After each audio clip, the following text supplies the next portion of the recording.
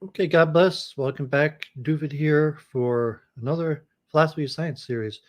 So, apologize. It's been 3 weeks now. Random things stopped me from streaming the last few weeks. Last week I ended up streaming with Steven, but I've had this ready for a few weeks.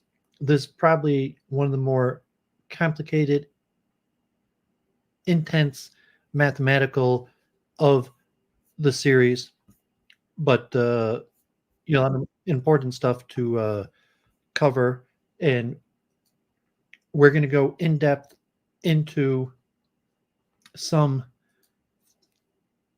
fundamental ideas of physics. So I've covered generically the philosophy of science, a whole bunch of aspects, the philosophical aspects of it, the history of it. But finally, today, we will be covering aspects specifically related to quantum mechanics and modern physics, which is definitely the most complicated aspect.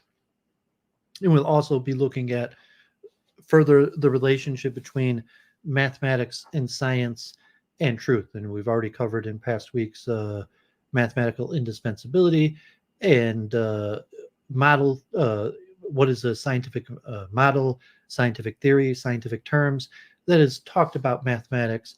But here we get into a much more in-depth aspects where there's a much closer relationship between mathematics and quantum mechanical theories, because you're talking about microscopic particles and you can't actually see or test the microscopic particles, and you have to create special devices, and the nature of the test is dependent upon the nature of the mathematical theory. So specifically, we're going to talk about the Copenhagen interpretation, very important. People who follow Week in Review have seen a lot of information on the Copenhagen interpretation related to the philosophy of mind and the quantum mind, and Bohmian mechanics. And so we're going to do pretty in depth on this. And this is a topic I'm going to keep on coming back to. But to the extent of the philosophy of science, this is the end of the extent within the philosophy of science that I'll cover it. And hopefully it'll lay some groundwork for stuff that I'll cover more in the week in reviews. So for next week, I have 4 more things I want to read through: the philosophy of architecture, the philosophy of statistics, computational philosophy, and the mind-brain identity theory. So kind of peripheral topics related to the philosophy of science that we'll cover in the last stream, and then we'll have a review of the topics. And then hopefully from there, in the next few weeks, I will start my series on metaphysics. And to some extent, it probably would have made more sense to start with metaphysics and then move to philosophy of science, because historically, philosophy of science is a new thing. We talked about the Vienna Circle and Kant and Newton. Philosophy of science really starts mostly with Descartes, and really starts moving with Kant and the Neo-Kantians and the Vienna Circle. And most of the modern philosophy of science is remnants, disciples of the Vienna Circle. However, metaphysics goes back to ancient times. But metaphysics is very complicated and not well understood. And one of the reasons metaphysics is not well understood is because people think that science somewhat dismisses metaphysics. And I read on Week in Review a few weeks ago Horkheimer's anti-metaphysical position, and Rudolf Carnap, also from the Vienna Circle, and a lot of the disciples of the Vienna Circle. Part of their program was the elimination of the necessity of metaphysics. However, a large segment of people still believe that metaphysics is necessary. I would say the plurality of scientists and the philosophers of sciences are in some form of scientific realism and a post-metaphysical position.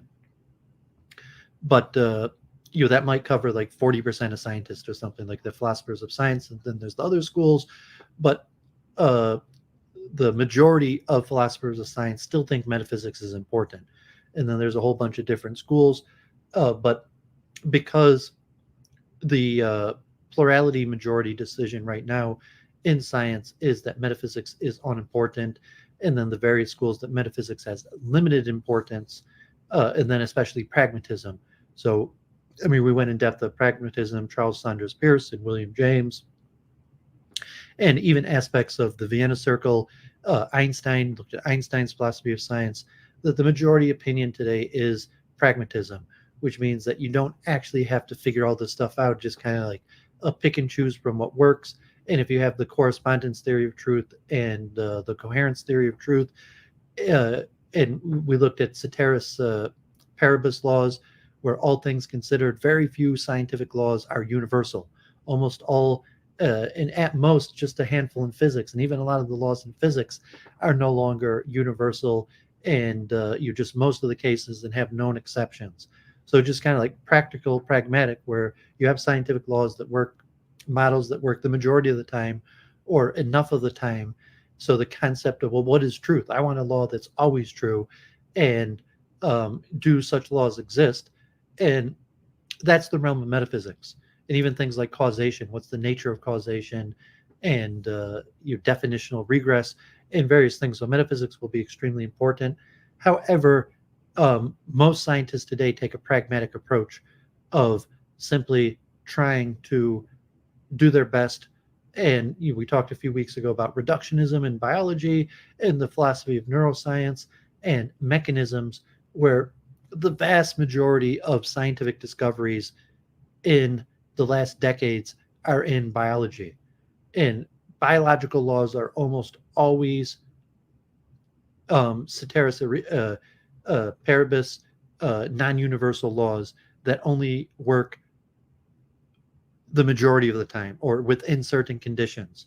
So for biology, biological mechanisms, we'll say, well, with this condition, the mechanism happens, or is basically a law, but it's not understood as a universal scientific law. It's just understood that within normal conditions of the human body or various things, the mechanism is informative, predictive, inference to the best explanation, various things.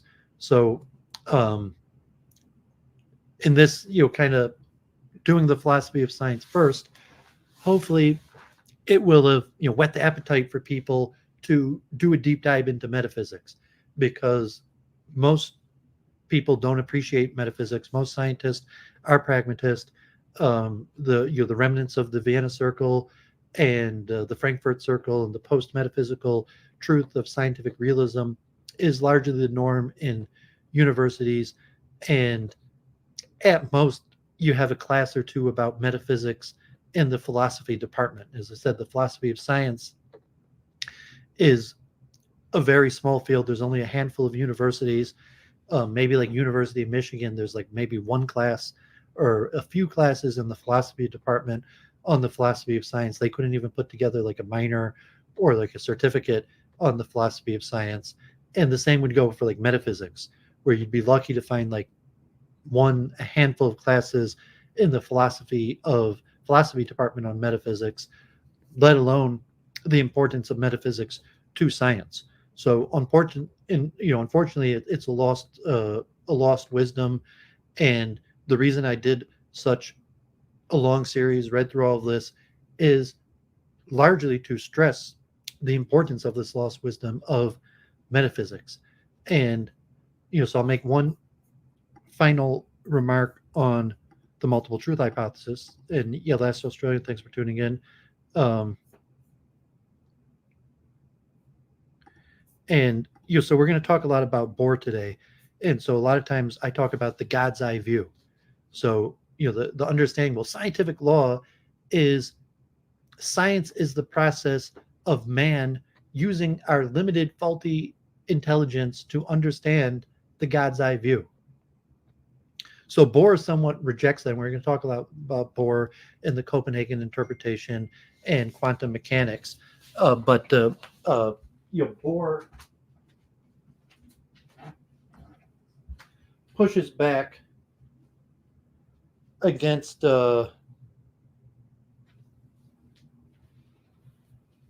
against this view of the God's eye view. And the God's eye view um, is somewhat of a metaphysical position and a religious position, that there is a God's eye view, and it's possible through the scientific method or spirituality or some source to see things from the God's eye view. So what is science? And we talked we're going to talk more today about Pickering, and we talked about the Mengel and inevitabilism that was on Week in Review, inevitabilism or contingentism, and related, like, well, is science inevitably moving towards discovering this ultimate truth of how reality actually works, or is it contingent upon societal human factors, and the reality is science is not really moving more progressive, and we will never understand things from the God's eye view, and it's misplaced and misunderstanding to think that science reveals things from the God's eye view.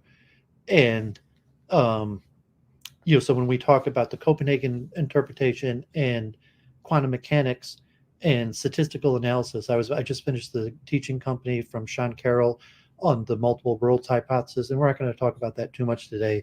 But he he said a few times, instead of statistical mechanics, he said sadistical mechanics. God forbid, I meant to tell Church of Entropy. I thought you might like that joke. But instead of statistical mechanics, sadistical mechanics.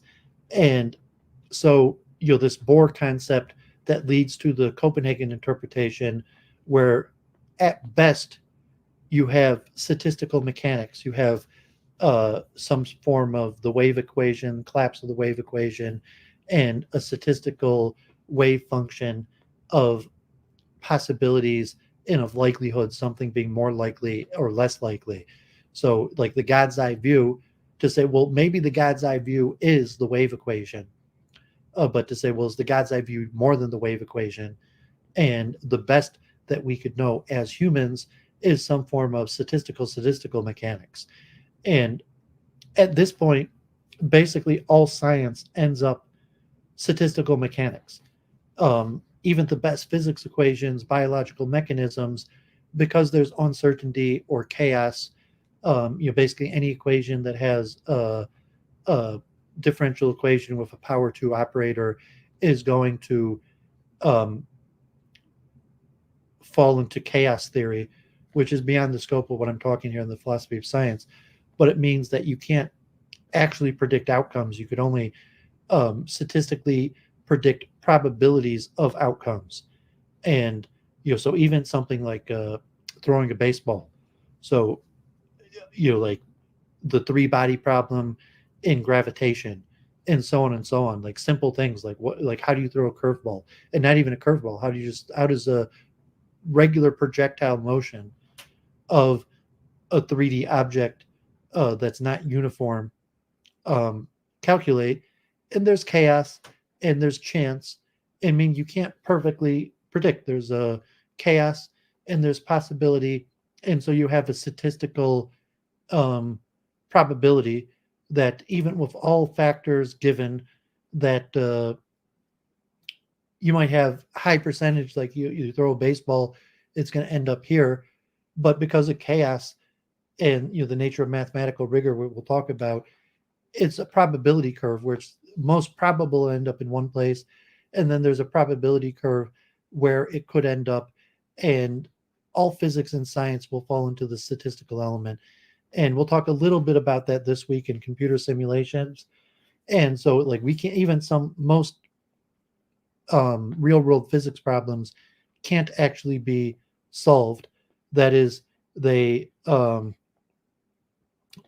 only be programmed into a computer simulation, and then the computer simulation will do certain mathematical techniques to solve differential equations, because most non-simple differential equations can't actually be solved. They can only be reduced to a probability spectrum, and so the computer simulation will produce this probability spectrum, and that's sufficient for most engineering and real-world problems. But really, to the philosophy of science, what does that tell us about truth? So these are some of the issues we're going to look at today. And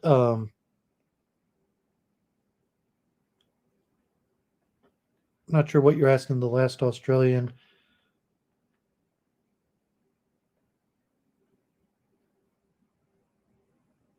I'm not sure if you're referring to politics or the bad state of the world. I just want to keep it on the philosophy of science, like week in review. I'll come back and talk about other issues, but I want to keep this fully focused on the philosophy of science today. So, related to the multiple truth hypothesis, the multiple truth hypothesis comes in some norms like the actual current understanding of the best practices of science, where you have statistical projections, and even the most simple, like to apply the multiple truth hypothesis in some terminology, even to something like simple physics problems, where you have a wave equation or statistical probability as the answer as opposed to one definitive answer, um, let alone to more complicated questions of science. Like even our best theories, like straight Newtonian physics theories, usually fall into statistical mechanics, let alone biology, chemistry, the social sciences, and then these questions of metaphysics, where by definition, metaphysics is the priors that can't actually be tested. So you could have different metaphysical systems, and there might be various implications of these metaphysical systems. And a lot of that is related to um, spirituality. And when we do the metaphysics, we'll talk much more about more spiritual questions that hasn't really been a topic in science. Although next week I will conclude by looking a little bit about the mind-body identity problem.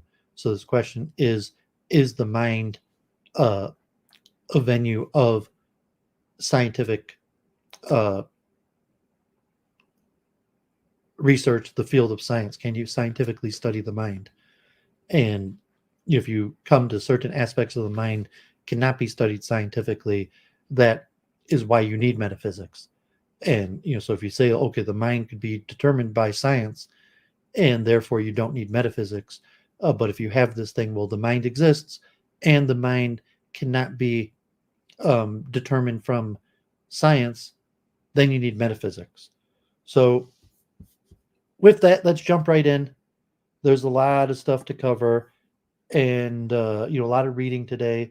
We're going to look at computer simulations in science. This one's pretty long. I'll do it first. Then experiments in physics. Then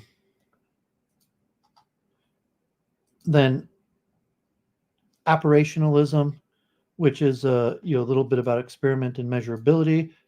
And then we'll talk about the Copenhagen interpretation of quantum mechanics. And then we'll finish off with quantum theory and mathematical rigor. And just to mention again, the highlighting is red for titles or whole subjects that I've covered in other areas, headlines, purple and green for terms, important terms and definitions, usually purple having more precedence of like a higher category than green, yellow for examples, and gray for numbers or lists, and orange for names and titles and years. Okay, so let's jump right in. There's going to be a lot of reading, probably take me about 5 hours. So I wanted to start, punctually on time so I could finish and you have dinner and a lot happening.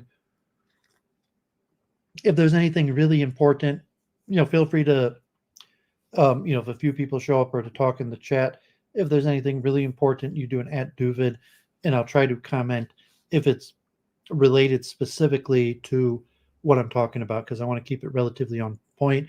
Just read through the stuff, get these ideas out there, get the words coming out of my own tongue, get the definitions, the due diligence for my future research, and hopefully it's useful to other people that just to have, someone with Duvid's level of understanding of the topic to read through it, and maybe hopefully that's helpful to you on your journey if these things are interesting to you, and just to get some of these names, dates, history, ideas, so on and so on. Okay, so God bless Lost Australian. Let's jump right in. Computer simulations in science. Computer simulations was pioneered as a scientific tool in meteorology and nuclear physics in the period directly following World War II, and since then has become indispensable in a growing number of disciplines. The list of sciences that make extensive use of computer simulation has grown to include astrophysics, particle physics, material science, engineering, fluid mechanics, climate science, evolutionary biology, ecology, economics, decision theory, medicine, sociology, epidemiology, and many others. There are even a few disciplines such as chaos theory and complexity theory, whose very existence has emerged alongside the development of the new computational models they study. After a slow start, philosophers of science have begun to devote more attention to the role of computer simulation in science. Several areas of philosophical interest in computer simulation have emerged. What is the structure of the epistemology of computer simulation? What is the relationship between computer simulation and experiment? Does computer simulation raise issues for the philosophy of science that are not fully covered by recent work on models more generally? What does computer simulation tell us about emergence, about the structure of scientific theories, about the role, if any, of fictions in scientific modeling? So a lot of this stuff is very useful, and we talk about some things that I refer to quite often in relationship to like Chat GPT, AI, computer programs, um, chess research, like the Monte Carlo simulation, and other things. So, hopefully some reading through this will be quite useful. What is computer simulation? No single definition of computer simulation is appropriate. In the first place, the term is used in both a narrow and broad sense. In the second place, one might want to understand the term from more than one point of view. A narrow definition. In the narrow sense, a computer simulation is a program that is run on a computer and that uses step-by-step methods to explore the approximate behavior of a mathematical model. Usually this is a model of real-world system, although the system in question might be an imaginary or hypothetical one. Such a computer program is a computer simulation model. One run of the program on the computer is a computer simulation of the system. The algorithm takes as an input specification of the system state the value for all of its variables at some time t. It then calculates the system state at time t plus 1 from the values characterizing the second state. It then calculates the system state at time t plus 2 and so on. When run on a computer, the algorithm thus produces a numerical picture of the evolution of the system state, and it is conceptualized as it is conceptualized in the model. The sequence of values for the model variables can be saved as a large collection of data and is often viewed on a computer screen using methods of visualization. Often, but certainly not always, the methods of visualization are designed to mimic the output of some scientific instrument so that the simulation appears to be measuring a system of interest. Sometimes the step-by-step methods of computer simulation are used because the model of interest contains continuous differential equations which specify continuous rates of change in time that cannot be solved analytically, either in principle or perhaps only in practice. This underwrites the spirit of the following definition given by Paul Humphreys: any computer implemented method for exploring the properties of mathematical models where analytic methods are not available. But even as a narrow definition, this one should be read carefully and not to be taken to suggest that simulations are only used when there are analytical unsolvable equations in the model. Computer simulations are often used either because the original model itself contains discrete equations which can be directly implemented in an algorithm suitable for simulation, or because the original model consists of something better described as rules of evolution than as equations. In the former case, when equations are being discretized, the turning of equations that describe continuous rates of change into discrete equations, it should be emphasized that although it is common to speak of simulations solving those equations, a discretization can at best only find something which approximates the solution of continuous equations to some desired degree of accuracy. Finally, when speaking of a computer simulation in the narrowest sense, we should be speaking of a particular implementation of the algorithm on a particular digital computer, written in a particular language using a particular compiler. These There are cases in which different results can be obtained as a result of variations in any of these particulars. A broad definition. A purple plimpkin, God bless. A broad definition. More broadly, we can think of computer simulation as a comprehensive method for studying systems. In this broader sense of the term, it refers to an entire process. The process includes choosing a model, finding a way of implementing the model in a form that can be run on a computer, calculating the output of the algorithm, and visualizing and studying the resultant data. The method includes this entire process used to make inferences about the target system that one tries to model, as well as the procedures used to sanction those inferences. This is more or less the definition of a computer simulation studies in Winsberg 2003. Successful simulation studies do not do more than compute numbers. They make use of a variety of techniques to draw inferences from those numbers. Simulations make creative use of calculation techniques that can only be motivated extra mathematically and extra theoretically. As such, unlike simple computations that can be carried out on a computer, the result of simulations are not automatically reliable. Much effort and expertise goes into deciding which simulation results are reliable and which are not. When philosophers of science write about computer simulations and make claims about what epistemological or methodological properties computer simulations have, they usually mean the term to be understood in the broad sense of a computer simulation study. An alternative point of view. Both of the above definitions take computer simulations to be fundamentally about using a computer to solve or to approximately solve the mathematical equations of a model that is meant to represent some system, either real or hypothetical. Another approach is to try to define simulation independently of the notion of computer simulation, and then to define computer simulation compositionally as a simulation that is carried out by a programmed digital computer. On this approach, a simulation is any system that is believed or hoped to have dynamical behavior that is similar enough to some other system such that the former can be studied to learn about the latter. The definition of simulation we find in Hartman. It is something that imitates one process by another process. In this definition, the term process refers solely to some object or system whose state changes in time. Hughes, 1999, objected to Hartman's definition, ruled out simulations that imitate a system structure rather than its dynamics.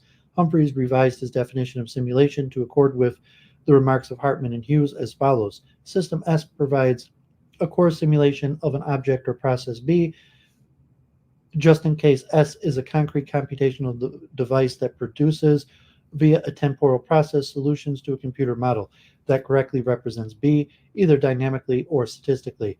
If, in addition, the computational model used by S correctly represents the structure of the real system R, then S provides a core simulation of system R with respect to B. Note that Humphreys here is defining a computer simulation, not simulation generally, but he is doing in the spirit of defining a compositional term. It should be noted that Humphreys' definitions make simulation out to be a success term, and that seems unfortunate.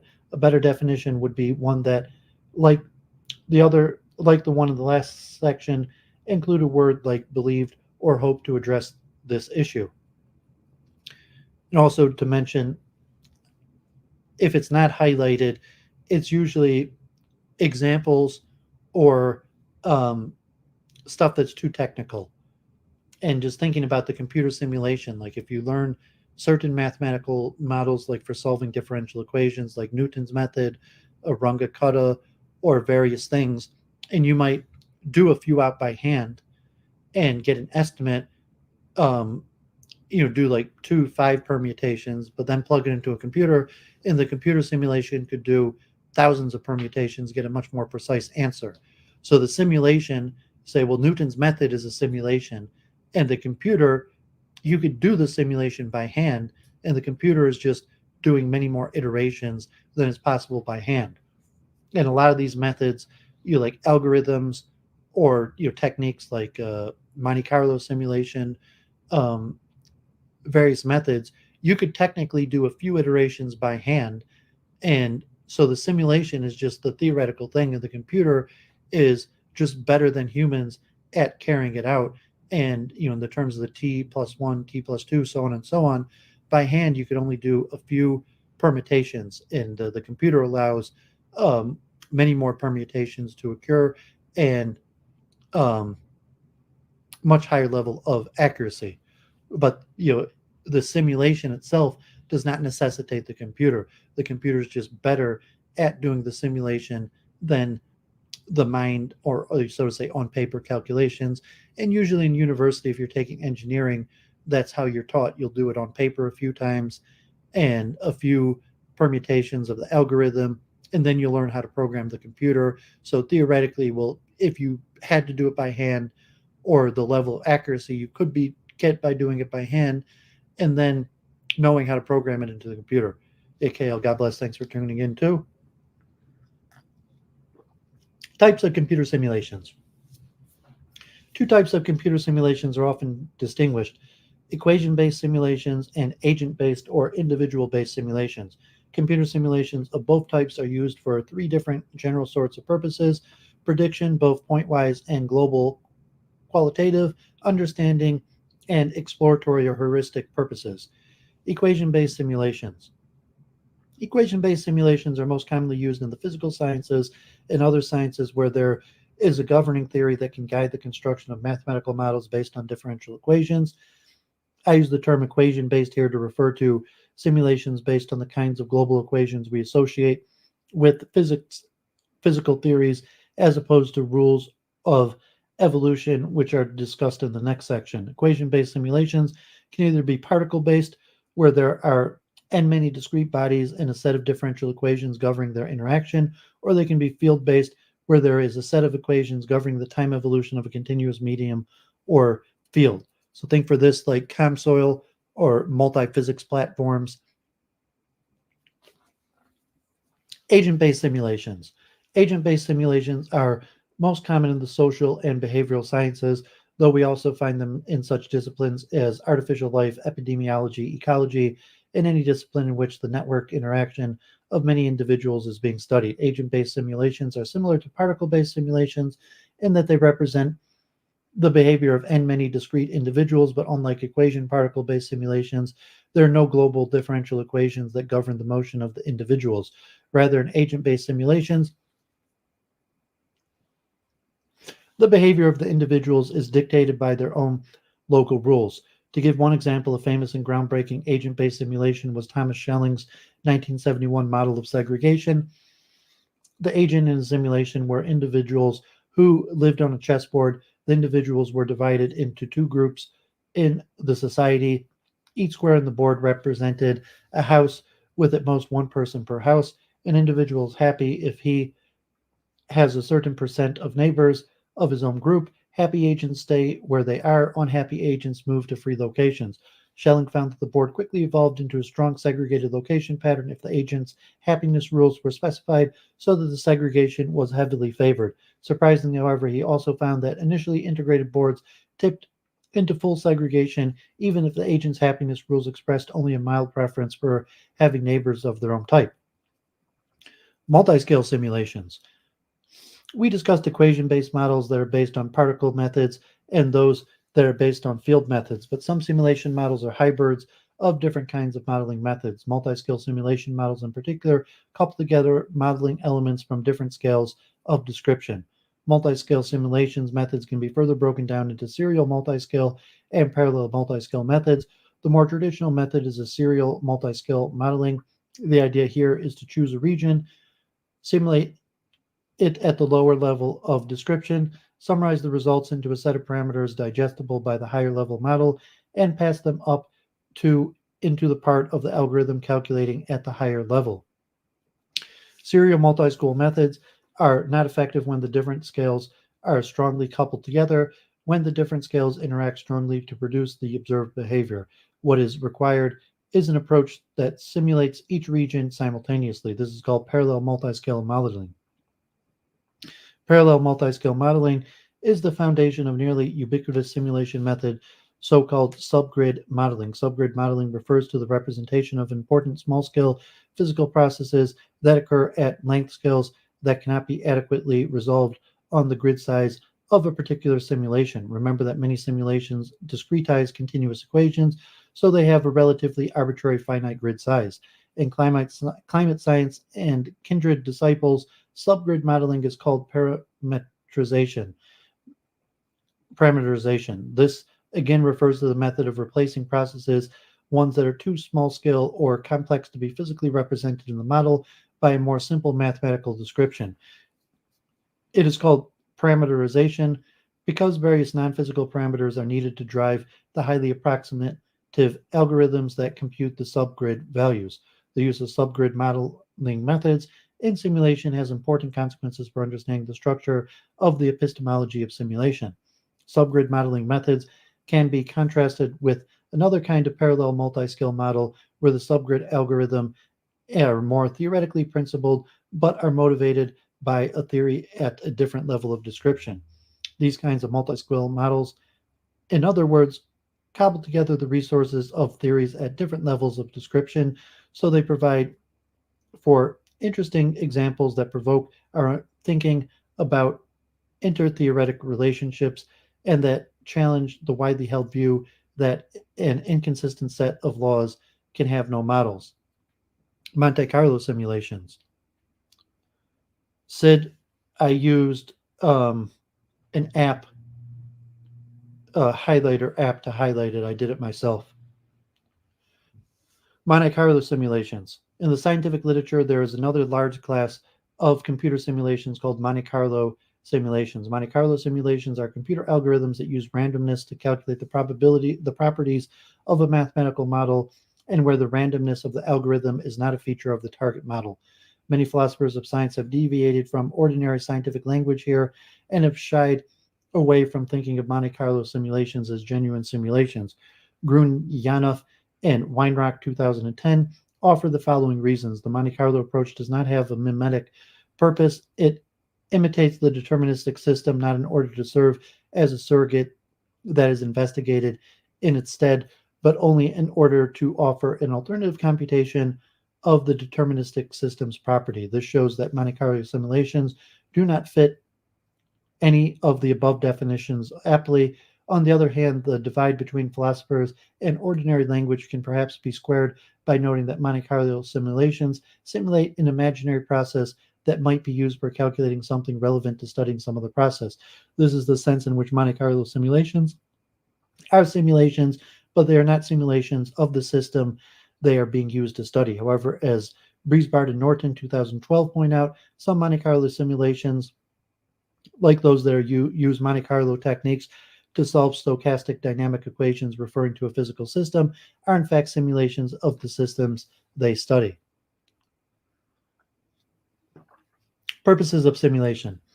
There are three general categories of purpose to which computer simulations can be put. Simulations can be used for heuristic purposes, for the purpose of predicting data that we do not have, and for generating understanding of data that we do already have. Under the category of heuristic models, simulations can be further subdivided into those that use to communicate knowledge to others and those that use to represent information to ourselves. Computer simulations can be used for both of these kinds of purposes, to explore features of possible representational structures, or to communicate knowledge to others. Another broad class of purposes to which computer simulations can be put is in telling us about how we should expect some system in the real world to behave under a particular set of circumstances. Loosely speaking, computer simulations can be used for prediction. We can use models to predict the future or to predict to the past. We can use them to make precise predictions or loosen general ones. With regard to the relative precision of the predictions we make with simulations, we can be slightly more fine-grained in our taxonomy. There are point predictions, qualitative or global or systemic predictions, and range predictions. Finally, simulations can be used to understand systems and their behavior. If we already have data telling us how some system behaves, we can use computer simulations to answer questions about how these events could possibly have occurred, or about how those events actually did occur. When thinking about the topic of the next section, the epistemology of computer simulations, we should also keep in mind that the procedures needed to sanction the results of simulations will often depend in large part on which of the above kind of purpose or purposes the simulation will be put to. The epistemology of computer simulations. As computer simulation methods have gained importance in more and more disciplines, the issue of their trustworthiness for generating new knowledge has been grown, especially when simulations are expected to be counted as epistemic peers with experiments in traditional analytic theoretical methods. The relevant question is always whether or not the results of a particular computer simulation are accurate enough for their intended purpose. Assuming that the answer to these questions is sometimes yes, that these kinds of inferences are at least sometimes justified, the central philosophical question is what justifies them? More generally, how can the claim that a simulation is good enough for its intended purpose be evaluated? These are the central questions of the epistemology of computer simulations. Given that confirmation theory is one of the traditional topics in philosophy of science, it might seem obvious that the latter would have the resources to begin to approach these questions. Winsberg, 1999, however, argued that when it comes to topics related to the credentialing of knowledge claims, philosophy of science has traditionally concerned itself with justification of theories, not their application. Most simulation, on the other hand, to the extent that it makes use of the theory, tends to make use of the well-established theory. Epistemology of computer science, in other words, is really about testing the basic theories that may go into the simulation, and most often about establishing the credibility of the hypotheses that are, in part, the results of applications of those theories. Novel features of the epistemology of computer science. Weisberg, 2001. Winsberg argued that unlike the epistemological issues that take center stage in traditional confirmation theory, an adequate epistemology of computer science must meet three conditions. In particular, it must take account of the fact that the knowledge produced by computer simulations is the result of inferences that are downward, motley, and autonomous. Downward. Epistemology of computer science must reflect the fact that in a large number of cases, accepted scientific theories are the starting point for the construction of computer simulation models and play an important role in the justification of inferences from simulation results to conclusions about real-world target systems. The word downward was meant to signal the fact that, unlike most scientific inferences that have traditionally interested philosophers, which move up from observation instances to theories, here we have inferences that are drawn in part from high theory down to particular features of phenomenon. Motley, the epistemology of computer science must take into account that simulation results nevertheless typically depend not just on a theory, but on many other model ingredients and resources as well, including parameterizations discussed above, numerical solution methods, mathematics, tricks, approximations, and idealizations, outright fictions, ad hoc assumptions, function liberties, compilers, and computer hardware, and perhaps most importantly, the blood, sweat, and tears of much trial and error. Autonomous. Epistemology of computer science must take into account the autonomy of the knowledge produced by simulation in the sense that the knowledge produced by simulation cannot be sanctioned entirely by comparison with observation. Simulations are usually employed to study phenomenon where data are sparse. In these circumstances, simulations are meant to replace experiments and observations as sources of data about the world because the relevant experiments or observations are out of reach for principled, practical, or ethical reasons. Parker, 2013, has made the point that the usefulness of these conditions is somewhat compromised by the fact that it is overly focused on simulation in the physical sciences and other disciplines where simulation is theory-driven and equation-based. This seems correct. In the social and behavioral sciences and other disciplines where agent-based simulations are more the norm and where models are built in the absence of established and quantitative theories. Epistemology of computer science probably ought to be characterized in other terms. For instance, some social scientists who use agent-based simulation pursue a methodology in which social phenomena are explained or accounted for by generating similar-looking phenomena in their simulation. But this raises its own sort of epistemological question. What exactly has been accomplished? What kind of knowledge has been acquired when an observed social phenomenon is more or less reproduced by an agent-based simulation? Does this count as an explanation of the phenomenon, a possible explanation? Giuseppe Premiero, 2019, argues that there is a whole domain of artificial sciences built around agent-based and multi-agent-based simulations, and that it requires its own epistemology, one where validation cannot be defined by comparison with an existing real-world system, but must be defined vis-a-vis an intended system. It is also fair to say, as Parker does in 2013, that the conditions outlined above pay insufficient attention to the various and differing purposes for which simulations are used. If we are using a simulation to make detailed quantitative prediction about the future behavior of a target system, the epistemology of such inferences might require more stringent standards than those that are involved when the inferences are being made about the general qualitative behavior of a whole class of systems. Indeed, it is also fair to say that much more work could be done in classifying the kinds of purposes to which computer simulations are put and the constraints to which that those purposes place on the structure of their epistemology. Frigg and Rees, 2009, argued that none of these three conditions are new to computer simulation. They argued that ordinary paper and pencil modeling incorporate these features. Indeed, they argued that computer simulation could not possibly raise new epistemological issues because the epistemological issues could be clearly divided into the question of the appropriateness of the model underlying the simulation, which is an issue that is identical to the epistemological issues that arise in ordinary modeling and the question of the correctness of the solution to the model equations delivered by the simulation, which is a mathematical question and not one related to the epistemology of science. On the first point, Winsberg replied that it was the simultaneous confluence of all three features that was new to simulation. Epistemology of computer science and the epistemology of experiment. Some of the work on the epistemology of computer simulations has developed analogies between computer simulation in order to draw on recent work in the epistemology of experiment, particularly the work of Alan Franklin. In his work on the epistemology of experiment, Franklin identified a number of strategies that experimenters use to increase rational confidence in their results. Wiesart and Parker argued for various forms of analogy between these strategies and a number of strategies available to simulations to sanction their result.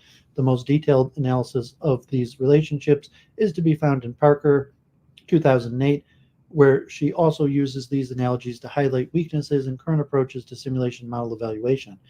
Winsberg also makes use of Ian Hacking's work in the philosophy of experiment. One of Hacking's central insights about experiments is captured in his slogan that experiments have a life of their own. Hacking indeed intended to convey two things with this slogan. The first was a reaction against the unstable picture of science that comes, for example, from Kuhn. Hacking, 1992, suggested that experimental results can remain stable even in the face of dramatic changes in the other parts of science. The second related point he intended to convey was that experiments are organic, develop change, and yet retain a certain long-term development, which makes us talk about the repeating and replicating experiments. Some of the techniques that simulationists use to construct their models get credentialed in much the same way that Hacking said that instruments and experimental procedures and methods do. The credentials develop over an extended period of time and become deeply tradition-bound. In Hacking's language, the techniques and set of assumptions that simulations use become self-indicating. Perhaps a better expression would be that they carry their own credentials. This provides a response to the problem of understanding how simulations could have a viable epistemology despite the motley and autonomous nature of its inferences. Drawing inspiration from another philosopher of experiment suggests a remedy to some of the shortcomings in current approaches to simulation model evaluation. In this work, Parker suggests that Mayo's error statistical approach for understanding the traditional experiment, which makes use of the notion of a severe test, could shed light on the epistemology of simulation. The question whether the epistemology of simulation from an error statistical perspective becomes what warrants our taking a computer simulation to be a severe test of some hypothesis about the natural world. That is what warrants our concluding that the simulation would be unlikely to give the results that it in fact gave if the hypothesis of interest were false. Parker believes that too much of what passes for simulation model evaluation lacks rigor and structure because it consists in a little more than a side-by-side comparison of simulation output and observational data with little or no explicit argumentation concerning what, if anything, these comparisons indicate about the capacity of the model to provide evidence for specific scientific hypotheses of interest. Drawing explicitly on Mayo's 1999 work, she argues that what the epistemology of simulation ought to be doing instead is offering some account of the canonical errors that can arise as well as the strategies for probing for their presence. Verification and validation. Practitioners of simulation, particularly in engineering contexts, in weapons testing, and in climate science, tend to conceptualize the epistemology of computer science in terms of verification and validation. Verification is said to be the process of determining whether the output of the simulation approximates the true solutions to the differential equations of the original model. Validation, on the other hand, is said to be the process of determining whether the chosen model is a good enough representation of the real-world system for the purpose of simulation. The literature on verification and validation from engineers and scientists is enormous, and it is beginning to receive some attention from philosophers. Verification can be divided into solution verification and code verification. The former verifies that the output of the intended algorithm approximates the true solutions to the differential equations of the original model. The latter verifies that the code is written and carries out the intended algorithm. Code verification has been mostly ignored by the philosophers of science, probably because it has been seen as more a problem in computer science than in empirical science, perhaps a mistake. Part of the solution verification consists in comparing computed output with analytical solutions, so-called benchmark solutions. Though this method can, of course, help to make a case for the result of a computer simulation, it is by itself inadequate, since simulations are often used precisely because analytic solution is unavailable for regions of solution space that are of interest. Other indirect techniques are available, the most important of which is probably checking to see whether and at what rate computed output converges to a stable solution as the time and spatial resolution of the discretization grid gets finer. The principal strategy of validation involves comparing model output with observable data. Again, of course, this strategy is limited in most cases where simulations are being run because observable data are sparse, but complex strategies can be employed, including comparing the output of subsystems of a simulation to relevant experiment. The concept of verification and validation has drawn some criticism from philosophers. Oretsky's 1994, a very widely cited article, was mostly critical of the terminology, arguing that validity in particular is a property that only applies to logical arguments, and that hence the term, when applied to models, might lead to overconfidence.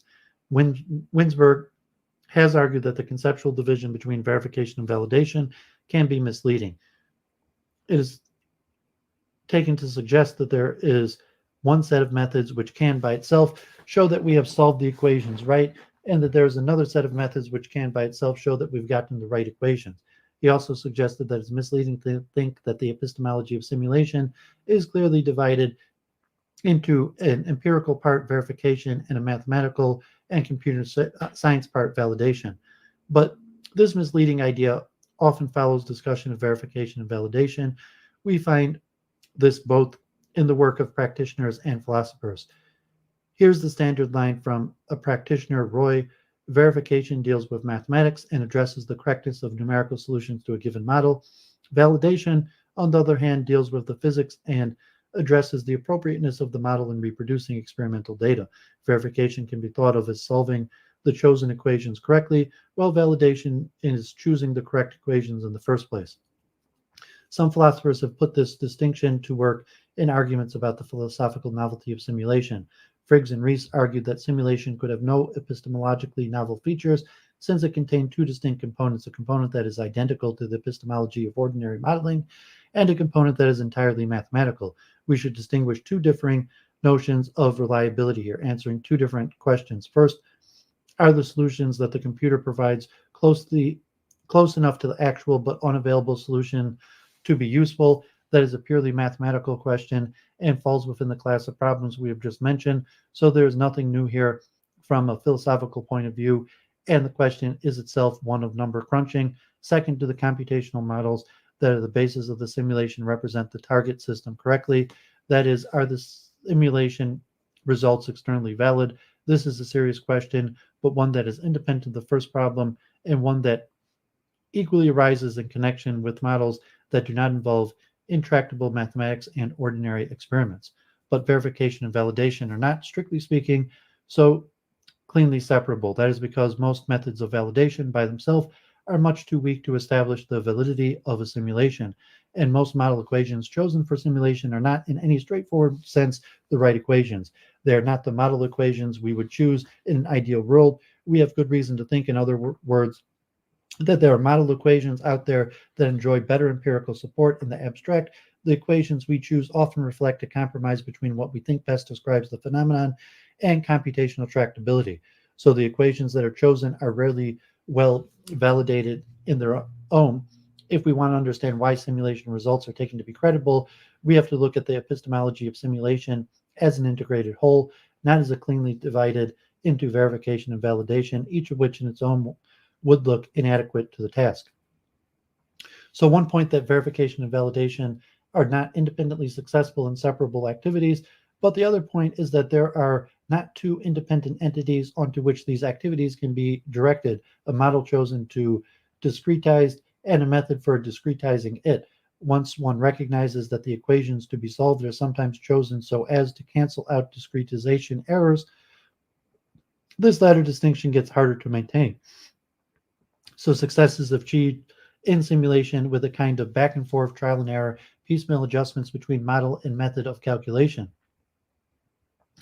And when this is the case, it is hard even to know what it means to say that a simulation is separately verified and validated. No one has argued that verification and validation isn't a useful distinction, but rather that science shouldn't overinflate a pragmatically useful distinction into clean methodological dictate that misrepresents the messiness of their own practice. Collaterally, Frigg's and Rees' argument for the absence of epistemological novelty in simulation fails for just this reason. It is not a purely mathematical question whether the solutions that the computer provides close enough to the actual but unavailable solutions to be useful, at least not in this respect. It is not a question that can be answered as a pragmatic matter entirely using mathematical methods, and hence it is an empirical epistemological issue that does not arise in ordinary modeling. Hey, Mr. Boston, God bless. Epistemology of computer science and epistemic entitlement. A major strand of ordinary outside the philosophy of science epistemology is to emphasize the degree to which it is a condition for the possibility of knowledge that we rely on our senses and the testimony of other people in a way that we cannot ourselves justify. According to Tyler Burge, belief in the results of these two processes are warranted but not justified. Rather, according to Burge, we are entitled to these beliefs. We are entitled to rely, other things being equal, on perception, memory, deductive and inductive reasoning, and so on, the word of others. Beliefs in which a believer is entitled are those that are unsupported by evidence available to the believer, but which the believer is nevertheless warranted in believing. Some work in the epistemology of computer science has developed analogies between computer simulations and the kind of knowledge-producing practices Burge associates with entitlement. This is, in some ways, a natural outgrowth of Burge's argument that we view computer-assisted proofs in this way. Computer simulations are extremely complex, often the result of the epistemic labor of a diverse set of scientists and other experts, and perhaps most importantly, epistemically opaque. Because of these features, Brispart argues that it's reasonable to treat computer simulations in the same way that we treat our senses and the testimony of others, simply as things that can be trusted on the assumption that everything is working smoothly. Siemens and Alvarado, 2019, argued that there is a fundamental problem with this approach to the epistemology of computer science, and it has to do with a feature of computer-aided proof that was crucial to Burge's original account, that of being a transparent conveyor. It is very important to note, for example, that Burge's account of content preservation and transparent conveying requires that the recipients already have reason not to doubt the source, but Siemens and Alvarado point to many of the properties of computer simulation in virtue of which they fail to have these properties. Leonard and Kussler, 2019, is also relevant here, as they argue that there are many features of computer simulation that make them difficult to reproduce and that therefore undermine some of the stability that would be required for them to be transparent conveyors. For these reasons and others, Siemens and Alvarado argue that it is implausible that we should view computer simulation as a basic epistemic practice on a par with sense perception, memory, testimony, or the like. Pragmatic approaches to the epistemology of computer science. Another approach to the epistemology of computer science is to ground it in the practical aspect of the craft of modeling and simulation. According to this view, in other words, the best account we can give of the reasons we have for believing the results of computer simulation studies is to have trust in the practical skills and crafts of the modelers that use them. The epistemological goal of this kind of work is to identify the locus of our trust in simulations and practical aspects of the craft of modeling and simulation rather than in any features of the models themselves. Resch argues that a good part of the reason we should trust simulation is not because of the simulations themselves, but because of the interpretive artistry of those who employ their art and skill to interpret simulation outputs. Simons and Alvarado are also critical of this approach, arguing that part of the task of the epistemology of computer simulation is to explain the differences between the contemporary scientist's position in relation to the epistemically opaque computer simulations and the believers in a mechanical oracle's relation to their oracles. Pragmatic and epistemic considerations, according to Simons and Alvarado, coexist, and they are not possible competitors for the correct explanation of our trust in simulations. The epistemic reasons are ultimate, what explain and ground the pragmatic ones.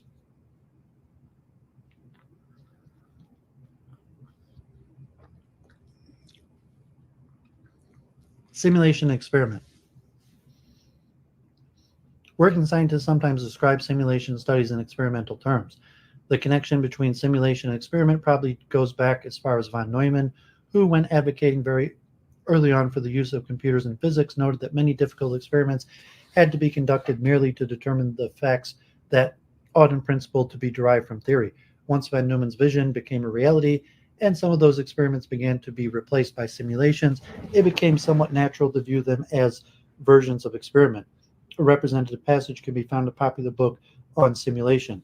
A simulation that accurately mimics a complex phenomenon contains a wealth of information about that phenomenon. Variables such as temperature, pressure, humidity, and wind velocity are evaluated at thousands of points by the supercomputer as it simulates the development of a storm, for example. Such data, which far exceeds anything that could be gained from launching a fleet of weather balloons, reveals intimate details of what is going on in the storm cloud. The idea of in silico experiments becomes even more plausible when simulation study is designed to learn what happens to a system as a result of various possible interventions. Philosophers consequently have begun to consider in what sense, if any, computer simulations are like experiments and in what sense they differ. A related issue is the question of when a process that fundamentally involves computer simulation can count as measurement. A number of views have emerged in the literature centered around defending and criticizing two theses. The identity thesis: computer simulation studies are literally instances of experiments. The epistemological dependence theory. The identity thesis would, if it were true, be a good reason, weak version, or the best reason, stronger version, or the only reason, strongest version. It is a necessary condition to believe that simulations can provide warrants for belief in the hypothesis that they support. The consequence of the strongest version is that only if the identity thesis is true is there reason to believe that simulations can confer warrant for believing in hypotheses. The central idea behind the epistemological dependence thesis is that experiments are the canonical entities that play a central role in warranting our belief in scientific hypothesis, and that therefore the degree to which we ought to think about that simulations can also play a role in warranting such belief depends on the extent to which they can be identified as a kind of experiment. One can find philosophers arguing for the identity thesis as early as Humphreys 1995 and Hughes 1999, and there's at least implicit support for the stronger version of the epistemological dependence thesis in Hughes. The earliest explicit argument in favor of the epistemological dependence thesis, however, is in Norton and Supp in 2001. According to Norton and Supp, simulations can warrant belief precisely because they literally are experiments. They have a detailed story to tell about in what sense they are experiments and how this is all supposed to work. According to Norton and Supp, a valid simulation is one in which certain formal relations, what they call realizations, hold between a base model the model physical system itself, and the computer running the algorithm. When the proper conditions are met, a simulation can be used as an instrument for probing or detecting real-world phenomenon. Empirical data about real phenomenon are produced under conditions of experimental control. One problem with this story is that the formal conditions that they set out are much too strict. It is unlikely that there are very many real examples of computer simulations that meet their strict standards. Simulations is mostly always a far more idealized and approximating enterprise. So if simulations are experiments, it is probably not in the way that Norton himself imagined. More generally, the identity thesis has drawn fire from other quarters. Gilbert and Troitsk argued that the major difference is that while in an experiment one is controlling the actual object of interest, in a simulation one is experimenting with a model rather than the phenomenon itself. But this doesn't seem right. Many have pointed to the problems with this claim. If Gilbert and Troitsk mean that simulations manipulate models in the sense of abstract objects, then the claim is difficult to understand. How do we manipulate an abstract entity? If, on the other hand, they simply mean to point out the fact that the physical objects that simulations manipulate, a digital computer, is not the actual object of interest, then it is not clear why this differs from ordinary experiments. If it is false that real experiments always manipulate exactly their targets of interest, in fact, in both real experiments and simulations, there's a complex relationship between what is manipulated and in the investigation on the one hand, and the real world systems that are the targets of the investigation on the other. In cases of both experiment and simulation, therefore it takes an argument of some substance to establish the eternal validity of the investigation, to establish that what is learned about the system being manipulated is applicable to the system of interest. Of course, this view about experiments is not uncontested. It is true that quite often experimentalists infer something about a system distinct from the system they interfere with. However, it is not clear whether this inference is proper part of the original experiment.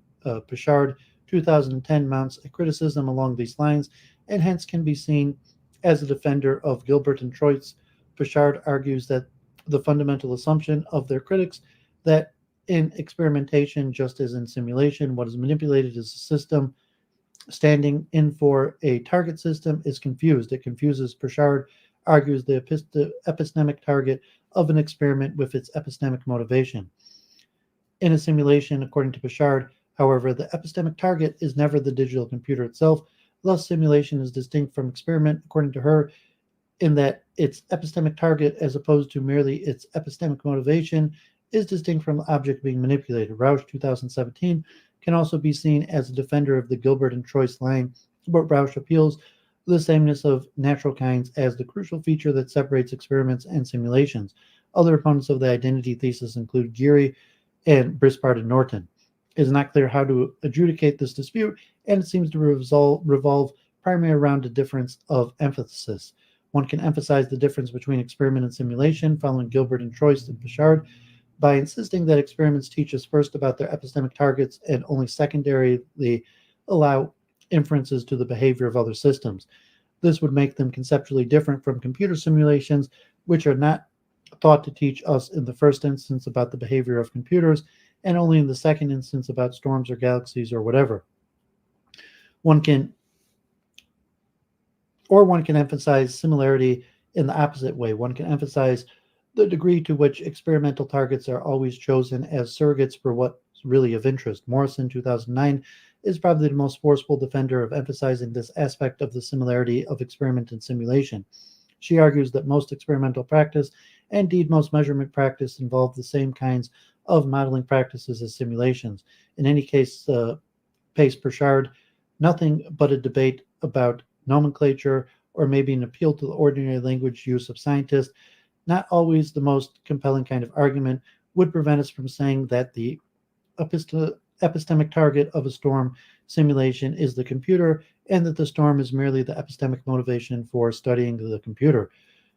Be that as it is, many philosophers of simulation, include those discussed in this section, have chosen the latter path, partly as a way of drawing attention to ways in which the message lurking behind Gilbert and Troitsk's quoted claim paints an overly simplistic picture of experiment. It does seem overly simplistic to paint a picture according to which experiment gets a direct grip on the world, whereas simulation situation is exactly opposite, and this is the picture one seems to get from the Gilbert and Troyes quotation. Pichard's most sophisticated picture involving a distinction between epistemic targets and epistemic motivation goes a long way towards smoothing over those concerns without pushing us into the territory of thinking that simulation and experiment are exactly the same in this regard. Still, despite rejecting Gilbert and Troyes' characterization of the differences between simulation and experiment, Gual and Morgan both reject the identity thesis, drawing on the work of Simon, 1969. Gual argues that simulations differ fundamentally from experiment and that the object of manipulation in an experiment bears a material similarity to the target of interest, but in the simulation, the similarity between object and target is merely formal. Interesting, while Morgan accepts the argument against the identity thesis, she seems to hold to a version of the epistemological dependency thesis. She argues, in other words, that the difference between experiments and simulations identified by Gual implies that simulations are epistemologically inferior to real experiments, that they have intrinsically less power to warrant belief in a hypothesis about the real world because they are not experiments. A defense of the epistemic power of simulation against Morgan's 2002 argument could come in the form of the defense of the identity thesis or in the form of a rejection of the epistemological dependency thesis. On the former front, there seems to be two problems with Gual's argument against the identity thesis. The first is that the notion of material similarity here is too weak, and the second is that the notion of mere formal similarity is too vague to do the required work. Given any two sufficiently complex entities, there are many ways in which they are formally identical, not to mention similar. There are also ways in which they are formally completely different. Now we speak loosely and say that two things bear formal similarity, but what we really mean is that our best formal representation of the two entities have formal similarities. In any case, there appears to be good grounds for rejecting both Gilbert and Troyes and the Morgan and Gual grounds for distinguishing experiments and simulations. Returning to the defense of the epistemic power of simulations, there are also grounds for rejecting the epistemological dependence thesis. As Parker points out, in both experiment and simulation, we can have relevant similarities between computer simulations and target systems, and that's what matters. When the relevant background knowledge is in place, a simulation can provide more reliable knowledge of a system than an experiment. Park 2014 argues against the epistemological dependency thesis by undermining two premises that she believes support it. First, that experiments generate greater inferential power than simulations, and second, that simulations cannot surprise us in the same way that experiments can. The argument that simulations cannot surprise us comes from Morgan. Pace Morgan Park argues that simulations are often surprised by their simulations, but because both because they are not computationally omniscient and because they're not always the sole creators of the models and code they use. She argues, moreover, that the differences in researchers' epistemic states alone seem like the wrong grounds for tracking a distinction between experiment and simulation. Adrian Curry, 2017, defends Morgan's original intuition by making two friendly amendments. He argues that the distinction Morgan was really after was between two different kinds of surprise, and in particular to what the source of surprise is. Surprise due to bringing out theoretical knowledge into contact with the world are distinctive of experiment. He also more carefully defines surprise in a non-psychological way, such that it is the quality of the attainment of which constitutes genuine epistemic progress. Hey, Tinkle, God bless, good to see you too. Computer simulations and the structure of scientific theories. Paul Humphreys has argued that computer simulations have profound implications for our understanding of the structure of theories. He argues that they reveal inadequacies with both the semantic and syntactic views of scientific theories. This claim has drawn sharp fire from Roman Frigg and Julian Rees. Frigg and Rees argue that whether a model admits of analytic solution or not has no bearing on how it relates to the world. They conclude that the semantics of the model or how it relates to the world is unaffected by whether or not the model is analytically solvable. This was not responsive, however, to the most charitable reading of what Humphrey was pointing at. The syntactic and semantic view of theories, after all, were not just accounts of how our abstract scientific representations relate to the world. More particularly, they were not stories about the relationship between particular models and the world, but rather about the relation between theories and the world, and the role, if any, that models played in that relation. They were also stories that had a lot to say about where the philosophically interesting action is when it comes to scientific theorizing. The syntactic view suggested that scientific practice could be adequately rationally reconstructed by thinking of theories as axiomatic systems, and more importantly, that logical deduction was a useful regulative idea for thinking about how inferences from theory to the world are drawn. The syntactic view also, by omission, made it fairly clear that modeling played, if any, only a heuristic role in science. This was a feature of the syntactic view of theories that Frederick Supp, one of the most ardent critics, often railed against. Theories themselves have nothing to do with models, and theories could be compared directly to the world without any important role for modeling to play. The semantic view of theories, on the other hand, did emphasize an important role for models, but it also urged that theories were non-linguistic entities. It urged philosophers not to be distracted by the contingencies of the particular form of linguistic expression a theory might be found in, say, a particular textbook. Computer simulations, however, do seem to illustrate that both of these themes were misguided. It was profoundly wrong to think that logical deduction was the right tool for rationally reconstructing the process of theory application. Computer simulations show that there are methods of theory application that vastly outstrip the inferential power of logical deduction. On the flip side, computer simulation seemed to reveal that, as Humphreys had argued, syntax matters. It was wrong, it turns out, to suggest that the semantic view did, that the particular linguistic form in which a scientific theory is expressed is philosophically uninteresting. The syntax of the theory's expression will have a deep effect on what inferences can be drawn from it, what kinds of idealizations will work well with it. Humphreys put the point as follows: the specific syntactic representation used is often crucial to the solvability of the theory's equations. So the epistemology of computer simulation needs to be sensitive to the particular syntactic formulation of a theory and how well that particular formulation has been credentialed. Hence, it does not seem right to emphasize, as Humphreys did, that computer simulations have revealed inadequacies with both the syntactic and semantic theories. Emergence. Paul Humphreys and Marc Badiou have argued that philosophers interested in the topic of emergence can learn a great deal by looking at computer simulations. The connection between emergence and simulation was perhaps best articulated by Badiou in his 2011 article. Badiou argued that a conception of emergence must meet the twin hallmarks of explaining how the whole depends on its parts and how the whole is independent of the parts. He argues that philosophers often focus on what he calls strong emergence, which posits brute downward causation that is irreducible in principle, but he argues that this was a mistake. He focuses instead on what he calls weak emergence, which allows for reducibility of wholes to parts in principle but not in practice. Systems that produce emergent properties are mere mechanisms, but the mechanisms are very complex. They have very many independently interacting parts. As a result, there's no way to figure out exactly what will happen given a specific set of initial and boundary conditions, except to crawl the causal web. It is here that the connection to computer simulation arises. Weakly emergent properties are characteristics of complex systems in nature, and it is also characteristics of complex computer simulations that there is no way to predict what they will do except to let them run. Weak emergence explains, according to Badiou, why computer simulations play a central role in the science of complex systems.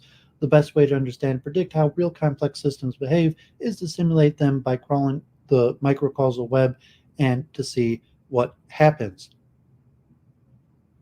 Fictions. Models, of course, involve idealization, but it has been argued that some kinds of idealizations, which played an especially prominent role in the kinds of modeling involved in computer simulations, are special to the point that they deserve the title of fiction. This section will discuss attempts to define fictions and explore their role in computer simulation. There are two different lines of thinking about the role of fictions in science. According to one, all models are fictions. Scientists, it is argued, often make claims about these sort of entities, but they are nowhere to be found in the real world, hence they must be fictional entities. This line of argument about fictional entities in science does not connect up in any special way with computer simulation. Another line of thinking about fictions is concerned with the question of what sorts of representations in science ought to be regarded as fictional. Here, the concern is not so much about the ontology of scientific model entities, but about the representational character of various postulated model entities. Here, Winsberg has argued that fictions do not have a special connection to computer simulations, or rather that some computer simulations contain elements that best typify what we might call fictional representations in science, even if those representations are not uniquely present in simulations.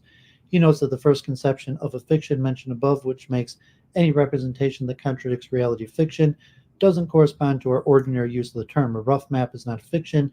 He then proposes an alternative definition, nonfiction offered as a good enough guide to some part of the world. Fiction is not, but the definition needs to be refined. Fiction is fiction because it is a useful guide to the way the world is in some general sense, rather than a specific guide to the way a part of the world is. Non-fictions, on the other hand, point to a certain part of the world and are a guide to that part of the world. These kinds of fictional components of models are paradigmatically exemplified in certain computer simulations. This account has drawn two sorts of criticisms. Toon, 2010, has argued that this definition of fiction is too narrow.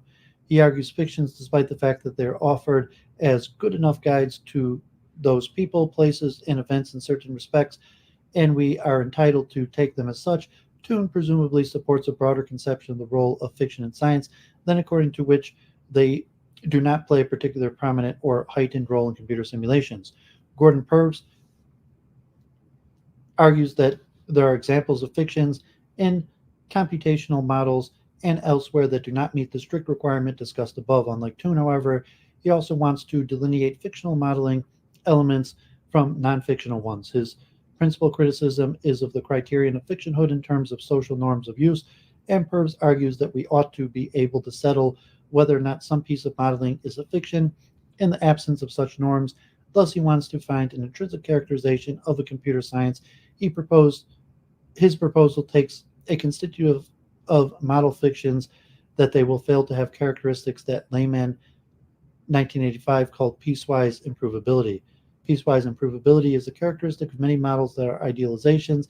It says that as you de-idealize, your model becomes more and more accurate. But Purves takes this failure of piecewise improvability to be a constitutive of a fiction rather than merely symptomatic of them both. Okay, so there you have it. Computer simulations in science. So a lot of important material that we will return to.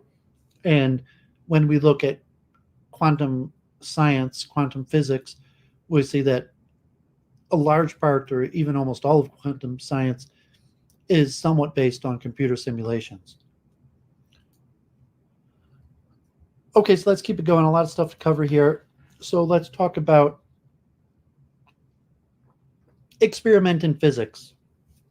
And we've talked about a lot of similar issues in the past, but this will be another good overview of the importance of experiment. And when you talk about mechanism related to biology, but specifically experiment related to physics and the different forms of experiment in relation to how we understand truth or theories. Experiment in physics. Physics and natural science in general is a reasonable enterprise based on valid experimental evidence, criticism, and rational discussion. It provides us with knowledge of the physical world, and it is experiment that provides the evidence that grounds this knowledge. Experiment plays many roles in science. One of its important roles is to test theories and to provide the basis for scientific knowledge. It can also call for a new theory, either by showing that the accepted theory is incorrect or by exhibiting a new phenomenon that is in need of explanation. Experiment can provide hints towards the structure of mathematical form of a theory, and it can provide evidence for the existence of the entities involved in our theories. Finally, it may also have a life of its own, independent of theory. Scientists may investigate a phenomenon just because it looks interesting. Such experiments may provide evidence for a future theory to explain. As we shall see below, a single experiment might play several of those roles at once. If experiment is to play these important roles in science, then we must have a good reason to believe experimental results for science is a fallible enterprise. theoretical calculations, experimental results, or the comparison between experiment and theory may all be wrong. Science is more complex than the scientist proposes, nature disposes. It may not always be clear what the scientist is proposing. Theories often need to be articulated and clarified. It also may not be clear how nature is disposing. Experiments may not always give clear cut results and may even disagree for a time. In what follows, the reader will find an epistemology of experiment, a set of strategies that provides reasonable belief in experimental results. Scientific knowledge can then be reasonably based on these experimental results.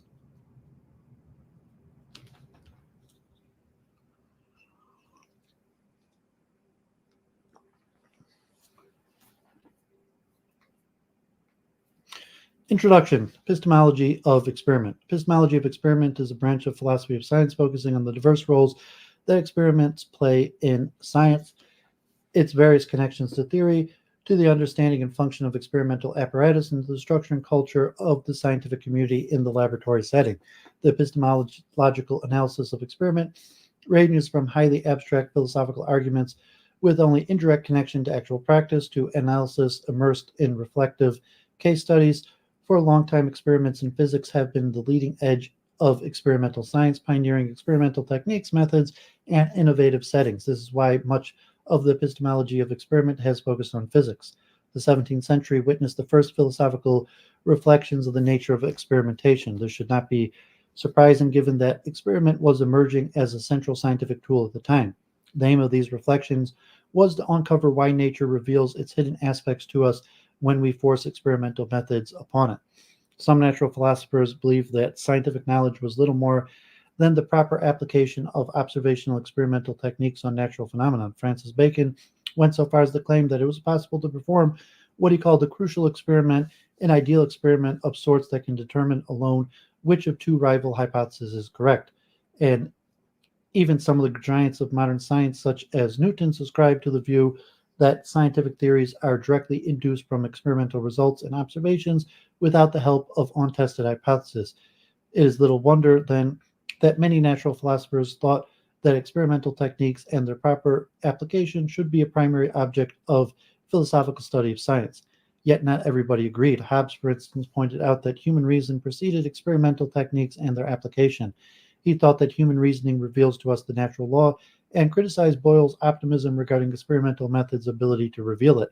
Doesn't human reason guide experimenters' actions in the way it leads us to choose data and samples, and the way it allows us to interpret them, after all? If so, we should focus on the philosophical study of reason and theoretical scientific reasoning rather than on the study of experimental techniques and their application. This vigorous early debate in many ways anticipated the main points of disagreement in debates to come. Yet the philosophical interest in experimenting almost completely lost its steam at the end of the 19th century and did not recover until fairly late in the 20th century.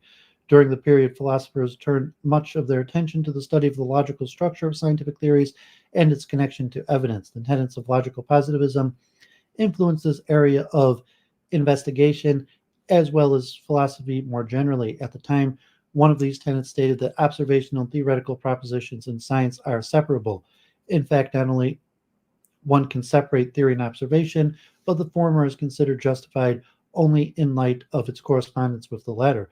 Observational propositions are simply a result of an experiment or set of observations a scientist performs in order to confirm or refute a theory. Thomas Kuhn and Paul Feyerabend vigorously criticized this view. They argue that observations and experimental results are already part of the theoretical framework and thus cannot confirm a theory independently, nor there is a theory-neutral language for capturing observation. In short, the evidence is always theory-laden. Yet neither the proponents of logical positivism nor their critics ever attempted to explain the nature of experimentation that produces all important observational statements, and the reason for this was very simple. They didn't think that there was anything interesting to explain.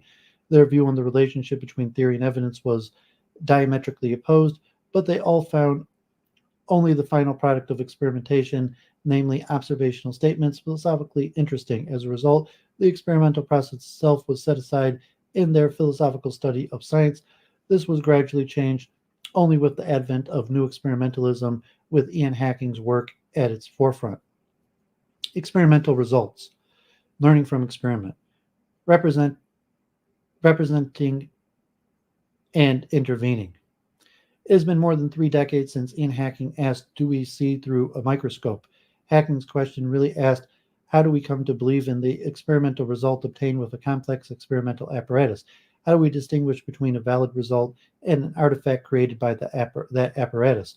If the experiment is to play all the important roles in science mentioned above and to provide the evidential basis for scientific knowledge, then we must have good reasons to believe in those results." Hacking provided an extended answer in the second half of Representing and Intervening in 1983.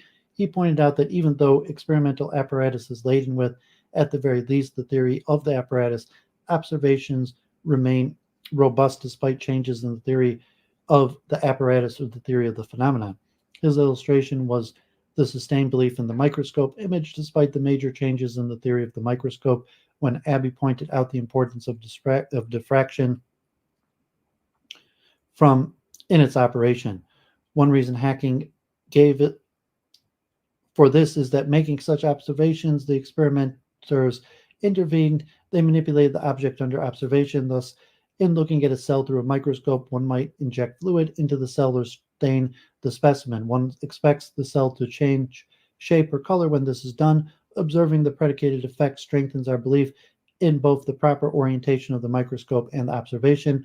This is true in general. Observing the predicted effect on intervention strengthens our belief in both the proper operation of the experimental apparatus and in the observations made with it. Hacking also discussed the strengthening of one's belief in the observation by independent confirmation, the fact that the same pattern of dots, dense bodies, and cells is seen with different microscopes, ordinary, polarizing, phase contrast, fluorescence, interference, electron acoustics, so on, argues for the validity of the observation. One might question whether different is a theory-laden term. After all, it is our theory of light in the microscope that allows us to consider these microscopes as different from each other. Nevertheless, the argument holds. Hacking concretely argues that it would be preposterous coincidence if the same pattern of dots were produced in two totally different kinds of physical systems.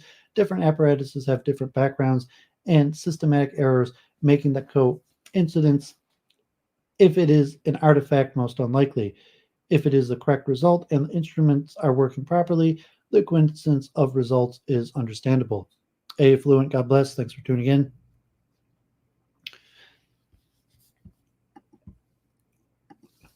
Experimental strategies. Hacking's answer is correct as far as it goes. It is, however, incomplete. What happens when one can perform the experiment with only one type of apparatus, or when intervention is either impossible or extremely difficult? Other strategies are needed to validate the observation. These may include experimental checks and calibration, in which the experimental apparatus reproduces known phenomenon. If the check fails, then we have good reason to question the results obtained with the apparatus. Reproducing artifacts that are known in advance to be present. Observations then of this artifact gives confidence in other measurements. Eliminations of plausible sources of error and alternative explanations of the result, the Sherlock Holmes strategy. Often several epistemological strategies are used in the same experiment. Using the results themselves to argue for their validity. One is arguing that there was no plausible malfunction of the apparatus or background that would explain the observation. Using an independently well-corroborated theory of the phenomenon to explain the results. Using an apparatus based on a well-corroborated theory. In this case, the support for the theory inspires confidence in the apparatus based on that theory. Operators are based on well-supported theories, although other strategies are also used to validate the observations made with these instruments and using statistical arguments. These strategies, along with Hacking's intervention and independent confirmation, constitute an epistemology of experiment. They provide us with good reasons for belief in experimental results.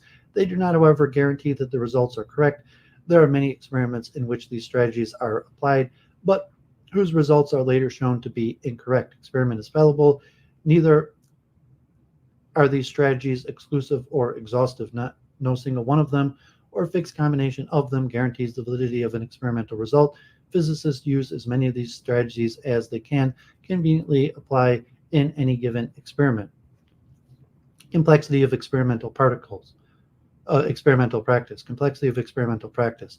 In How Experiments End, 1987, Peter Galison extended the discussion of experiment to more complex situations. In his Histories of the Measurement of the Gyromagnetic Ratio of the Electron, the discovery of the muon, and the discovery of the weak neutral currents, he considered a series of experiments measuring a single quantity, a set of different experiments culminating in the discovery, and two high-energy physics experiments performed by large groups with complex experimental apparatus.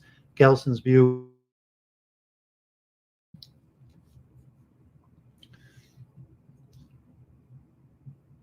is that experiments end when the experimenters believe that they have a result that will stand up in court, a result that I believe includes the use of the epistemological strategies discussed earlier. Thus, David Klein, one of the weak neutral current experimentals, remarked, "At present, I don't see how to make these effects, the weak neutral current event candidates, go away." Galison emphasized that within a large experimental group, different members of the group may find different pieces of the evidence most convincing. Galison attributes this in large part to differences in experimental traditions in which scientists develop skill in using certain types of instruments or apparatus. Scientists within the visual tradition tend to prefer golden events that clearly demonstrate the phenomenon in question, whereas those in the electronic tradition tend to find statistical arguments more persuasive and important than individual events.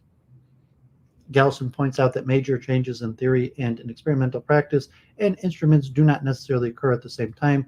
This persistence of experimental result provides continuity across these conceptual changes. Robert Ackerman has offered a similar view in his discussion of scientific instruments. The advantage of a scientific instrument are that it cannot change theories. Instruments embody theories, to be sure, or we wouldn't have any grasp of the significance of their operation. Instruments create an invariant relationship between their operations and the world, at least when we abstract from the expertise involved in their correct use. When our theories change, we may conceive of the significance of the instrument and the world with which it is interacting differently, and the datum of an instrument may change in significance, but the datum can nonetheless stay the same and will typically be expected to do so. An instrument reads 2 when it is exposed to some phenomenon. After a change in theory, it will continue to show the same reading, even though we may take the reading to be no longer important or to tell us something other than what we thought originally. Galison also discusses other aspects of the interaction between experiment and theory. Theory may influence what is considered to be a real effect, demanding explanation, and what is considered background. The role of theory as an enabling theory, one that allows calculations or estimation of the size of the expected effect and also the size of expected backgrounds, is also discussed by Galison. Such a theory can help to determine whether an experiment is feasible.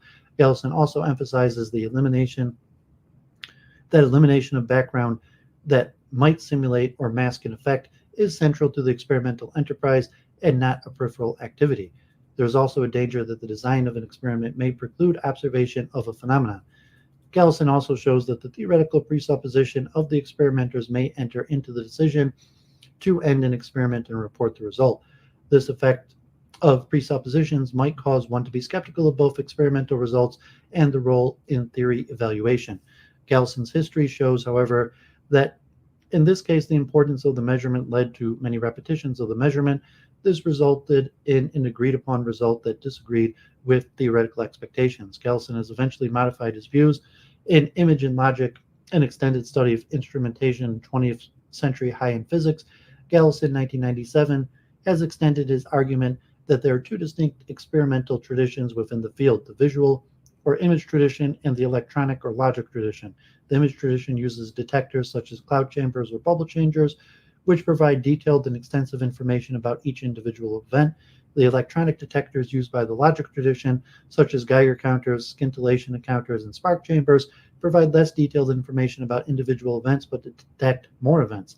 Galison's view is that experimenters working in these two traditions form distinct epistemic and linguistic groups that rely on different forms of argument. The visual tradition emphasizes the single golden event, or the image side resides in a deep-seated commitment to the golden event, the single picture of such clarity and distinctness that it commands acceptance. The golden event was the exemplar of the image tradition, an individual instance so complete and well-defined, so manifestly free of distortion and background that no further data had to be involved, because the individual events provided in the logic detectors contain less detailed information than the pictures of the visual tradition. Statistical arguments based on large numbers of events were required.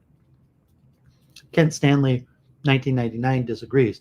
He argues that the two traditions are not as distinct as Galison believes. I show that discoveries in both traditions have employed the same statistical, I would add, and/or probabilistic form of argument, even when basing discovery claims on a single golden event, where Galison sees an epistemic divide between two communities that can only be bridged by Creole or Pidgin-like inner language. There is in effect a shared commitment to a statistical form of experimental argument. Stanley believes that although there is certainly epistemic continuity within a given tradition, there is also a continuity between the traditions. This does not, I believe, mean that the shared commitment comprises all the arguments offered in any particular instance, but rather that the same methods are often used by both communities. Galison does not deny that statistical methods are used in the image tradition, but he thinks that they are relatively unimportant. While statistics could certainly be used within the image tradition, it was by no means necessary for most applications. In contrast, Galison believes that arguments in the logic tradition were inherently and inalienably statistical. Elimination of probable errors and the statistical excess over background is not a side issue in these detectors. It is central to the possibility of any demonstration at all. Although a detailed discussion of the disagreement between Stanley and Galison would take us too far from the subject of this essay, they both agree that arguments are offered for the correctness of experimental results. Their disagreement concerns the nature of those arguments.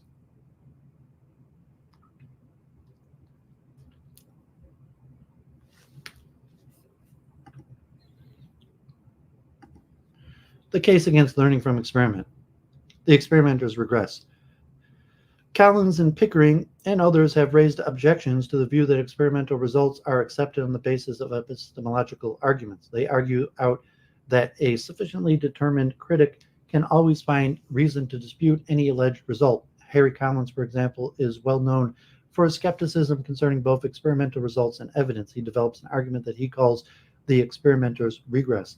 What scientists take to be a correct result is one obtained with a good that is properly functioning experimental apparatus, but a good experimental apparatus is simply one that gives correct results. Collins claims that there are no formal criteria that one can apply to decide whether or not an experimental apparatus is working properly. In particular, he argues that calibrating an experimental apparatus by using a surrogate signal cannot provide an independent reason for considering the apparatus to be reliable. In Collins' view, the regress is eventually broken by negotiation with the appropriate scientific community, a process driven by factors such as the career, social, and cognitive interest of the scientist and the perceived utility for future work, but one that is not decided by what we might call epistemological criteria or reasoned judgment. Thus, Collins concludes that his regress raises serious questions concerning both experimental evidence and its use in the evaluation of scientific hypotheses and theories. Indeed, if no way out of the regress can be found, then he has a point. Collins' strongest candidate for an example of the experimenter's regress is presented in his history of the early attempts to detect gravitational radiation or gravity waves. In this case, the physics community was forced to compare J. Weber's claim that he had observed gravity waves with the report from 6 other experiments that failed to detect them. On the one hand, Collins argues that the decision between these conflicting experimental results could not be made on epistemological or methodological grounds. He claims that the 6 negative experiments could not legitimately be regarded as replications and hence becomes less impressive. On the other hand, Weber's apparatus, precisely because the experiments used a new type of apparatus to try to detect hitherto unobserved phenomenon, could not be subjected to standard calibration techniques. The results presented by Weber's critiques were not only more numerous, but they had also been carefully cross-checked. The group had exchanged both data and analysis programs and confirmed the results. The critics had also investigated whether or not their analysis procedure, the use of linear algorithm, could account for their failure to observe Weber's reported results. They'd used Weber's preferred procedure, a nonlinear algorithm, to analyze their own data and still found no sign of an effect. They had also calibrated their experimental apparatus by inserting acoustic pulses of known energy and finding that they could detect a signal. Weber, on the other hand, as well as his critics, using his analysis procedure, could not detect such calibration pulses. There were, in addition, several other serious questions raised about Weber's analysis procedures. These included an admitted programming error that generated spurious coincidences between Weber's two detectors, possible selection by bias by Weber, Weber's report of coincidences between two detectors when the data had been taken for 4 hours apart, and whether or not Weber's experimental apparatus could produce the narrow coincidences claimed. It seemed clear that the critics' results were far more credible than Weber's. They had checked their results by independent confirmation, which included the sharing of data and analysis programs. They had also eliminated a plausible source of error, that the pulses being longer than expected, by analyzing their results using nonlinear algorithm and by explicitly searching for long pulses. They had also calibrated their apparatus by injecting pulses of known energy and observing the output. Contrary to Collins, I believe that the scientific community made a reasoned judgment and rejected Weber's results and accepted those of his critics, although no formal rules were applied. The procedure was reasonable. Pickering has argued that the reasons for accepting results are the future utility of such results for both theoretical and experimental practice, and that the agreement of such results with the existing community commitments. In discussing the discovery of weak neutral currents, Pickering states, quite simply, particle physicists accepted the existence of the neutral current because they could see how to ply their trade more profitably in a world in which the neutral current was real. Scientific communities tend to reject data that conflict with the group commitments, and conversely, to adjust their experimental technique to tune in on our phenomenon consistent with those commitments. The emphasis on future utility and existing commitments is clear. These two criteria do not necessarily agree. For example, there are episodes in the history of science in which more opportunity for future work is provided by the overthrow of existing theories. Communal opportunism and plastic results. Pickering offered a different view of experimental results in the late 1980s. In his view, the material procedures, including the experimental apparatus itself, along with setting it up, running it, and monitoring its operation, the theoretical model of the apparatus, and the theoretical model of the phenomenon under investigation are all plastic resources that the investigator brings into relations of mutual support. He says achieving such relations of mutual support is, I suggest, the defining characteristic of a successful experiment. He uses Morpurgo's search for free quarks or fractional charges of 1/3 or 2/3 E, where E is the charge of the electron. Morpurgo used a modern Millikan-type apparatus and initially found a continuous distribution of charge values. Following some tinkering with the apparatus, Morpurgo found that if he separated the capacitor plates, he obtained only integral values of charge. After some theoretical analysis, Morpurgo concluded that he had now had his apparatuses working properly and reported his failure to find any evidence for fractional charges. Pickering goes on to note that Morpurgo did not tinker with the two competing theories of the phenomenon then on offer, those of integral and fractional charge. The initial source of doubt about the adequacy of the early stages of the experiment was precisely the fact that their findings, continuously distributed charges, were consistent with neither of the phenomenal models which Morpurgo was prepared to countenance. And when motivated in search for a new instrumental model, was Morpurgo's eventual success in producing findings in accordance with one of the phenomenal models he was willing to accept. The conclusion of Morpurgo's first series of experiments then, and the production of the observation report which they sustained, was marked by bringing into relations of mutual support of the three elements I've discussed: the material form of the apparatus and the two conceptual models, one instrumental and the other phenomenal. Achieving such relations of mutual support is, I suggest, the defining characteristics of the successful experiment. Pickering has made several important and valid points concerning experiment. Most importantly, he has emphasized that an experimental apparatus is initially rarely capable of producing a valid experimental result, and that some adjustments or tinkering is required before it does. He has also recognized that both the theory of the apparatus and the theory of the phenomenon can enter into the production of a valid experimental result. What one may question, however, is the emphasis he places on the theoretical components. From Millikan onwards, experiments had strongly supported the existence of fundamental units of charge and charge quantization. The failure of Morpurgo's apparatus to produce measurements of integral charge indicated that it was not operating properly, and that his theoretical understanding of it was faulty. It was the failure to produce measurements in agreement with what was already known the failure of an important experimental check that caused doubts about Merpergo's measurements. This is true regardless of the theoretical models available or those that Merpergo was willing to accept. It was only when Merpergo's apparatus could reproduce known measurements that it could be trusted and used to search for fractional charge. To be sure, Pickering has allowed a role for the natural world in the production of experimental results, but does not seem to be decisive. Critical responses.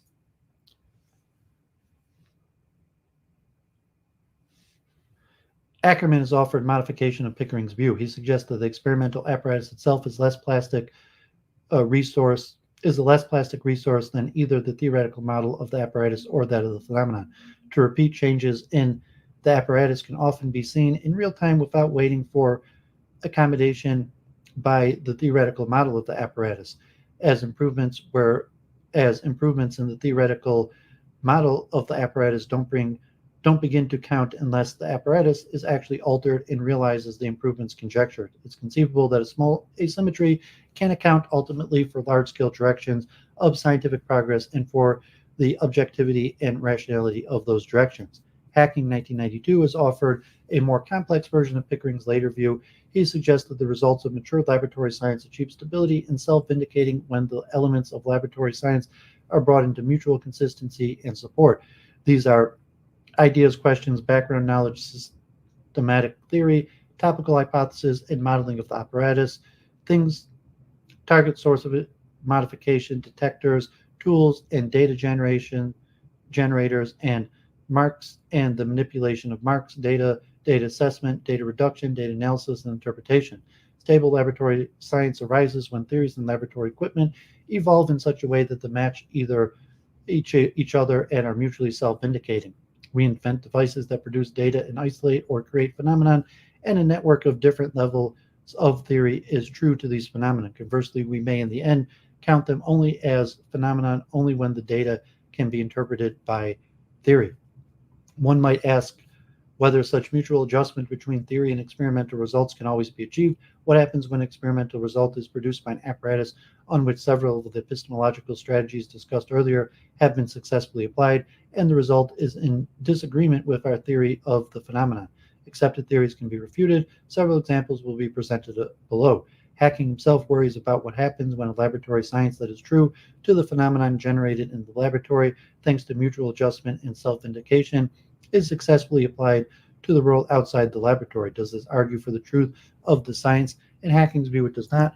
If laboratory science does not produce happy effects in the untamed world, it is not the truth of anything that causes or explains the happy effects. The dance of agency. Pickering offers yet another, if somewhat revised, account of science. My basic image of science is a performative one, in which the performances, the doing of human and material agencies come to the fore. Scientists are human agents in the field of material agency, which they struggle to capture in machines. He then discusses the complex interaction between human and material agency, which I interpret as the interaction between experimenters, their apparatus, and the natural world. The dance of agency, seen asymmetrically from the human end, thus takes the form of the dialectic of resistance and accommodations, where resistance denotes the failure to achieve an intended capture of agency in practice, and accommodation an active human strategy of response to resistance, which can include revisions to goals and intentions, as well as the material form of the machine in question, and to the human frame of gestures and social relations that surround it. Pickering notes that the outcomes depend on how the world is. In this way, then, how the material world is leaks into and affects our representation of it in a non-trivial and consequential fashion. My analysis thus displays an intimate and responsive engagement between scientific knowledge and the material world that is integral to scientific practice. Nevertheless, there is sometimes something confusing about Pickering's invocation of the natural world. Although Pickering now acknowledges the importance of the natural world, he uses the term infects. His use of the term infect seems to indicate that he isn't entirely happy with this, nor does the natural world seem to have much efficacy. It never seems to be decisive in any of Pickering's case studies. This is further illustrated by Pickering's discussion of the conflict between Merpergo and Fairbank. As we have seen, Merpergo reported that he did not observe fractional electronic charges On the other hand, in the late 1970s and 80s, Fairbanks and his collaborators published a series of papers in which they claimed to observe fractional charges.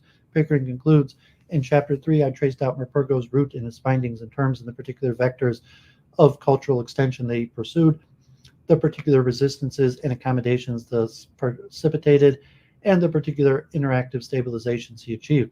The same could be done, I'm sure, in respect of Fairbank, and these tracings are all that needs to be said about their divergence. It just happened that the contingencies of resistance and accommodation worked out differently in the two instances.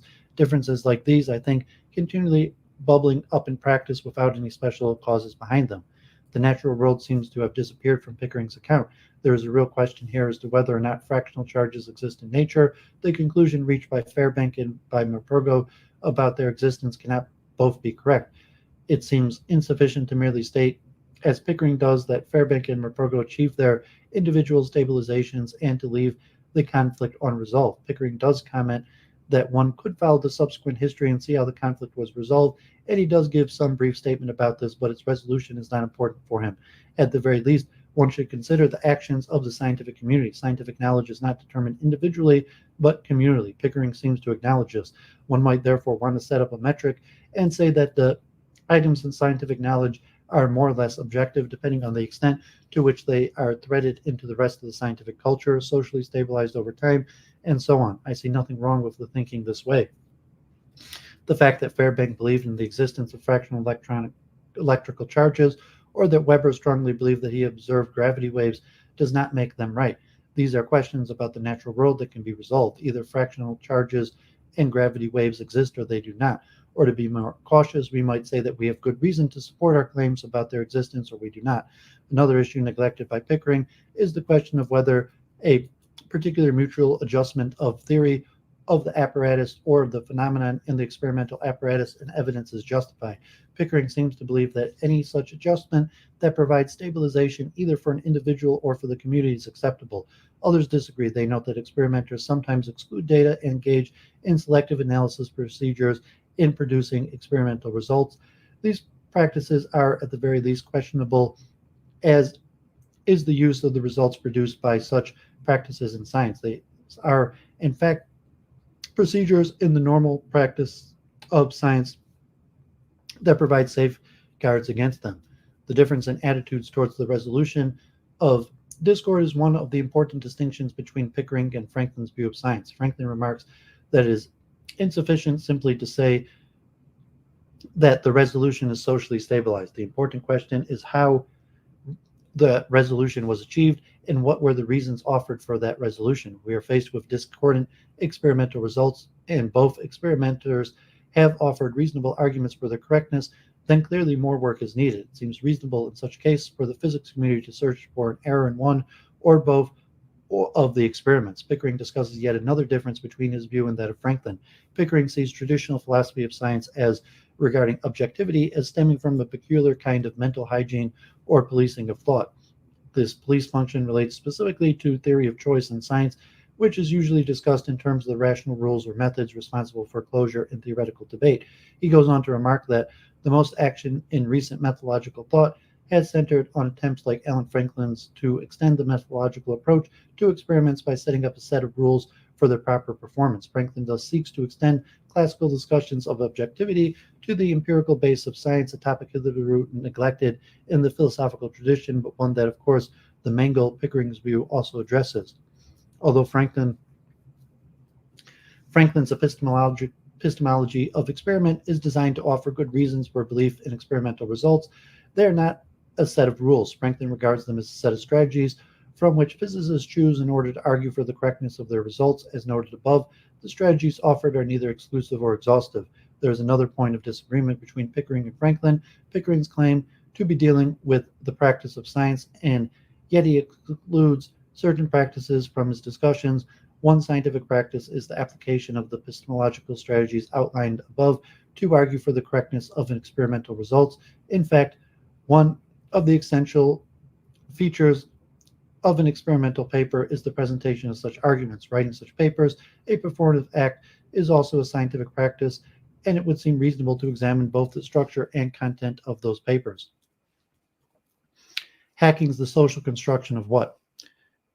Ian Hackings provides an incisive and interesting discussion of the issues that divides the constructivist from the rationalist. He sets out three sticking points between the two views: contingency, nominalism, and external explanations of stability. Contingency is the idea that science is not predetermined, that it could have developed in any one of several successful ways. This is the view adopted by constructivists. Hacking illustrates that with Pickering's account of high-energy physics during the 1970s, during which the quark model came to dominate. The constructionist maintains a contingency hypothesis. In the case of physics, theoretical, experimental material could have developed in, for example, a non-quarky way, and by the detailed standards that would have evolved with this alternative physics could have been as successful as recent physics has been by its detailed standards. Moreover, there is no sense in which this imagined physics would be equivalent to the present physics. The physicist denies that. To sum up Pickering's doctrine, there could have been a research program as successful, progressive as that of high energy physics in the 1970s, but with different theories. Phenomenology, schematic descriptions of apparatus, and with a different and progressive theories of robust fits between these ingredients. Moreover, and this is something badly in need of clarification, the different physics would not have been equivalent to our present physics, not logically incompatible with, just different. The constructionist about the idea of quarks thus claims that the upshot of the process of accommodation and resistance is not fully predetermined. Laboratory work requires that we get a robust fit between apparatus, beliefs about the apparatus, interpretations, and analysis of the data and theories. Before a robust fit has been achieved, it is not determined what that fit will be. Not determined by how the world is, not determined by technology now in existence, not determined by the social practices of scientists, not determined by interest or networks, not determined by genius, not determined by anything. Much depends on what Hacking means by determined. If he means entailed that one must agree with him, it is doubtful that the world, or more properly, that we can learn about it, entails a unique theory. If not, as seems more plausible, he means that the way the world is places no restriction on that successful science, then the rationalists disagree strongly. They want to argue that the way the world is restricts the kinds of theories that will fit the phenomena, the kinds of apparatuses we can build, and the results we can obtain with such apparatuses. To think otherwise seems silly. At the other extreme are the inevitabilists, among whom Hacking classifies most scientists. He cites Sheldon Glashow, a Nobel Prize winner. Any intelligent alien anywhere would have came up with the same logical systems as we have to explain the structure of protons and the nature of the supernova. Another difference between Pickering and Franklin on contingency concerns the question of not whether an alternative is possible, but rather whether there are reasons why the alternative should be pursued. Pickering seems to identify can with ought. This is not to suggest that scientists do not or should not engage in speculation, but rather there is no necessity to do so in this case. Theorists often do propose alternatives to existing well-confirmed theories. Constructivist case studies always seem to result in the support of existing accepted theory. One criticism implied in such cases is that alternatives are not considered, that the hypothesis space of acceptable alternatives is either very small or empty. One may seriously question this. Hacking's second sticking point is that nominalism or namism. He notes that in its most extreme form, nominalism denies that there is anything in common or peculiar to objects selected by a name. Opponents contend that good names or good accounts of names tell us something correct about the world. This is related to the realism-anti-realism debate concerning the status of unobservable entities that has plagued philosophers for a millennium. For example, Bosfer and Frost in 1980, an anti-realist holds that we have no grounds for beliefs in unobservable entities such as the electron, and that accepting theories about the electron means only that we have believe that the things that the theory says about observables is true. A realist claim about the electrons really exist, and that, as for example, Wilfrid Sellers remarked, to have good reason for holding a theory is ipso facto to have good reason for holding that the entities postulated by the theory exist. In Hacking's view, a scientific nominalism is more radical than anti-realist and is just as skeptical about trees as they are about electrons. A nominalist further believes that the structure we conceive of our properties of our representations of the world and not of the world itself. Hacking refers to opponents of that view as inherent structuralists. Hacking also remarks that this point is related to the question of scientific facts. Thus, constructivists Latour and Woolgar originally entitled their book Laboratory Life, The Social Construction of Scientific Facts, 1979. Andrew Pickering entitled his History of the Quark Model, Constructing Quarks. Physicists argue that this demeans their work. Stephen Weinberg, a realist and a physicist, critiqued Pickering's title by noting that no mountaineer would ever name a book Constructing Everest. For Weinberg, quarks and Mount Everest have the same ontological status. They're both facts about the world. Hacking argues that constructivists do not, despite appearances, believe that facts do not exist or that there is no such thing as reality. He cites Latour and Woolgar that out-there-ness is a consequence of scientific work rather than its cause. Hacking reasonably concludes that Latour and Woolgar were surely right. We should not explain why some people believe that P by saying that P is true or corresponds to a fact or the facts. For example, someone believes that the universe began with what, for brevity, we call a Big Bang.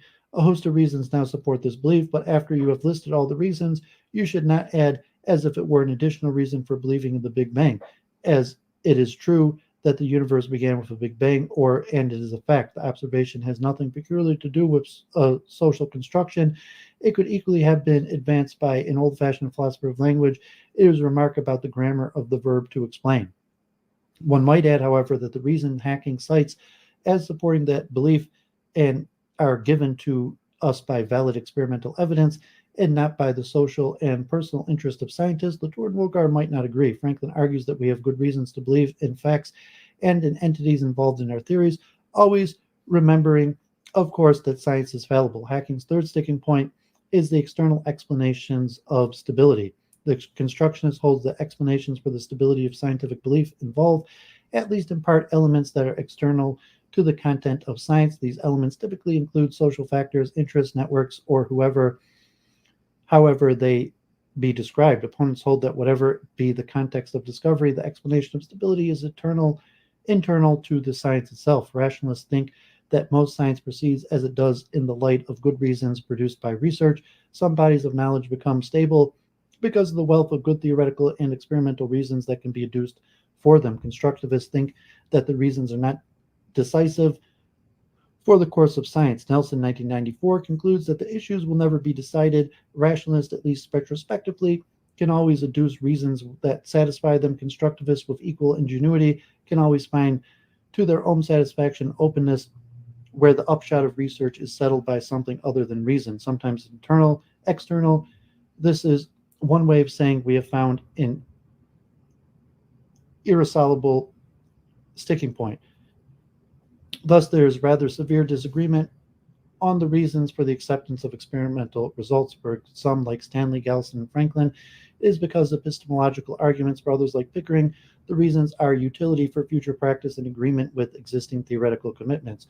Although the history of science shows that the overthrow of well-accepted theories lead to an enormous amount of theoretical and experimental work, proponents of this view seem to accept it is an unproblematic that it is always agreement with existing theory that has more future utility. Hacking and Pickering also suggest that experimental results are accepted on the basis of mutual adjustment of elements, which includes the theory of the phenomenon. Nevertheless, everybody seems to agree that a consensus does arise on experimental results. God forbid. Measuring, calibrating, predicting. We have encountered Franklin's definition of calibration as the use of the surrogate signal that has been established independently of the apparatus being calibrated, or as the reproduction of independently or an independent apparatus well-established phenomenon. He used the account in order to argue against Collins' view of the viciousness of the experimenter's regress, yet other accounts of calibration explaining the process of measurement evoke similar worries. Tal defines calibration as the activity of establishing a correlation between indications of a measuring instrument and the quantity values associated with measurement standard. Mere instrument indications become measurement outcomes when interpreted in a larger context of the theoretical background and calibration of the measuring instrument. Yet Boyd worries that this leaves the measurement open to vicious regress akin to the experimenter's regress. Collins has argued for, since the experimenters do not have access to true values of the measured, whatever is measured, to use as standards of calibration. The regress may be blocked as by comparison across measuring outcomes performed in differently modeled measurements across different measurement contexts, this context being constituted by intricacies of the operation and theoretical background of apparatus. These different contexts are idealized and then compared in order to establish whether they cohere to the predictions concerning the measure. Thus, calibration is the activity of modeling different processes and testing the consequences of such models for mutual compatibility. An act of calibration is effectively the comparison of idealized models across measuring processes, where an act of measurement becomes justified by the model's mutual coherence. Boyd states the idealization of measurement processes cannot provide the foundation for objective measurement since idealization strips the context of its key details. In fact, the measurement has an epistemic utility by virtue of the context-sensitive details. The measurement outcomes gain epistemic value only as enriched evidence in the wider empirical and theoretical context. Moreover, Tal's view conflates prediction and calibration, taking us back to the viciousness of the experimenter's regress. Thus, calibration was supposed to disrupt the regress because an instrument could be judged to be working correctly in virtue of something other than the success of its principal aim. Calibration has to provide a point outside the web of coherent predictions, as if to break the regress by the subtle processing of instrumental indications. Progressive coherentism attempted way out of the vicious regress as proposed by Hasslick Chang points to a historical trajectory of the development of measuring procedures and calibration. The web of coherent measuring process is dynamic and unfolds in time as a spiral, and the measurement process that initially aims at prediction eventually becomes a result used for calibrating processes. Yet such spiraling progress may be just an elaborate dynamic coherence web of Collins type where intersubjective agreement is the foundation, if other non-empirical virtues such as creative achievement play an important role as the empirical ones claimed by Chang. If so, calibration does not offer an independent leverage to the measurement outcomes after all. Perovich, 2017, analyzes in situ calibration procedures in the Large Hadron Collider, pointing out that calibration serves as the epistemic leverage of Franklin's type during the commissioning phase of the experimental apparatus, but various calibration procedures continue all along and gradually feed into the measurement itself during the entire measurement process. Boyd, 2021, further explores commissioning procedures and the gradual transitioning from engineering data to science data, where criteria of prediction significantly change. The apparatus initially relies on the existing well-known data, but then coherence with other apparatus that Tal insists on becomes increasingly less significant in justifying the measurement outcomes. Big science physics, theory-ladenness, and high-energy physics. Authors like Thomas Kuhn and Paul Feyerabend put forward the view that evidence does not confirm or refute a scientific theory since it is laden by it. Evidence is not a set of observational sentences autonomous from theoretical ones, as logical positivists believe. Each new theory or theoretical paradigm, as Kuhn labeled larger theoretical frameworks, produces, as it were, evidence anew. Thus, theoretical concepts infect the entire experimental process from the stage of design and preparation to the production and analysis of data. There may be a fairly simple way out of the vicious circle in which theory and experiment are caught in this parameter of theory-ladenness. Although most experimenters are far more complex than a toy example, one can certainly approach this view that experimental results are theory-laden on a case-by-case basis, yet there may be more general problems with this view. Bogan and Woodward, 1988, argue that the debate on the relationship between theory and observation overlooks a key ingredient in the production of experimental evidence, namely the experimental phenomena. The experimentalists distill experimental phenomenon from raw experimental data using various tools of statistical analysis. Thus, identification of the experimental phenomenon as significant is free of the theory that the experiment may be designed to test. Only when significant phenomenon has been identified can a stage of data analysis begin in which the phenomenon is deemed to either support or refute a theory. Thus, the theory-ladenness of evidence thesis fails at least in some experiments in physics. This view in the case study has been challenged by Schindler, 2011. He argues that the tested theory was critical in the assessment of the reliability of the data in the experiments with weak neutral current. He points out that on occasion experimental data can even be ignored if they are deemed irrelevant from a theoretical perspective that physicists find particularly compelling. Caraca 2013 points out that a crude theory observation distinction is particularly unhelpful in understanding high-energy physics experiments. It fails to capture the complexity of relevant theoretical structures and their relation to experimental data. Theoretical structures can be composed of background, model, and phenomenological theories. Background theories are very general theories that define the general properties of physical particles and their interactions. Models are specific instances of background theories that define particular particles and their properties, while phenomenological theories develop testable predictions based on these models. Now, each of these theoretical segments stands in a different relationship to experiment data. The experiments can be laden by a different segment to a different extent. This requires the nuanced categorization of theory ladenness from weak to strong. In contrast, explanatory experiments approach phenomena without relying on a particular theoretical model. Thus, sometimes the theoretical framework for an experiment consists of a phenomenological theory alone. Caraca argues that the experiments with deep inelastic electron-proton scattering of the late 1960s and early 70s are examples of such weakly theory-laden experiments. The application of mere phenomenological parameters in the experiment result in the very important discovery of the composite rather than the point-like structure of hadrons, protons, and neutrons, or the so-called scaling law, and this eventually led to a successful theoretical model of the composition of hadrons, namely quantum chromodynamics, or the quark model of strong interactions. The roles of experiment. A life of its own. Although experiments often take its importance from its relationship to theory, Hacking pointed out that it often has a life of its own, independent of theory. He notes the pristine observation of Carolyn Herschel's discovery of comets, William Herschel's work on radiant heat, and Davy's observation of the gas emitted by algae and the flaring of a taper in that gas. In none of these cases did the experimenter have any theory of the phenomenon under investigation. One may note that the 19th century measurements of atomic spectra and the work on the masses of properties of elementary particles during the 1960s, both of these sequences were conducted without any guidance from theory. In deciding what experimental investigation to pursue, scientists may very well be influenced by the equipment available and their own ability to use that equipment. Thus, when the Mann-O'Neill collaboration was doing high-energy physics experiments in the Princeton, Pennsylvania accelerator during the 1960s, these experiments were performed with basically the same experimental apparatuses, but with relatively minor modifications for each particular experiment. By the end of the sequence, the experimenters had become quite expert in the use of the apparatus and knowledgeable about the backgrounds and experimental problems. This allowed the group to successfully perform the technically more difficult experiments later in the sequence.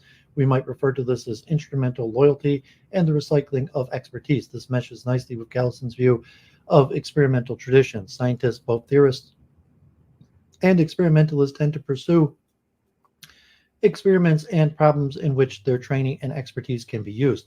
Hacking also remarks on the noteworthy observations on Eisenspar and Bartholin, on diffraction by Hooke and Grimaldi, and on the dispersion of light by Newton. Now, of course, Bartholin, Grimaldi, Hooke, and Newton were not mindless empiricists without an idea in their heads.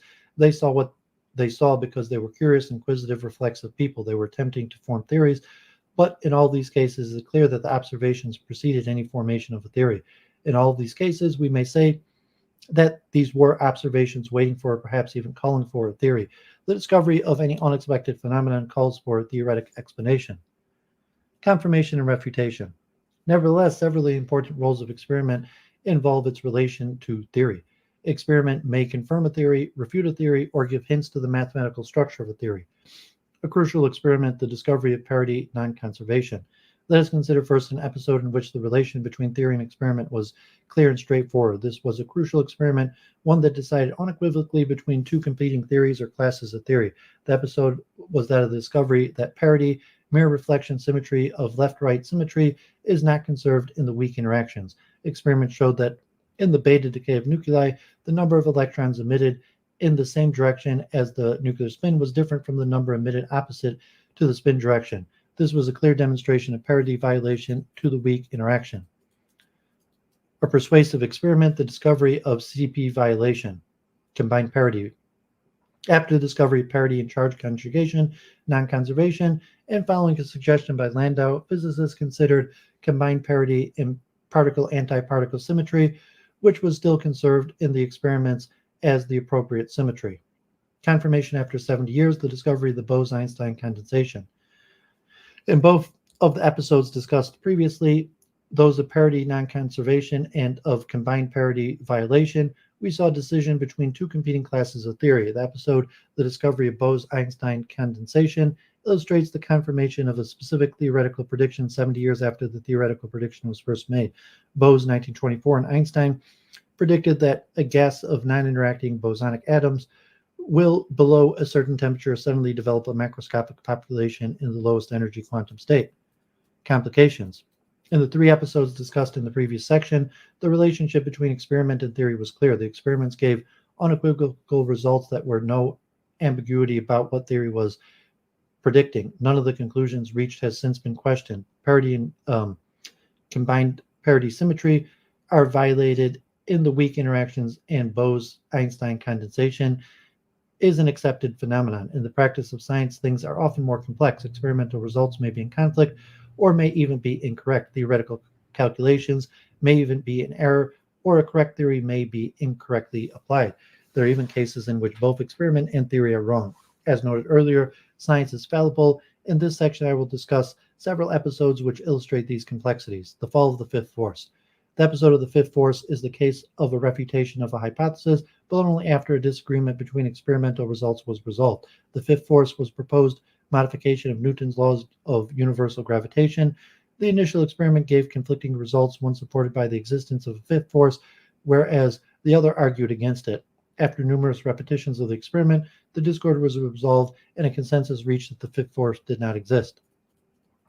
Right experiment, wrong theory, the Stern-Gerlach experiment. The Stern-Gerlach experiment was regarded as crucial at the time it was performed, but in fact it wasn't.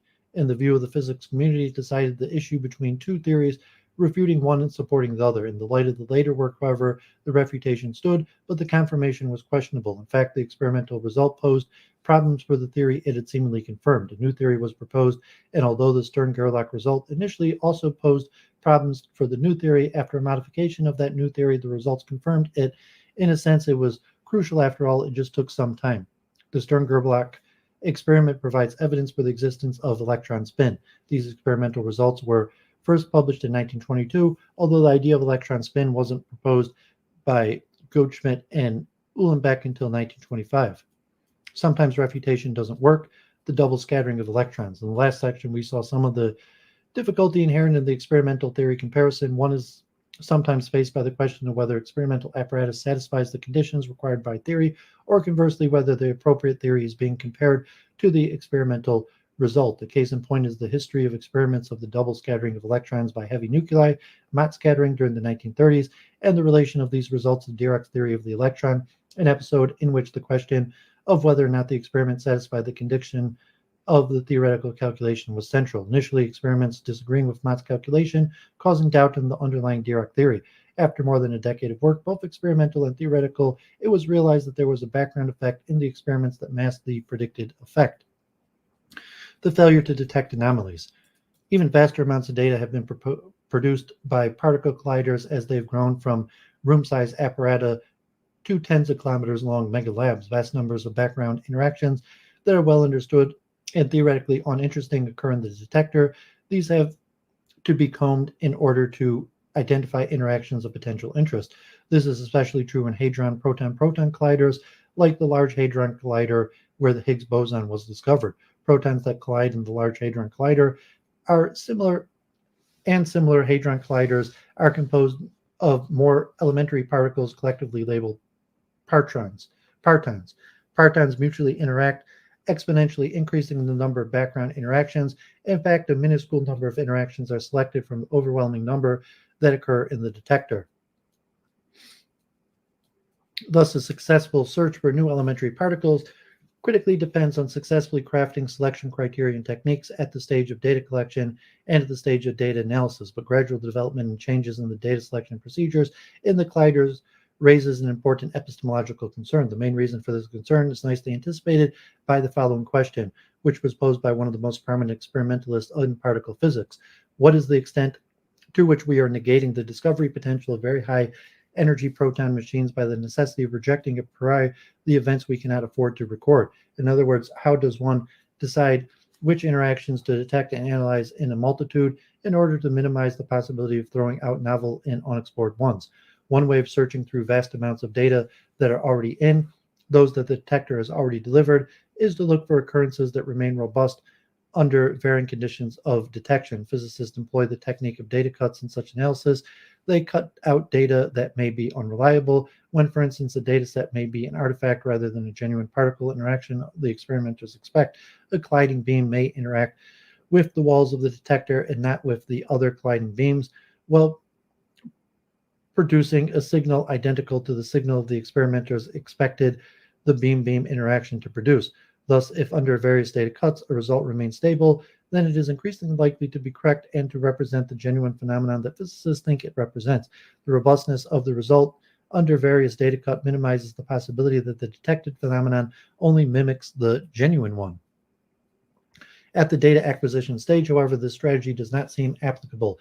As Panofsky suggests, one does not know with certainty which of the vast number of the events in the detector may be of interest. Yet Karaka argues that a form of robustness is in play even at the acquisition stage.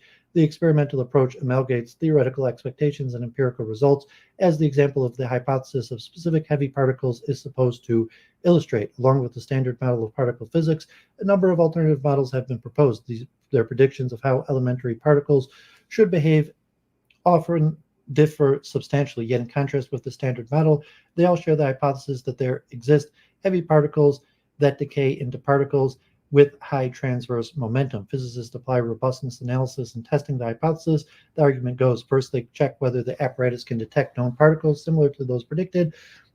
Second, guided by the hypothesis, they establish various trigger algorithms. The trigger algorithm or the triggers determine to what exact point in time and under which conditions a detector should record interactions. They're necessary because the frequency and the number of interactions far exceed the limited recording capacity. And finally, they observe whether any results remain stable across the triggers. Yet even in the theoretical empirical form of robustness, as Franklin points out, there's an underlying assumption that any new physics will resemble known physics, usually a theory of the day. And one way around this problem is for physicists to produce as many alternative models as possible, including those that may even seem implausible to the time. Perovich suggests that such a potential failure, namely to spot potential relevant events occurring in the detector, may also be a consequence of the gradual automation of the detection process. The early days of experiments in particle physics around World War II saw the direct involvement of the experimenters in the process. Particle physics was a decentralized discipline where experimenters running individuals' labs have full control over the triggers and analysis. The experimenters could also control the goals and the designs of the experiments. Fixed target accelerators, where the beam hits the detector instead of another beam, produced a number of particle interactions that was manageable for such labs. The chance of missing and anomalous events not predicted by the current theory was not a major concern in such an environment, yet such labs could process a comparatively small amount of data. This has gradually become an obstacle with the advent of hadron colliders. They work at ever higher energies and produce an ever vaster number of background interactions. This is why the experimental process has become increasingly automated and much more indirect. Trained technicians instead of experimenters themselves at some point started to scan the recordings. Eventually, these human scanners were replaced by computers, and a full automation of detection in hadron colliders was enabled the processing of vast numbers of interactions. This was the first significant change in their transition from small individual labs into mega labs. The second significant change concerned the organizations and goals of the labs. The mega detectors and the amounts of data they produced required exponentially more staff and scientists. This in turn led to even more centralized and hierarchical labs and even longer periods of design and performance of the experiments. As a result, focusing on confirming existing dominant theories rather than exploratory particle searches was the least risky way of achieving results that would justify unprecedented investments. Now, an indirect detection process combined with mostly confirmatory goals is conducive to overlooking of unexpected interactions. As such, it may impede potentially crucial theoretical advances stemming from missed interactions. Thus, this possibility that physicists such as Panofsky have acknowledged is not a mere speculation. In fact, the use of semi-automated rather than fully automated regimes of detection turned out to be essential for a number of surprising discoveries that led to theoretical breakthroughs. Perovich in 2011 analyzes several such cases, most notably the discovery of the J-psi particle that provided the first substantial piece of evidence for the existence of the charm quark. In these experiments, physicists were able to perform exploratory detection and visual analysis of practically individual interactions due to a low number of background interactions in the linear electron-positron collider, and they could afford to do this in an energy range that the existing theory did not recognize as significant, which led them to making the discovery. None of this could have been done in the fully automated detecting regime of hadron colliders that are indispensable when dealing with an environment that contains huge numbers of background interactions. And in some cases, such as Fermilab's experiments that aim to discover weak neutral currents, an automated and confirmatory regime of data analysis contributed to the failure to detect particles that were readily produced in the apparatus. The look elsewhere effect discovering the Higgs boson. The complexity of the discovery process in particle physics does not end with concerns about what exact data should be chosen out of a sea of interactions. The so-called look elsewhere effect results in a tantalizing dilemma in the stage of data analysis.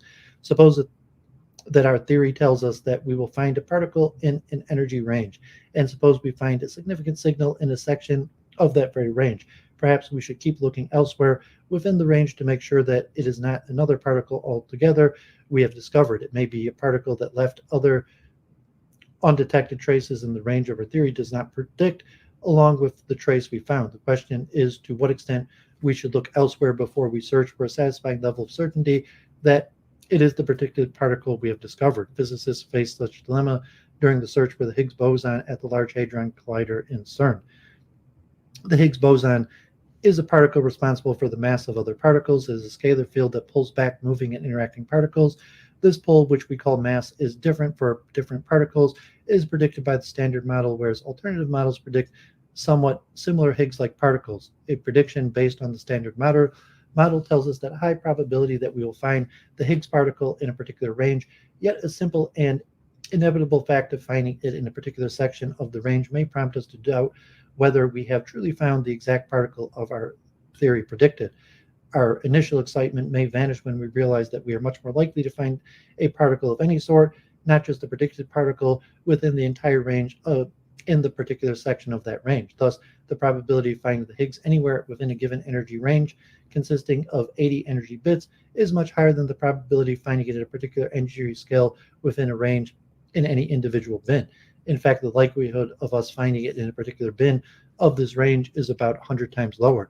In other words, the fact that we will inevitably find the particle in a particular bin, not only in a particular range, decreases the certainty that is the Higgs we found. Given this fact alone, we should keep looking elsewhere for other possible traces in the range once we find a significant signal in a bin. We should not proclaim the discovery of a particle predicted by the standard model, or any model for that matter, too soon. But for how long should we keep looking elsewhere? And what level of certainty do we need to achieve before we proclaim discovery? The answer boils down to the weight one gives to the theory and its predictions.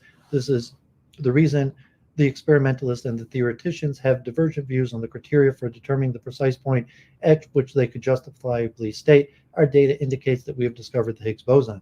Theoreticians were confident that the finding within the range any of 80 bits that was of standard reliability of 3 or 4 sigma, coupled with the theoretical expectation that Higgs would be found, would be sufficient. In contrast, experimentalists argue that at no point of data analysis should the pertinence of the look elsewhere effect be reduced, and the search proclaimed successful with the help of the theoretical expectations concerning Higgs.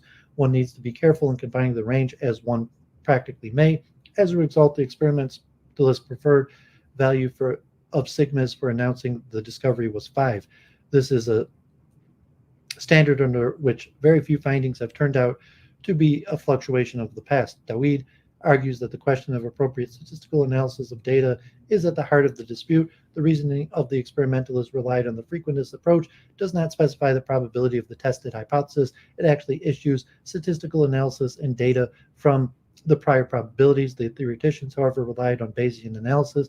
It starts with prior probabilities of initial assumptions and ends with the assessment of the probability of tested hypothesis based on collected evidence. The question remains whether the experimentalist reasoning was fully justified. The prior expectation that the theoreticians had included in their analysis has already been empirically corroborated by previous experiments after all. Other roles. Evidence for a new entity, J.J. Thomson and the electron.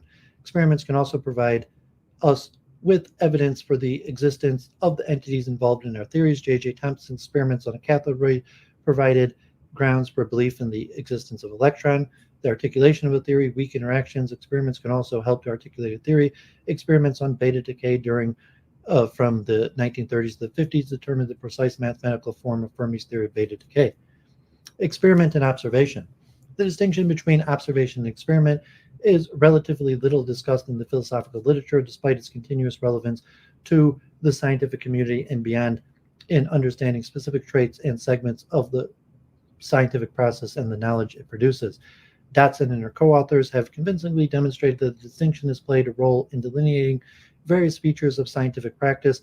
It has helped scientists articulate their reflection on their own practice. Observation is philosophically a loaded term, yet the epistemic status of scientific observation has evolved gradually with the advance of scientific techniques of inquiry in the scientific communities pursuing them.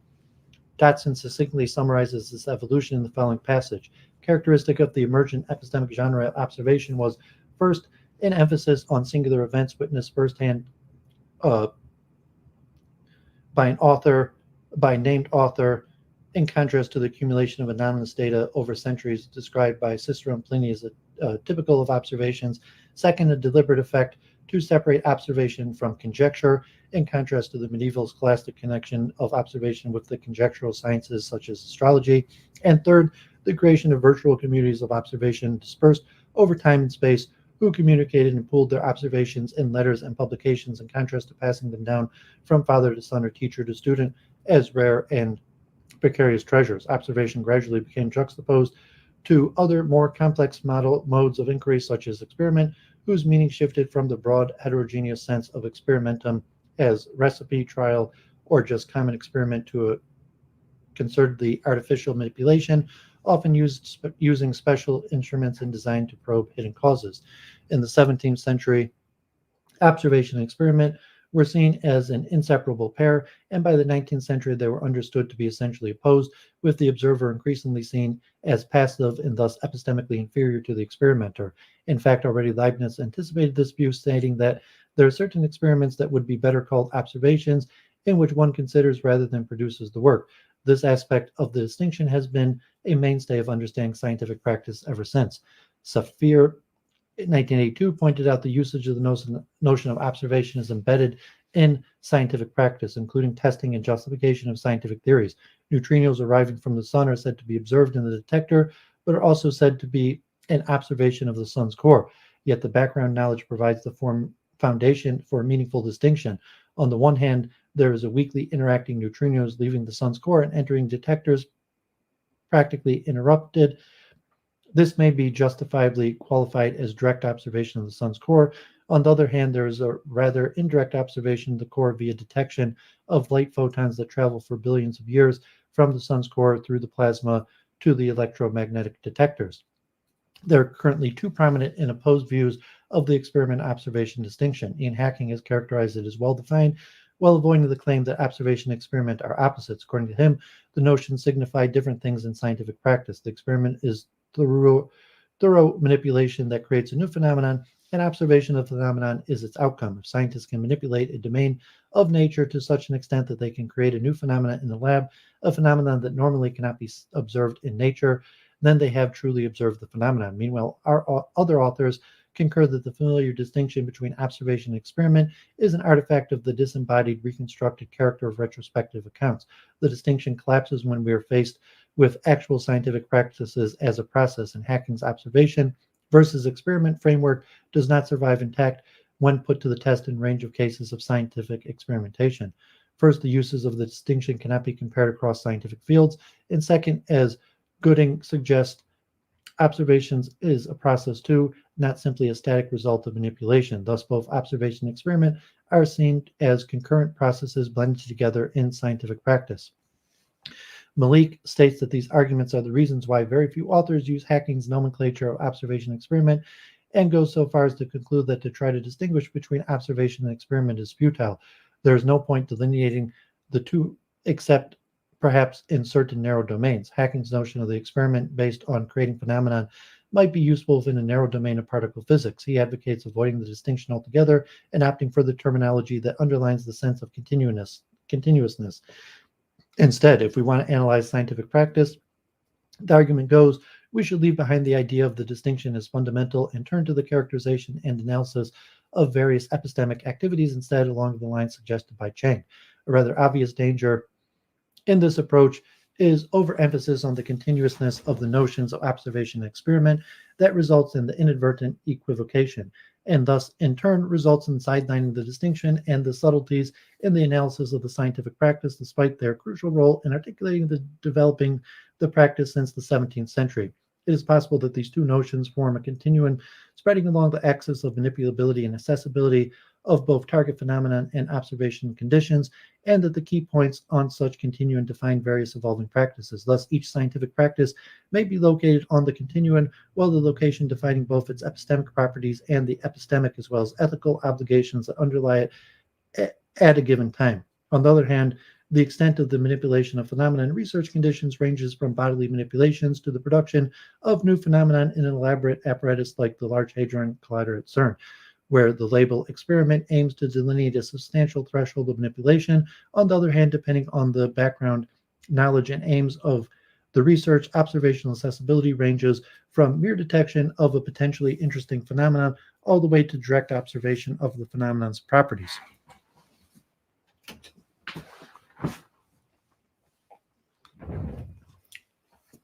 Some comparisons with experiments in biology. Epistemological strategies for the peppered moth experiment. One comment that has been made concerning the philosophy of experiment is that all the examples are taken from physics and therefore limited. In this section, arguments will be presented that these discussions also apply to biology. Although all of the illustrations in the epistemology of experiment come from physics, David Brudge has shown that they are also used in biology. His example is Kettlewell's evolutionary biology experiments in the peppered moth Biston betuliaria. So this is just way too much for me to read all of it, but just look at a little. Rudge also demonstrated that the strategies used by Kettlewell, those described above in the epistemology of experiment.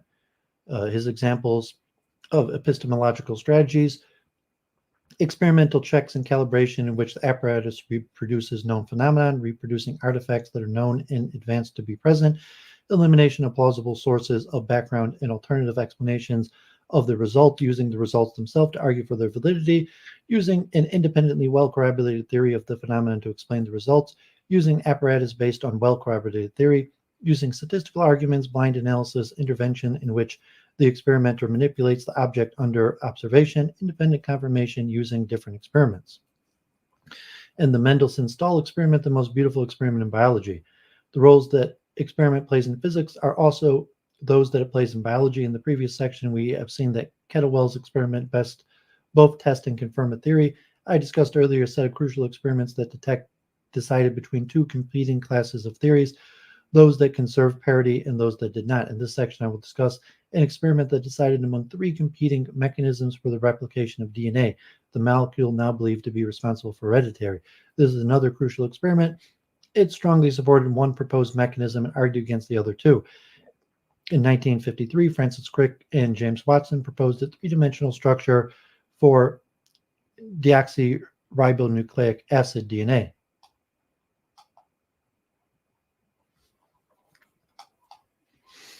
The Mendelssohn-Stahl experiment is a crucial experiment in biology. It decided between three proposed mechanisms for the replication of DNA. It supported the Watson-Crick semi-conservative mechanism and eliminated the conservative and dispersive mechanisms. It played a similar role in biology to that of the experiments that demonstrated the non-conservation of parity did in physics. Thus, we have seen evidence that experiment plays similar roles both in biology and physics, and also the same epistemological strategies are used in both disciplines. Computer simulations and experimentation. One interesting recent development in science, and thus in the philosophy of science, has been the increasing use and importance of computer simulations. In some fields, such as high-energy physics, simulations are an essential part of all experiments. It is fair to say that without computer simulations, these experiments would be impossible. There has been a considerable literature in the philosophy of science discussing whether computer simulations are experiments, theory, or some kind of hybrid method of doing science. But as Eric Winsberg remarked, we have, in other words, rejected the overly conservative intuition that computer simulations is nothing but boring and straightforward theory application, but we have avoided embracing the opposite overly grandiose intuition that simulation is radically new kind of knowledge production on par with experimentation. In fact, we have seen that soberly locating simulation on the methodological map is not a simple matter. Given the importance of computer simulation in science, it is essential that we have a good reason to believe in their results. Eric Winsberg, 2010, Wendy Parker, 2008, and others have shown that the scientists use strategies quite similar to argue for the correctness of computer simulations.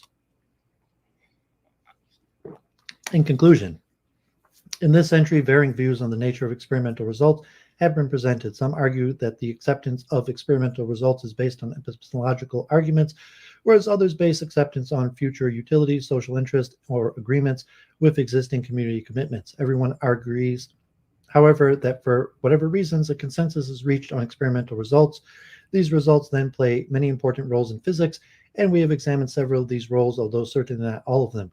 We have seen experiment deciding between two competing theories, calling for a new theory, confirming a theory, refuting a theory, providing evidence that determines that mathematical form of a theory, and providing evidence for the existence of an elementary particle involved in an accepted theory.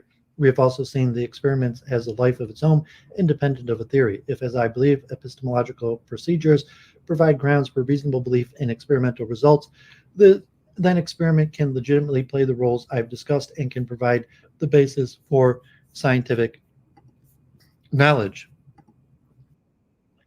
Okay, so hemorrhage my audience. So anyone still watching, appreciate you tuning in. Have a lot more to cover. Big reach here. A lot of important stuff. Just check my messages real quick and pour myself a tea, and we will continue. I hope to get through all 5 of these. I did the longest ones first. So let's be back in a few seconds and we'll continue.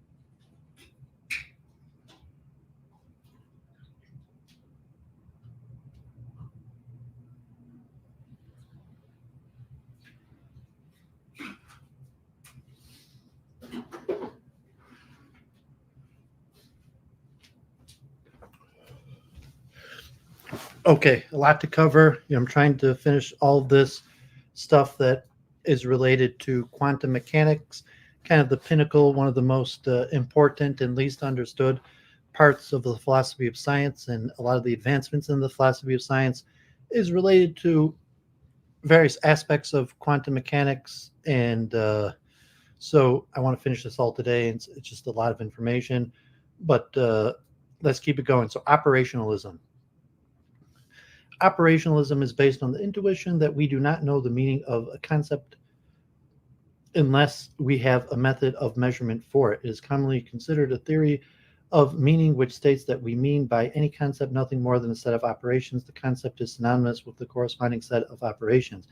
The drastic statement was made in The Logic of Modern Physics, published in 1927 by the American physicist P.W. Bridgman.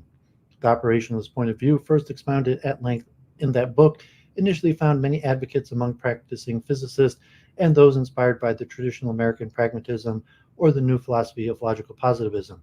It is highly doubtful that Bridgman intended to advance a precise and universal theory of meaning or any systematic philosophy theory at all. His writings were primary reflections of a physicist rooted in experimental practice and aimed at articulating the scientific method from a first-person point of view. However, as Bridgman's ideas gained currency, they were shaped into a general philosophical doctrine of operationalism or operationism. And in that form became very influential in many areas, especially in methodological debates in psychology, both in philosophy and in psychology. Operationalism is nowadays commonly regarded as the extreme and outdated position, but that is not to say that the potential of the early ideas have been exhausted. This article has 3 sections, each of which serve a different aim. Section 1 introduces Bridgman's key ideas on operational analysis, explaining the motivations and tracing the course of their development. Section 2 summarizes various critiques of operationalism, which eventually led to the general philosophical consensus against it. Section 3 gives a view of the remaining potential of Bridgman's idea on operational analysis for philosophy of science today.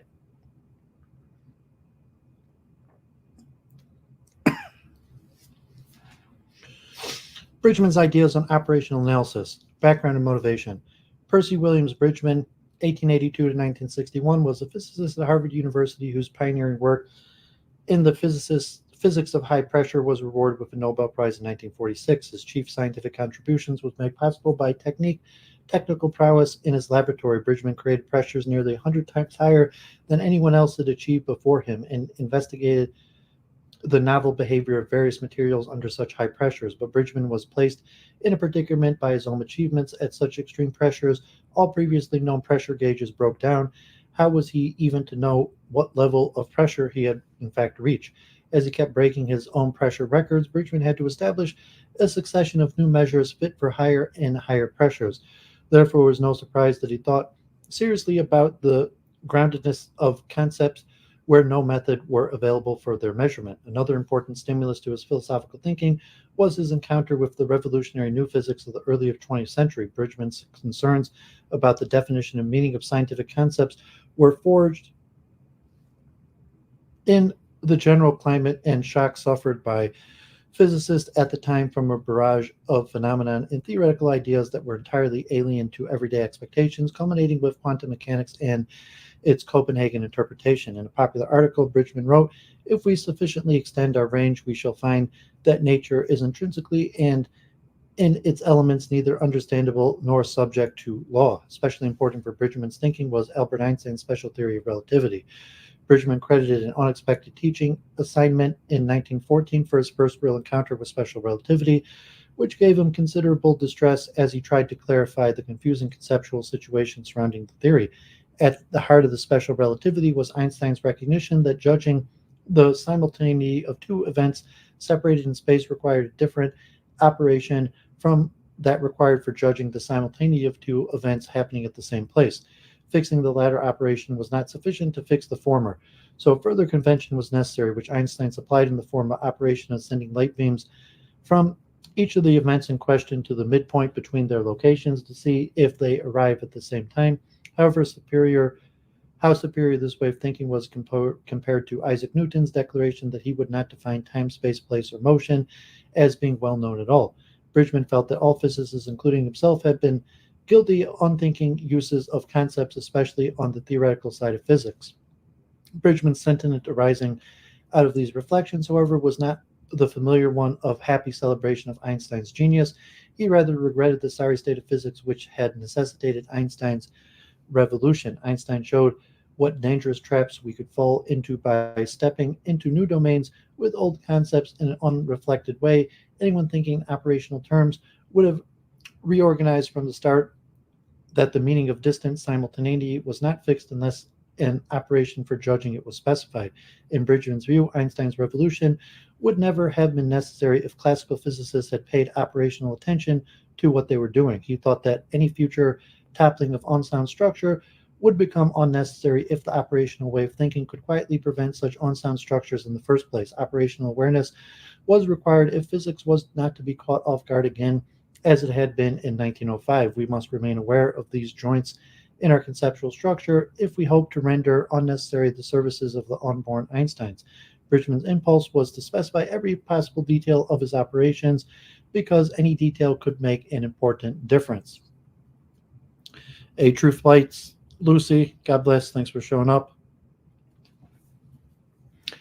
Length is the showcase of operational analysis. Bridgman found that the challenges of the unknown were aptly present even at the very prosaic circumstances. Therefore, he chose to open his discussion of operational analysis in the logic of modern physics, 1927, with the example of the most mundane of all scientific concepts, length. He was both fascinated and troubled by the fact that essential physical limitations force scientists to use different measurement operations for the same concept in different domains of phenomenon. Length is measured with a ruler only when we are dealing with dimensions that are comparable to our human bodies, and when the objects of measurement are moving slowly relative to the measurer, to measure, say, the distance of the moon, we need to infer it from the amount of time it takes light to travel that distance and return. And that is also the procedure taken up by Einstein's theorizing in special relativity. The space of astronomy is not the physical space of meter space, but it is a space of light waves. For even larger distances, we use the unit of light year, but we cannot actually use the operation of sending off a light beam to a distant speck of light in the skies and waiting for years on end until hopefully a reflected signal comes back to us or our descendants. Much more complex reasoning and operations are required for measuring any distances beyond our solar system. Thus, at greater and greater distances, not only does experimental accuracy become less, but the very nature of operations by which length is to be determined becomes indefinite. To say that a certain star is 10 to the 5 light years distance is actually and conceptually an entirely different kind of thing from saying that a certain goalpost is 100 meters distance. Thus, operational analysis reveals that length is not one homogeneous concept that applies straightforwardly in the whole range of cases in which we use it. In principle, the operations by which length is measured should be uniquely specified. If we have more than one set of operations, we have more than one concept, and strictly there should be a separate name to correspond to each different set of operations. In practice, scientists do not recognize multiple concepts of length, and Bridgman was willing to concede that it was allowable to use the same name to represent a series of concepts if the different measurement operations gave mutually consistent numerical results in the areas of overlap. If we deal with phenomena outside of the domain in which we originally defined our concepts, we may find physical hindrances to performing the operations of the original definition, so that the original operations have to be replaced by others. These new operations are, of course, to be so chosen that they give, within experimental error, the same numerical results in the domain in which the two sets of operations may be both applied. However, such numerical convergence between the results of two different operations was regarded by Bridgman as merely a practical justification for retaining the same name for what the two operations measured. Even if such convergence situations, we have to be wary of the danger of slipping into conceptual confusion through the use of the same word we refer to the objects of different operations. If we do not temper our thoughts within the operationalist conscious, always referring us back to concrete measurement operations, we may get into the sloppy habit of using one word for all sorts of different situations without even checking for the required convergence in the overlapping domains. Bridgman warned our verbal machinery has no built-in cutoff. Similarly, we could be misled by the representation of a concept as a number into thinking that there is naturally an infinitely extendable scale for the concept, since the real number line continues on to infinity. It would also be easy to think that the physical quantities most meaningfully exist down to the infinite precision, just because the numerical scale we have pinned on them is infinitely divisible. Bridgman issued a stark reminder: mathematics does not recognize that all the physical range increases, the fundamental concepts become hazy and eventually cease entirely to have physical meaning, and therefore must be replaced by other concepts which are operationally quite different.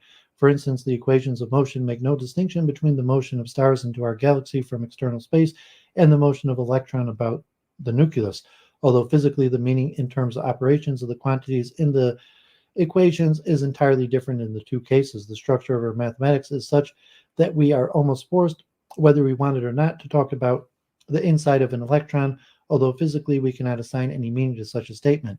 Bridgman thus emphasizes that our concepts did not automatically extend beyond the domains in which they were originally defined. He warned that concepts in far-out domains could easily become meaningless for lack of applicable measurement operations.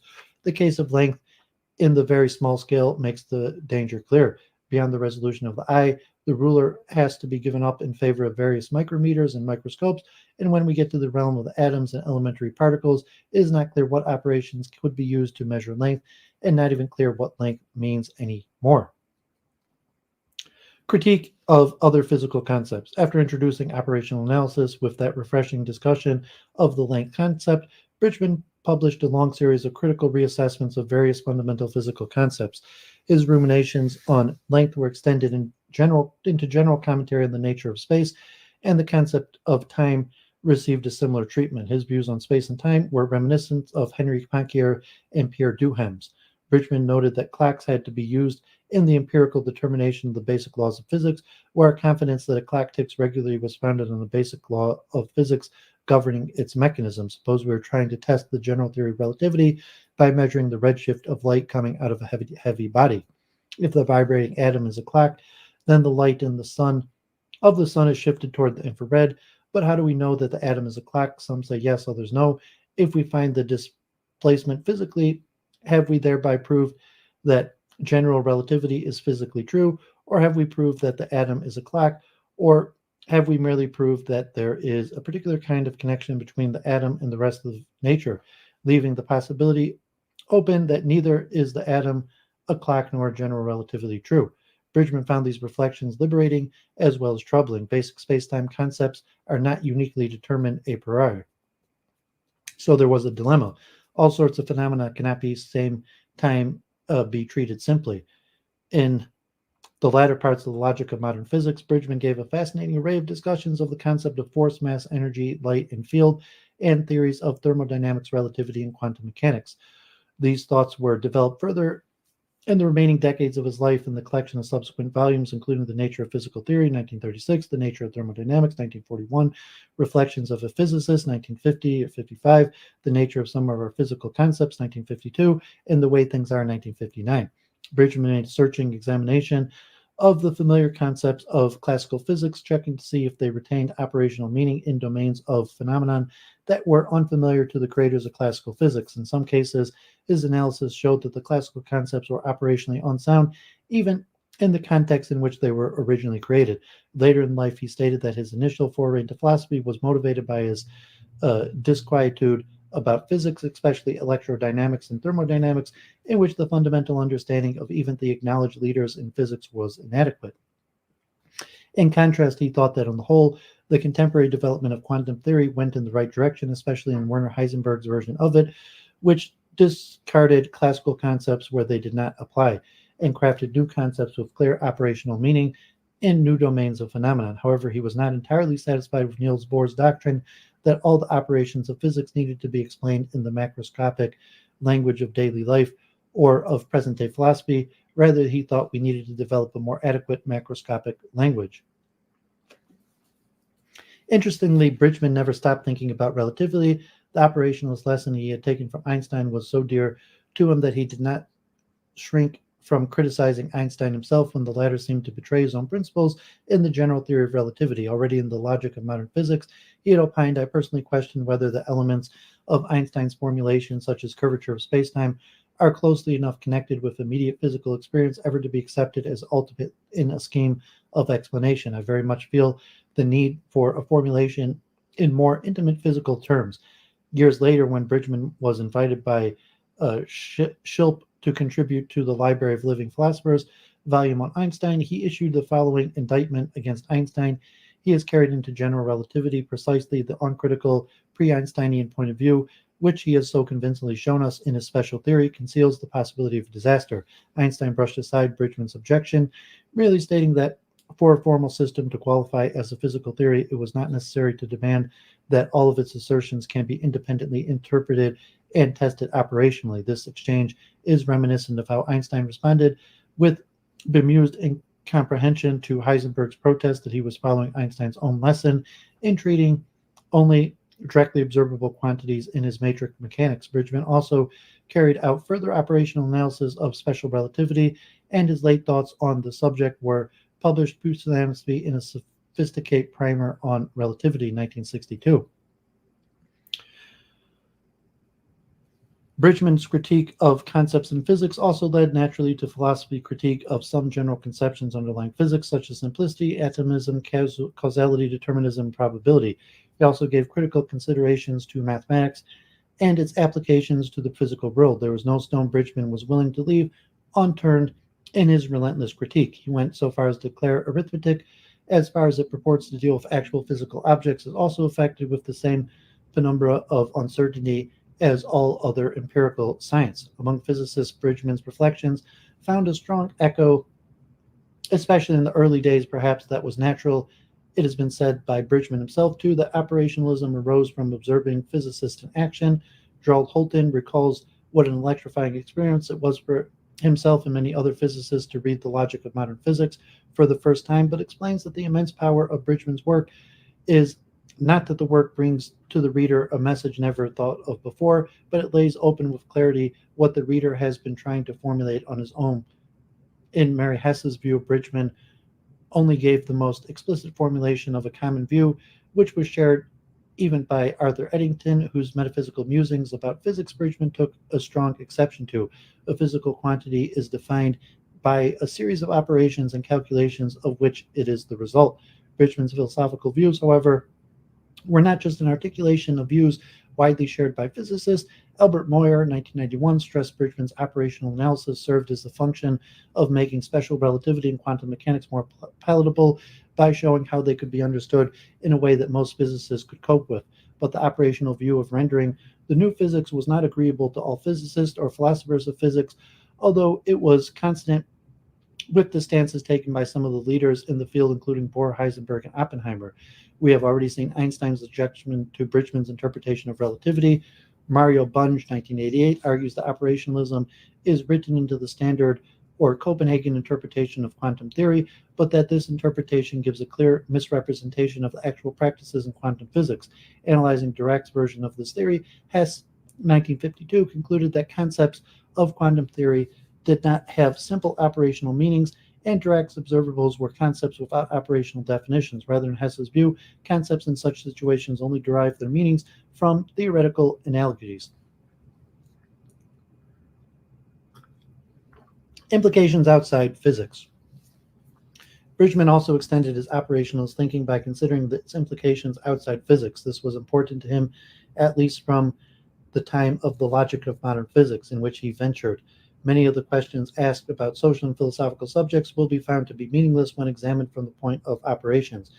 It would doubtless conduce greatly to clarity of thought if the operational mode of thinking were adopted in all fields of inquiry as well as in the physical. To Bridgman, it was clear that to adopt the operational point of view means a far-reaching change in all our habits of thought.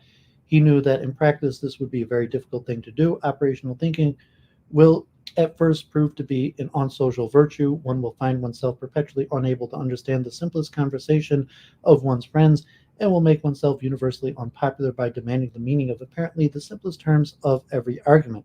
Perhaps this throwaway remark was a sign of things to come. Bridgman would, in the end, find himself rather isolated and plagued by misunderstanding, even among those who found his philosophical ideas worth discussing. Bridgman did not develop in detail his operationalist ideas in relation to any other science from physics, apparently content to leave the job of the specialist in their respective fields. Some other scientists and philosophers did take up Bridgman's call for operationalist reforms with interesting consequences. Now, it would be fair to say that operationalism did not change the practice of physics itself drastically from what it would have been anyways, and most physicists followed him only as far as he asserted that was common sense to them. The situation was perhaps similar in other physical sciences too. For example, operational thinking has always been an important part of chemistry, sometimes explicitly so. For example, in Lavoisier's famous operational definition of chemical element as a substance that has not yet been decomposed further, David Hull, 1968, indicates that some key terms in biology has been criticized for not being operational and calls for a more nuanced view on the matter. Hugh Petrie,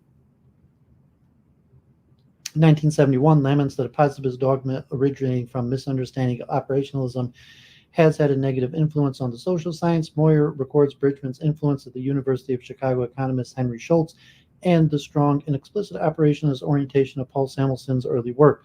Paul Marshall, 1979, argues with particular attention to political science that operationalism left a methodological legacy in the social sciences lasting well beyond its decline within the philosophy of science. The field that was most significantly and expressively affected by operationalism was psychology. Behaviorist psychologists took up operationalism, or operationism as it was more often called in psychology, as a weapon in their fight against more traditional psychologists, especially those who prized introspection as the most important source of psychological knowledge. The Harvard psychologist Edwin Boring saw Bridgman's philosophy as a modern substitute for positivism, and he seems to have coined the term operationism. It was Boring's student Stanley Smith Stevens who was perhaps the most aggressive promoter of operationism in psychology. Stevens saw operationism as a sure method of increasing rigor in psychological experiments and discourse, asserting that the to experience is for the most for the purpose of science to react discriminately, since these reactions are what science can measure and record publicly. Echoing Bridgman's take on Einstein, Stevens declared in 1935, the revolution that will put an end to the possibility of revolutions is the one that defines a straightforward procedure for the definitions and validation of concepts. Such a procedure is the one which tests the meanings of concepts by appealing to a concrete operation by which the concept is determined. We call it operationism. In his concrete research in psychology, Stevens focused on psychophysics, starting with his PhD dissertation on the perceived attributes of tones, written under boring supervision. Another notable operationist in psychology was Edwin Chase Tolman, also a Harvard PhD who taught for most of his life at the University of California at Berkeley. Starting with his research on problem-solving behavior in rats, Tolman gave an operational treatment of desire, for example, operationalizing hunger in terms of time since last feeding. Tolman did not deny that hunger was a subjective feeling, nor was it the main object of his research, but instead that controlling for degrees of hunger in his experiment required tractable operations that would allow scientists to get hold of something related to that subjective experience. In Gustav Bergman's assessment, operationism helped behaviorism to move from its initial metaphysical Watsonian variety to its modern version. Despite the strong popularity of operationist behavioralism, in certain quarters it never commanded a complete consensus, even in American psychology. Perhaps the most unexpected opposition came from Bridgman himself. Behavioralists were wanting to use operations to attain objectivity in psychology, which for them meant taking psychological discourse away from the attempts to describe private experience. This was just the wrong move in Bridgman's view. Bridgman engaged in some discussions with Stevens, but discovered that the latter's enthusiasm for operational ideas was really for something that he could not agree with. By 1936, he declared privately, "I have rather washed my hands of him." Bridgman's disagreement with B.F. Skinner was even more severe and resulted in prolonged dispute between the two. Operationism became a subject of great controversy in psychology, epitomized in 1945's special issue of the Psychological Review, devoted to a symposium on operationism suggested by Boring, who remained supportive of the movement at some critical distance. Ujana Feast considers that operationalism did leave a lasting and positive legacy in psychology. The maxim of operationalism dictates that psychologists should provide concepts with operational definitions by specifying paradigmatic experimental conditions for their application, and this remains a useful methodological tenet. In Feast's view, a sufficiently sophisticated understanding of operationalism in psychology was only reached by the second generation of operationalists who consciously employed what she called the methodological rather than positivist reading of operationalism. Feast analysis reinforces Grace's 2001 view that early operationist psychologists made the mistake of adopting a very restrictive version of Bridgman's ideas, but that this mistake was corrected in the 1950s with the adoption of the multiple or convergent operationism. The sophisticated operationalists did not take operational definitions to give full and fixed meanings of concepts, but used them as provisional tools aiding their scientific investigation. As Feast puts it, "I believe that in offering operational definitions, scientists were partially and temporarily specifying their usage of certain concepts by saying which kinds of empirical indicators they took to be indicative of the reference of the concepts."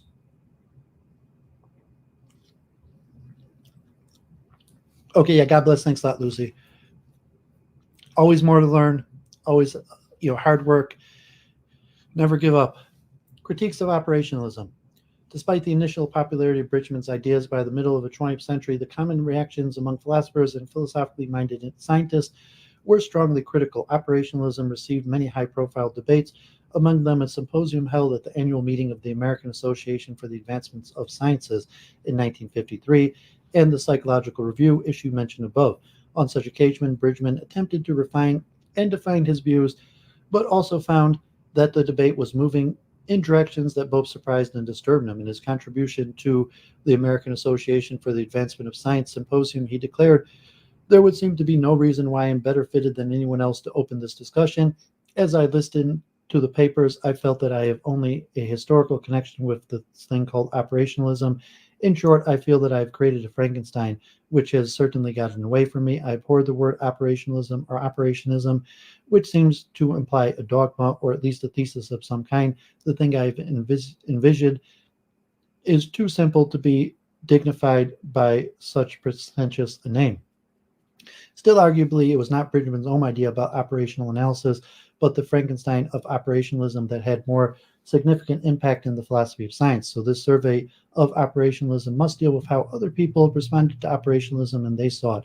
In the course of this discussion, I will try to point out some places where there were clear misunderstandings of Bridgman's ideas and other places where Bridgman himself was ambivalent or ambiguous rather than simply misunderstood.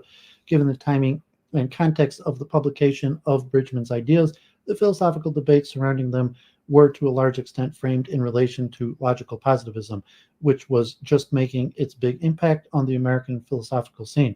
The young Herbert Feigl, with a personal introduction by no less than Mort Schlick, came to Harvard in 1930 with the express purpose of learning from Bridgman, despite the latter's warning that he did not have much to teach.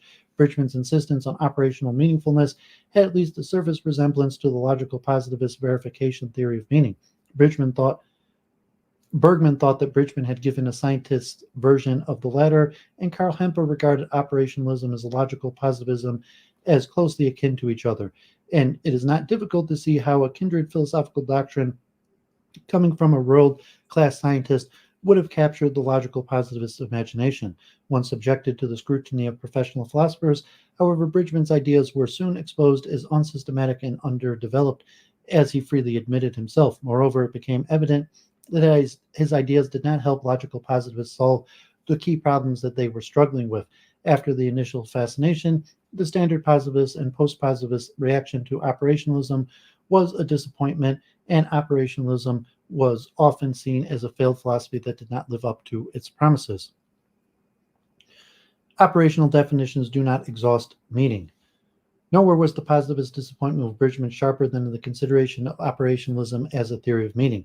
There was a set of objections which together amounted to a complaint that operational definitions did not give a sufficient account of the meaning of concepts, even where there was operation clearly relevant to the concepts in question. The core of the problem here is an overly restrictive notion of meaning which reduces it to measurement. I will call this Bridgman's reductive doctrine of meaning.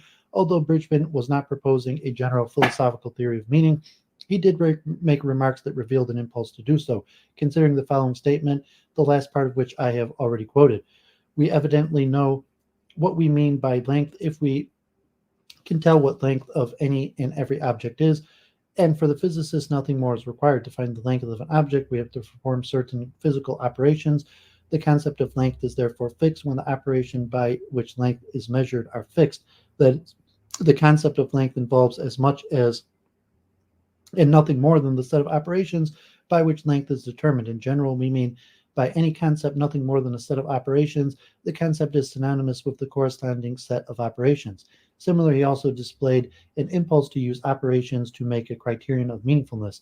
If a specific question has meaning, it must be possible to find operations by which an answer may be given to it. One lesson we can take from Bridgman's trouble is that meaning is unruly and promiscuous. The kind of absolute control of the meaning of scientific concepts that Bridgman wished for is not possible. The most control that can be achieved is for the scientific community to agree on an explicit definition and to respect it. But even firm definitions can only constrain the uses of a concept, and the entire world can agree to define length by the standard meter in Paris or by the wavelength of a certain atomic radiation, and that still comes nowhere near exhausting all that we mean by length. Bridgman himself later specifically admitted that his statement that meanings were synonymous with operations was obviously going too far when taken out of context, especially compared with the notion of meanings as use, often traced back to the later phrase of Ludwig Wittgenstein's work. It is easy to recognize the narrowness of Bridgman's initial ideals. Bridgman's later gloss on his ideas was in fact rather late Wittgensteinian. To know the meaning of a term used by me, it is evident, I think, that I must know the conditions under which I would use the term. As measurement operation provided only one specific context in which a concept is used, operational definitions can only cover one particular aspect of meaning. Recognizing the restrictiveness of Bridgman's early remarks on meaning gives us a useful framework for understanding one common objection to operationalism. As Donald Gillies emphasizes, if we accept the most extreme kind of operationalism, there is no point in asking whether a measurement method is valid. If the measurement method defines the concept and there is nothing more to the meaning of the concept, the measurement method is automatically valid as a method of convention or even tautology.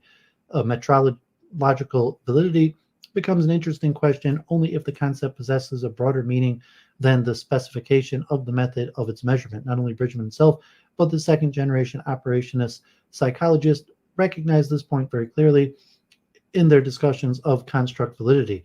The measurement method can be said to be valid if it coheres with other aspects of the concept's meaning. That way, we may also make a judgment about whether an operational definition or any other kind of definition is an appropriate one, depending on how well it coheres with other elements of the concept's meaning and how beneficially it controls other elements of meaning. Operational definitions that are required for all useful concepts. So far, I've noted that an operational definition is not sufficient to express a concept's meaning fully. Going further than that, many critics of operationalism have argued that not every good scientific concept needs to have an operational definition. If operationalism means demanding every concept and every inferential step should have an immediate operational significance, it constitutes an overly restrictive empiricism. At times, Bridgman did appear to be making such a demand, as illustrated in the poignant episode in which he criticized Einstein for betraying his own operationalist lesson in the general theory of relativity. Einstein's view was that there was no good reason for a physicist to shrink from using a non-operational concept if that delivered good results. Einstein was self-consciously opportunistic in his methodological eclecticism, but philosophers wanted to find more general rationale for freeing scientific theorizing from operationalist micromanagement. The crux of the problem here for the operationalist is that theoretical concepts are much too useful in science. Bridgman actually acknowledged from early on that there were good theoretical concepts that were not amenable to direct operationalism, illustrating the point with an example of stress and strain inside a solid body and the wave function in quantum mechanics. Bridgman saw clearly that these theoretical concepts had only indirect connections with physical operations, but he did not see any problems with that. He, in fact, went so far as to say that there need be no qualms that the operational point of view will ever place the slightest restriction on the freedom of theoretical physicists to explore the consequences of any free mental construction. All that was required was that a theoretical system touched on the operational ground somewhere. Eventually, however, in the case of Bridgman's message was the same as Einstein's, as the physicist Lindsay pointed out. Bridgman's position on the matter of theoretical concepts was complicated and perhaps not entirely self-consistent. One common objection to operationalism is based on misunderstandings that reveal an essential difference between Bridgman and most of his critics.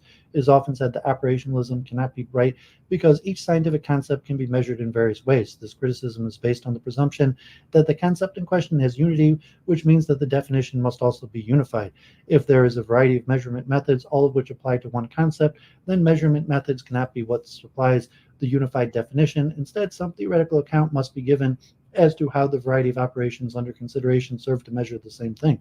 Bridgman, in contrast, has no such presumption of conceptual unity. For him, the initial position to take was that if there are different methods of measurement, we have different concepts, as he said, about tactual and optical length being two different concepts. Now, it could be that there is one aspect of reality that different measurement operations all get at, but that is something to be demonstrated, not to be assumed at the outset. The possibility of unity can be entertained if the minimum condition of numerical convergence is met. That is, if the two measurement operations have an overlapping range and their results agree in the overlap. Still, Bridgman maintained some skepticism about whether it was safe for us to infer real conceptual unity from such numerical convergence.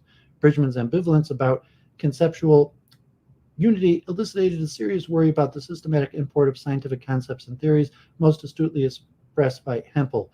Bridgman's skeptical caution would result in an intolerable fragmentation of science. Hempel argued it would result in a proliferation of concepts of length, of temperature, and of all other scientific concepts that would not only be practically unmanageable, but theoretically endless. Hempel's worry was that Bridgman's quest for safety was blinding him to one of the ultimate aims of science, namely the attainment of a simple, systematic, unified account of empirical phenomena. Along similar lines, Lindsay had earlier argued that such an isolation of concepts would defeat the very aim of physical science, which is to provide a simple and economical description of physical experience in terms of minimal number of concepts. Bridgman had serious doubts about the plausibility of such a simple, unified account of nature, but Hempel and others could genuinely envisage it. Hempel noted that with the development of science, there was a continually growing and thickening network of mnemonic threads linking various not concepts with each other, and further empirical laws were discovered. Hempel argued that it was essential to keep the thickening conceptual network systematic and simple. To that end, concept formation and theory formation must go hand in hand. That in turn often necessitated a modification of the operational criteria originally adopted for some of the central concepts. Operationalism would stand in the way of such flexibility. What are operations? Apart from the question of whether operational definitions are sufficient or necessary, it is actually unclear what type of things operations are and how they should be specified. This problem was noted and discussed quite early on. The surface level intuition is simple. The operations that matter are measurement operations involving physical instruments. But from the start, Bridgman also stated that operations which fixed meaning were mental if the concepts in question were mental, like in mathematics. And he knew that measurement operations involve more than physical manipulation of instruments. At least there are recordings and computations involved in the processing of analysis of data, and there are mental acts linking various parts of that complex procedure too. To take the simplest example, the operation of counting is a mental operation, but it is an integral part of many physical procedures. He called such crucial non-physical operations paper and pencil operations. Bridgman lamented that it was the most widespread misconception with regard to the operational technique to think that it demanded that all concepts in physics must find their meaning only in terms of physical operations in the laboratory. Later, he gave a rough classification of operations into the instrumental, mental, verbal, and paper and pencil varieties. This issue becomes sharper when we ask the question of a purpose. What is the aims of operational analysis, and which operations are suitable for achieving those aims?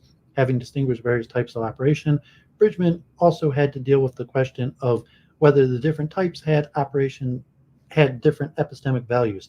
Going beyond his initial intuitive fondness for the instrumental operations, for example, if the point of operationalizing a concept was to make its meaning clear and precise, which meant using operations which can be unequivocally performed, then why were paper and pencil operations such as the construction of Euclidean geometric figures not just as good as the instrumental operations? In the end, he was willing to dispense with any ultimate privileging of instrumental operations, but he maintained a preference for them when possible without giving a convincing reason for the preference. Thus, Bridgman's position on the nature and function of operations was uneasy from the start to finish. Various critics rightly zeroed in on the point. The most important point of contention was whether and why physical or instrumental operations had any special epistemic advantage. The Yale physicist Henry Marganeau put the point succinctly. Operationalism's attitude that emphasized the need of recourse, whether feasible, to instrumental procedures when meanings are to be established. Bridgman disavows its status as a philosophy, and wisely so, for as a general view, it cannot define the meaning of instrumental procedure in a manner that saves the view from being either trivial, for which would be true if instrumental were construed to include symbolic, mental, and paper and pencil operations, or too restrictive if all operations are to be laboratory procedures. As one can imagine, the dilemma also hampered attempts to use operational analysis in psychology. Operations in psychological research inevitably involved verbal instructions, reports, and reactions. It was difficult to argue that these mental or verbal operations were superior in reliability or meaningfulness to the introspective reporting of mental states, which operations tried so hard to exclude from scientific psychology. Bridgman himself was troubled by the question regarding the nature of operations and admitted late in his life that he had not really provided an analysis of what makes an operation suitable and in what terms can operations be specified. And even deeper pessimism was expressed by Bridgman's 30-year retrospective in The Logic of Modern Physics, commissioned for Daedalus by Holton.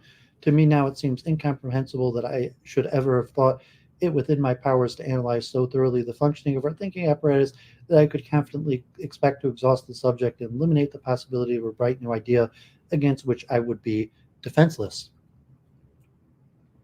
Are operations private or public? One last issue needs to be mentioned before I complete the discussion of the critique of operationalism: the privacy of operations. This is perhaps not widely remembered now, but it was the issue on which Bridgman's position elicited the most severe incomprehension and objection, even from many who called themselves operationalists.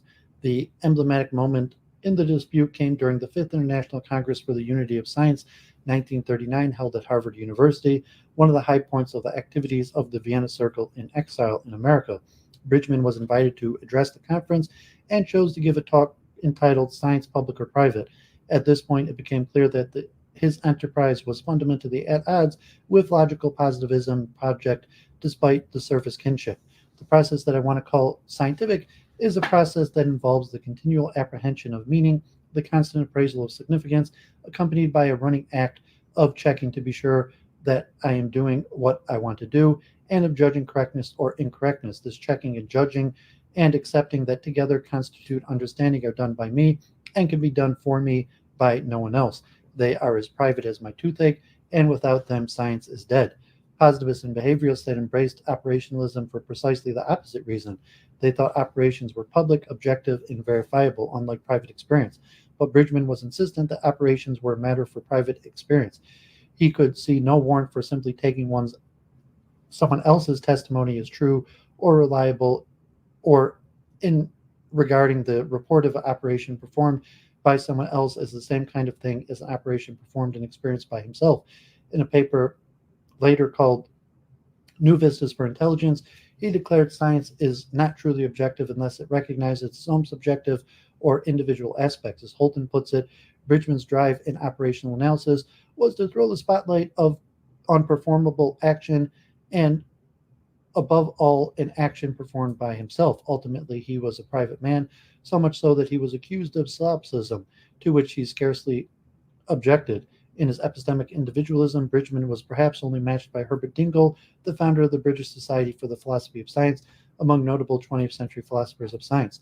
Bridgman's individualistic bent, both in epistemology and social life, was in stark contrast to logical positivist vision of knowledge and society, particularly the strand of positivism driven by Otto Neurath. The latter's aversion to the private compelled him to express even first-hand observational reports as third-person happenings in space and time. Bridgman was unyielding in his opposition to Neurath's type of objectification of personal experience. To him, operations provided the best possible refuge from the ocean of uncertainty always threatening to engulf science, and the relative certainty was only possible if he was learning from his own operations, not from secondhand reports from some other person. In this regard, Bridgman was closer to the strand of logical positivism represented by Mort Schlick, who insisted on maintaining the notion of direct experience as a final arbiter of knowledge. Schlick admitted that experience was fleeting and only provided momentary points of verification rather than a lasting foundation one could build knowledge on. Bridgman's operations had more promise in this regard, as the operations were meant to be repeatable so that the descriptions of the operations and the results would be lasting. However, that was not to be such a straightforward matter. As Holton reports from his first-hand observations, the privacy of observations and the consequent privacy of science was not an idle philosophical doctrine for Bridgman. In the lab, he carried out as much of the work as possible with his own hands, using few assistants and crafting most of the instruments himself. In academic life, Bridgman openly lamented the intellectual fashion of emphasizing that all of our activities are fundamentally social in nature. As for his social and political writings, they were often agonizing attempts to clarify for himself the place of the intellectual individual in society. He was unabashedly elitist, both on behalf of the gifted individual and of scientists as a group, and argued that given appropriate special treatment to scientists would in the end benefit society, that is, all the individuals in society. Mather Walter observes, within the community of scientists and scientific philosophers, Bridgman has become the lone spokesman for radical existential subjectivism, more akin to Reinhold Niebuhr's existentialist theology than to any commonly recognized philosophy of science. Bridgman's uncompromising individualism continues right to the end, with a self-administered euthanasia in the late stage of a painful terminal illness.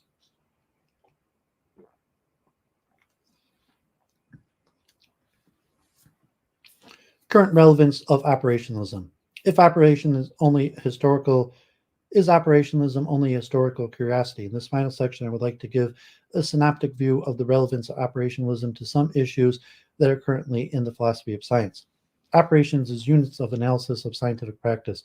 As already noted, Bridgman's ideas first gained recognition in the midst of logical positivist preoccupation with language and meaning. Therefore, operationalism was taken primarily as a doctrine about meaning, and as such shown to be inadequate.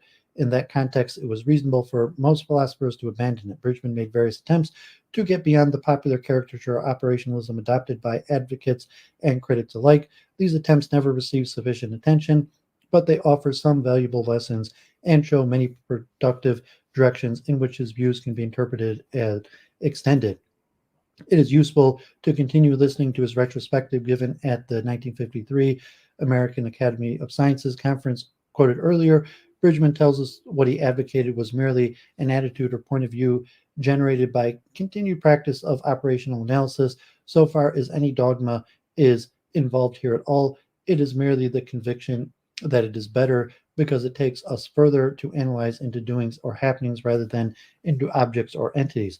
Already in his paper on operational analysis, Bridgman had stated that in the attempt to understand how science works, the subject matter is activity of one sort or another. He equated activity and operations, the term operation only accentuating the directedness of the activity in question. In his last general philosophical treatise, The Way Things Are, Bridgman came back to this theme and stated that operational analysis was only a particular case of an analysis in terms of activities, doings, or happenings, instead of analysis in terms of objects or static abstractions, or in terms of things or static elements. If we take our inspiration from this later Bridgman, we can take him as a guide for a new practice-oriented philosophy of science. We can put aside his reductive doctrine of meaning, his puritanical search for certainty, and his ambivalent privileging of instrumental operations over the types of operations.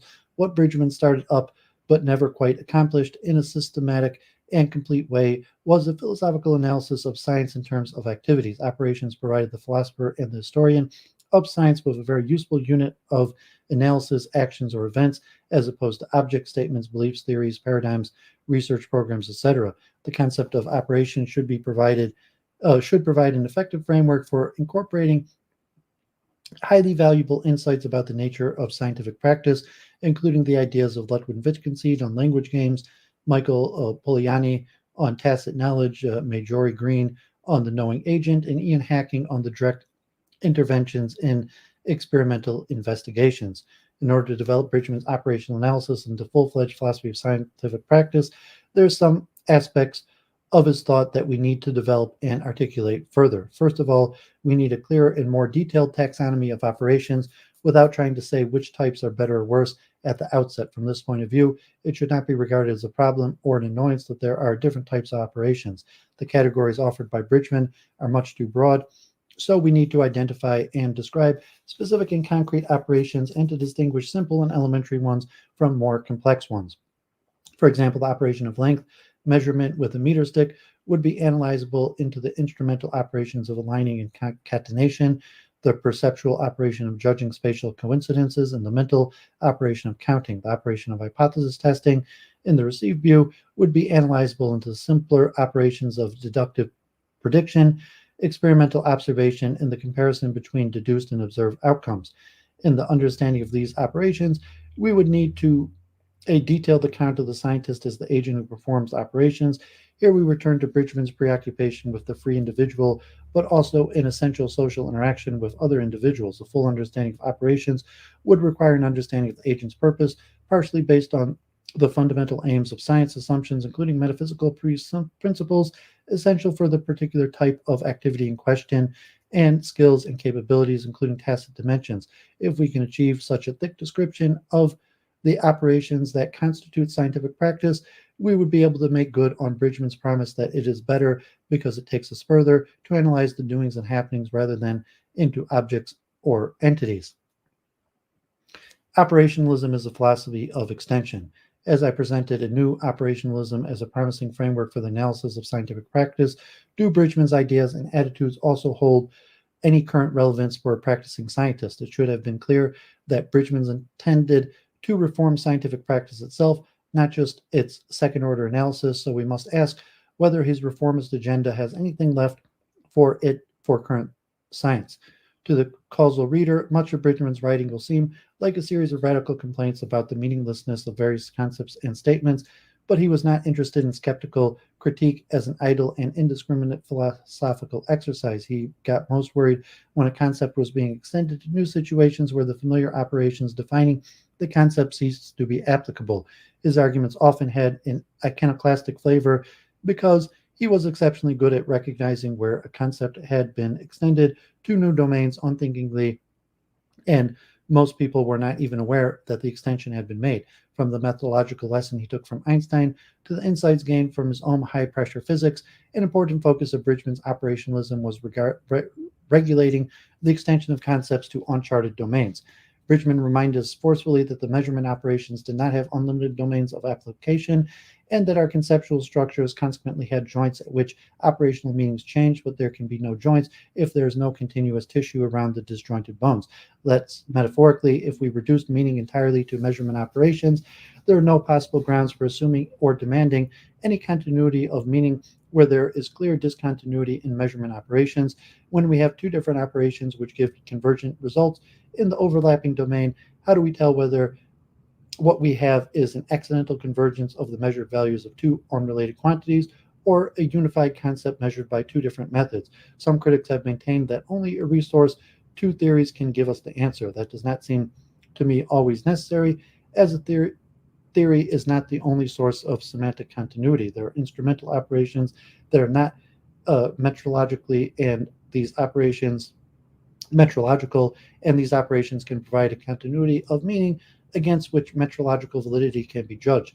We can take operationalism and as a useful and practicable caution not to make conceptual extensions without operational grounds. A homespun example from the 18th century illustrates this point nicely. The efforts of the English potter Josiah Wedgwood to extend the temperature scales to cover the very high temperatures of his kilns at which mercury vaporized and glass melted. All previously known thermometers failed in this pyrometric range, so Wedgwood felt obligated to invent a whole new measurement standard. Wedgwood's skill was wholly disconnected from the temperature scale defined by mercury thermometers.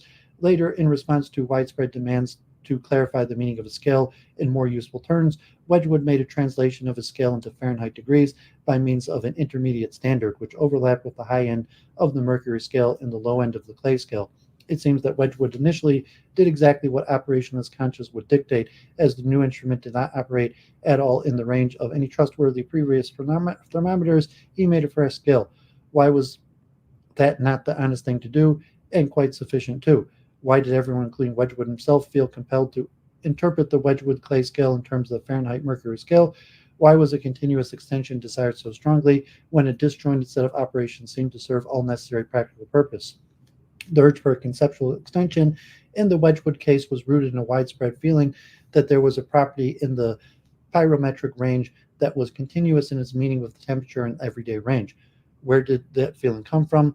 Long before there was any well-defined and agreed-upon theoretical concept of temperature, if we look closely at the situation, numerous subtle and often unspoken connections do first emerge between pyrometric temperature and everyday temperature.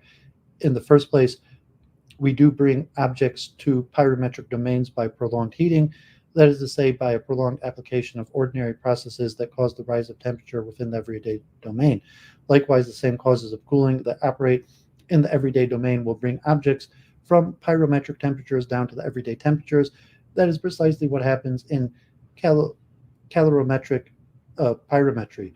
These concrete physical operations provide a continuity of operational meaning between two domains that are not connected by a common measurement standard. Here again, we need to articulate something that Bridgman already did imply. Not all instrumental operations are measurement operations. Operational meaning, even in the narrow instrumental sense, is broader than the meaning specified by methods of measurement. The connections listed above rest on very basic qualitative causal assumptions about temperature. Fire raises the temperature of any ordinary object of which it acts directly. If two objects at different temperatures are put in contact with each other, their temperatures tend to approach each other. There are semi-quantitative links as well. It was taken for granted that the consumption of more fuel should result in the generation of more heat, and that is partly based on primitive notion of energy conservation. It is assumed that the amount of heat communicated to an object is roughly proportional to the amount of change in its temperature, barring changes of state and interfering influences, and that the assumption is so based on the rough but robust understanding of temperature as the degrees of heat. That is exactly the kind of reasoning used by the chemist John Friedrich Daniel to criticize some of Wedgwood's results. Similar types of rough assumptions were also used in the extension of temperature to very low temperatures. These cases illustrate that the concept can do and do get extended to fresh new domains in which theories are uncertain and experience scant, even if no definitive measurement operations have been worked out. We start with a concept with a secure net of uses, giving it a stable meaning in a restricted domain of circumstances. The extent of such a concept consists in giving it a secure net of uses, also credibly linked to the earlier net. In an adjacent domain, such extension can happen in all kinds of ways, including theoretical, fiat, and metaphysical presumption, but the operational method is the most assured one. Specific, well-defined operations, whether they be instrumental, mental, or paper and pencil type, can start a secure skeleton of meaning in the new domain. With all the elements of new meaning operationally well-defined, it also becomes possible to attempt linking them up with each other at each step along the way and check the whole meaning for coherence. Compare such a deliberate process with the vague presumption that terms in a theoretical equation must have the same meaning in the entire mathematical range given to the variables. Operationalism in this guise can be used as a secure method for conceptual extension, quite the opposite of the kind of fragmentation that Hempel feared. Such operationalism would not destroy systematic unity. On the contrary, it is an optimal strategy for achieving as much systematic unity of nature as nature would allow in a strongly empiricist system of knowledge. Operationalism is a strategy for increasing empirical content. Conceptual extension is important, especially since it served as one of the key initial motivations of Bridgman's thought, but it is only part of the operationalist story. In more general terms, operationalism can be seen as a strategy for increasing the empirical content of scientific theory. What is empirical content? Karl Popper saw the amount of the empirical content of theory as the number of states of the world that are forbidden by it. Regarding laws of nature, he said, the more they prohibit, the more they say. Or somewhat more formally, I define the empirical content of a statement as the class of its potential falsifiers. Similarly, but staying away from the strict falsification idiom, Imre Lakatos understood empirical content as the number of empirically testable predictions. Empirical content is not something we hear about very much these days in philosophy of science after the reading of Popperian Lakatosian doctrines, but for Bridgman and many other operationalists is one of the key issues. If we take operationalism as a commitment to increase empirical content, Bridgman was not so much a high-handed judge who pronounced upon the meaningfulness of concepts in a black and white manner. Rather, he offered operational analysis as a tool of self-diagnosis and self-improvement. He was interested in advancing science, not in carping against it like Descartes, who used skepticism as a means of achieving a more positive end. In his connection, there is a point to Bung's contention that operational definition is a misnomer, and we should instead speak of indicator hypothesis that offer links between observable properties and unobservable one. In my view, Bridgman's enterprise can be understood quite well as an instance of what goes by the name conceptual engineering these days. Concepts can be engineered to various ends, and in the case of operationalism, the overriding concern is to make them as empirically meaningful as the circumstances permit. The operationalist dictum could be phrased as follows: maintain and increase the empirical content of theories by the use of operationally well-defined concepts. If it is difficult to craft an exact quantitative measure of empirical content, but we can at least say that the amount of empirical content depends on the number of empirically testable relations that a theory specifies. That in turn depends on the number of independently measurable parameters. Increasing the number of independent parameters, or at least maintaining it, was something that Bridgman sought to achieve with his operationalism. This, I submit, was one of the key reasons why he did not like conceptual extensions that were not backed up by measurement operations in the new domain. And it seemed to me that this lesson was taken to heart by the operationalist psychologists much more than psychologists, as Feast explains in her discussion about how operational definitions should be understood as tools of experimental investigation. To follow Bridgman's thinking along these lines, consider the intriguing passage, which at first glance looks like another complaint about meaninglessness, but towards the end, the main point emerges as a worry about diminishing empirical content. What is the possible meaning of the statement that the diameter of an electron is 10 to the negative 13th centimeters? Again, the only answer is found by examining the operations by which the number 10 to the negative 13th was obtained. The number came by solving certain equations derived from the field equations of electrodynamics, into which certain numerical data obtained by experiment has been substituted. The concept of length has therefore now been so modified as to include that theory of electricity embodied in the field equations, and most important, assumes the correctness of extending these equations from their dimensions in which they may be verified experimentally into a region into which their correctness is one of the most important and problematic of present-day questions in physics. To find whether the field operations are correct on a small scale, we must verify the relations demanded by the equations between the electric and magnetic forces and the space coordinates to determine which involves measurements of length. But if these space coordinates cannot be given an independent meaning apart from these equations, not only is the attempted verification of the equations impossible, but the question itself is meaningless. If we stick to the concept of length itself, we are landed in a vicious circle. As a matter of fact, the concept of length disappears as an independent thing and fuses in a complicated way with other concepts, all of which are themselves altered thereby, with the result that the number of concepts used in describing nature at this level is reduced in number. Such a reduction in the number of operationally meaningful concepts will ultimately inevitably result in a correspondingly reduction in the number of relations that can be tested empirically. A good scientist would fight against such a prospect of a diminished empirical content. This concern with empirical content also explains why Bridgman was not content with the mainstream post-positivist philosophical discourse on concept formation and empirical significance, exemplified by the work of Karl Hempel and William von Orman Quine. Bridgman did not object to the theoretical science creating a system of concepts and laws that made contact with observations only at some point. Over Quinean holism, in which the unit of empirical significance was the entire system of knowledge, had no particular concern about increasing the number of those points of contact with experience. Bridgman's ideal was to operationalize each and every concept if possible, and each case of deoperation rang alarm bells in his head. Recognize the importance of empirical concepts helps us make sense of Bridgman's complex attitude towards theoretical concepts. In a little-known section of the Logic of Modern Physics, he discussed what he called mental constructs in science, particularly those created in order to enable us to deal with physical situations which we cannot directly experience through our senses, but with which we have contact indirectly and by inference. Not all constructs are the same. The essential point of our constructs falls into two classes: those with which no physical operations correspond other than those which enter to the definition of the construct, and those which admit of other operations, or which could be defined in several alternative ways in terms of physically distinctive operations. The difference in the character of constructs may be expected to correspond to essential physical differences, and these physical differences are much too likely to be overlooked in the thinking of physicists. They were also very easily overlooked in the thinking of philosophers who debated his ideas. What Bridgman says here is entirely contrary to the common ideas image of his doctrine. When it came to constructs of which physics is full, Bridgman not only admitted that one concept could correspond to many different operations, but even suggested that such multiplicity of operational meaning was what we mean by the reality of things not given directly by experience.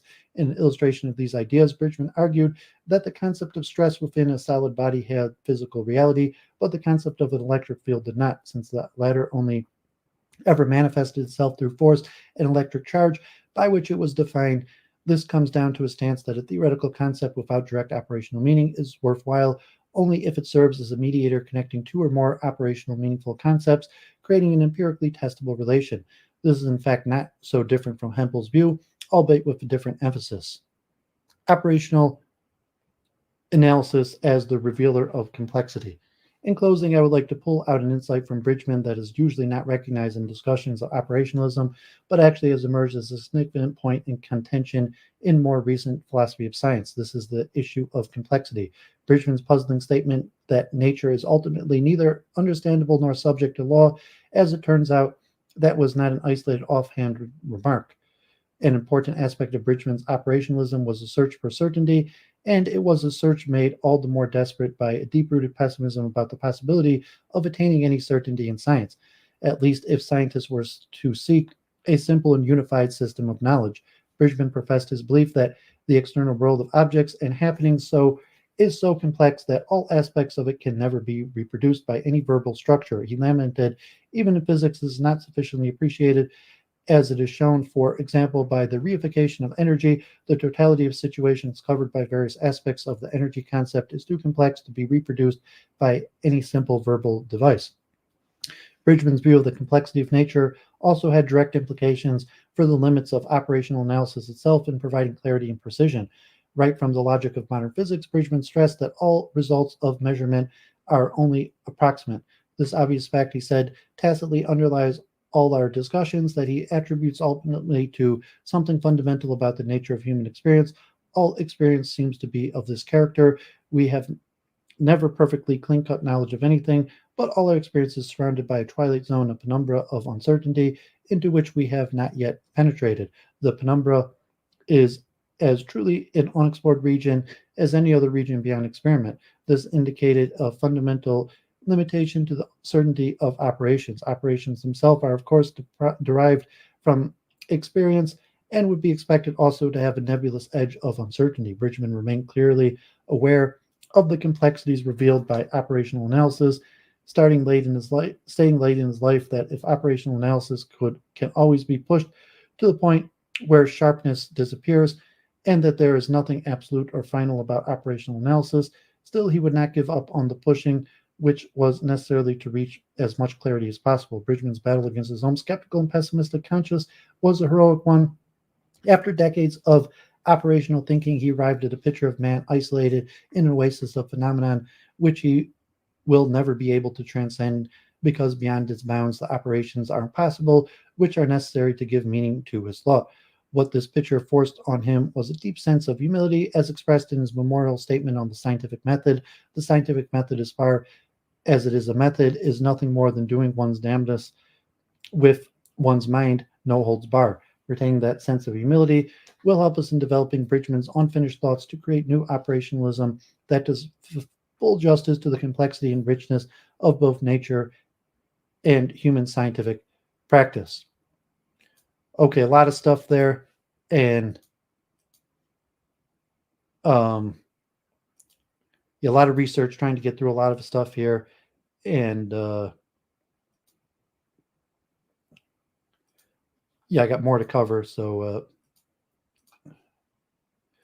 next, one of the main things I wanted to cover, probably more exciting, the Copenhagen interpretation. So just give me 1 minute.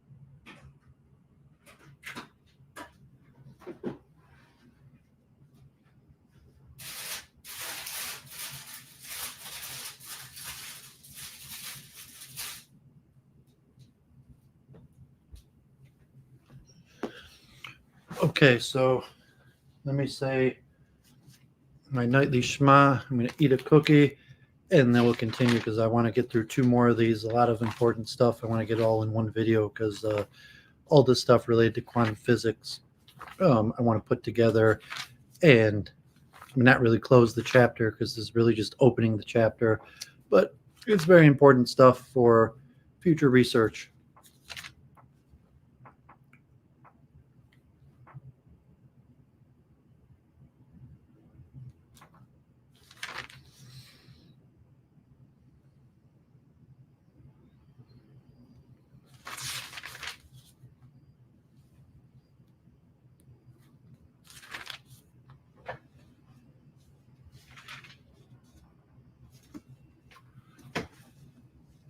Okay, so maybe another 2 hours, so even more than 2 hours. So I hope to get this all done. Maybe more than 2 more hours. So I'm gonna eat a cookie.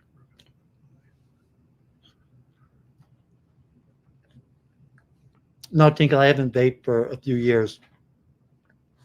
Like this stuff is too complicated to be a pothead at this point. So I'm getting too old for that and trying to maximize my mental strength to really try to understand these issues. And I can't afford any intoxicants, on the stress of my mental labors.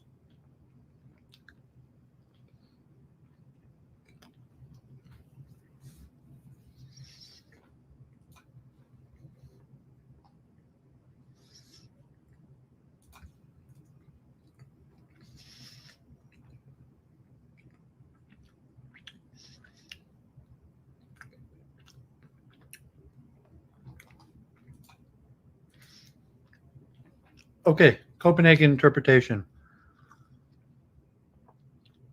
So this one's probably the most interesting of all the ones that I'll be doing today. All of them are important,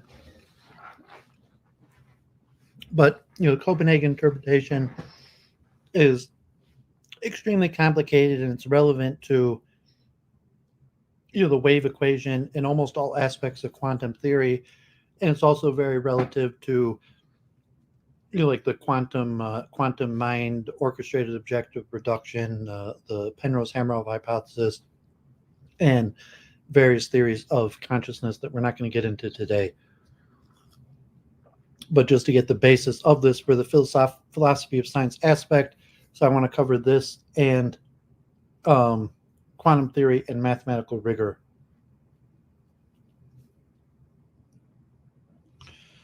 Copenhagen interpretation of quantum mechanics. As this theory of the atom, quantum mechanics is perhaps the most successful theory in the history of science. It enables physicists, chemists, and technicians to calculate and predict the outcome of a vast number of experiments and to create new and advanced technology based on the insight into the behavior of atomic objects. But it is also a theory that challenges our imagination. It seems to violate some fundamental principles of classical physics, principles that eventually have become part of the Western common sense since the rise of the modern worldview of the Renaissance. The aim of any metaphysical interpretation of quantum mechanics is to account for these violations. The Copenhagen interpretation was the first general attempt to understand the world of atoms as this is represented by quantum mechanics. The founding fathers were mainly Danish physicist Niels Bohr, but also Werner Heisenberg and Max Born, and other physicists made important contributions to the overall understanding of the atomic world that is associated with the name of the capital of Denmark. In fact, Bohr and Heisenberg never totally agreed on how to understand the mathematical formalisms of quantum mechanics, and neither of them ever used the term the Copenhagen interpretation as a joint name for their ideas. In fact, Bohr once distanced himself from what he considered to be Heisenberg's more subjective interpretation. The term is rather a label introduced by people opposing Bohr's idea of complementarity to identify what they saw as the common features behind the Bohr-Heisenberg interpretation as it emerged in the late 1920s. Today, the Copenhagen interpretation is mostly regarded as synonymous with indeterminism, Bohr's correspondence principle, Born's statistical interpretation of the wave function, and Bohr's complementary interpretation of certain atomic phenomena.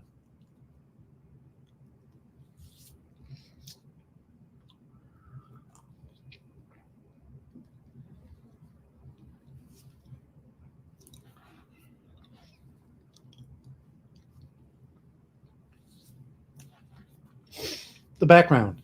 In 1900, Max Planck discovered that the radiation spectrum of black bodies occurs only with discrete energies separated by the value hv, where v is the frequency and h is the new constant, the so-called Planck constant. According to the classical physics, the intensity of this continuous radiation would grow unlimitedly with growing frequencies, resulting in what he called the ultraviolet catastrophe. But Planck's suggestion was that if black bodies only exchange energy with the radiation field in proportion to the equation hv, the problem would disappear. The fact that the absorption of the emission of the energy is discontinuous is in conflict with the principles of classical physics. A few years later, Albert Einstein used the discovery in his explanation of the photoelectric effect. He suggested that light waves were quantized and that the amount of energy which each quantum of light could deliver to the electrons of the cathode was exactly hv. The next step came in 1911 when Ernst Rutherford performed some experiments shooting alpha particles into gold foil. Based on these results, he could set up a model of the atom in which the atom consisted of heavy nucleus with a positive charge surrounded by a negatively charged electrons, like a small solar system. And also, this model was in conflict with the laws of classical physics. According to classical mechanics and electrodynamics, one might expect that the electrons orbiting around the positively charged nucleus would continuously emit radiation, so the nucleus would quickly swallow the electrons. At this point, Niels Bohr entered onto the scene and soon became the leading physicist on atoms. In 1913, Bohr visited Rutherford in Manchester, put forward a mathematical model of the atom which provided the first theoretical support for Rutherford's model and could explain the emission spectrum of the hydrogen atom, the Balmer series. The theory was based on two postulates. An atomic system is only stable at certain sets of states called stationary states, each state being associated with a discrete energy, and every change of energy corresponds to a complete transition from one state to another. The possibility of the atom to absorb and emit radiation is determined by a law according to which the energy of radiation is given by the energy difference between two stationary states being equal to hv. Some features of Bohr's semi-classical model were indeed very strange compared to the principles of classical physics. It introduced an element of discontinuity and indeterminism foreign to classical mechanics. Apparently, not every point in space was accessible to an electron. Moving around a hydrogen nucleus, an electron moved in a classical orbit, but during its transition from one orbit to another, it was not at no definite place between these orbits. Thus, an electron could only be in its ground state, the orbit of lowest energy, or an excited state if an impact of another particle had forced it to leave its ground state. It was impossible to predict when the transition would take place and how it would take place. Moreover, there was no external or internal causes that determined the jump back again. Any excited electron might in principle move spontaneously to either a lower state or down to the ground state. Rutherford himself pointed out, if, as Bohr did, one postulates that the frequency of light v, which an electron emits in its transition, depends on the difference between the initial energy level and the final energy level. It appears that if the electron must know to what final energy level it is heading in order to emit light with the right frequency. Einstein made another strange observation. He was curious to know in which direction the photon decided to move off from the electron. Between 1913 and 1925, Bohr, Arnold Sommerfeld, and others were able to improve Bohr's model, and together with the introduction of spin and Wolfgang Pauli's exclusion principle, it gave a reasonably good description of the basic chemical elements. The model ran into problems nonetheless when one tried to apply it to a spectra other than that of hydrogen. So there was a general feeling among all leading physicists that Bohr's model had to be replaced by a more radical theory. In 1925, Werner Heisenberg, at that time Bohr's assistant in Copenhagen, laid down the basic principles of a complete quantum mechanics. In his new matrix theory, he replaced classical commuting variables with non-commuting ones. The following year, Ernest Schrödinger gave a simpler formulation of the theory in which he introduced a second-order differential equation for the wave function. He himself attempted a largely classical interpretation of the wave function. However, already in the same year, Max Born proposed a consistent statistical interpretation in which the square of the absolute value of this wave function expresses a probability amplitude for the outcome of a measurement. Classical physics. Bohr saw quantum mechanics as a generalization of classical physics, although it violates some of the basic ontological principles on which the classical physics rests. Some of these principles are the principles of physical objects and their identity. Physical objects, systems of objects, exist in space and time, and physical processes take place in space and time. It is a fundamental feature of all changes and movements of physical objects, systems of objects, that they happen on a background of space and time. Physical object systems are localizable. They do not exist everywhere in space and time. Rather, they are confined to definite places and times. A particular place can only be occupied by one object of the same kind at a time. Two physical objects of the same kind exist separately. Two objects that belong to the same kind cannot have identical location at an identical time and must therefore be separated in space and time. Physical objects are countable. Two eluded objects of the same kind count numerically as one if both share identical location at a time, and count numerically as two if they occupy different locations at a time. The principles of separated properties. Two object systems separated in space and time have each independent inherent states or properties. The principle of value determinateness. All inherent states or properties have a specific value or magnitude independent of the value of or magnitude of other properties.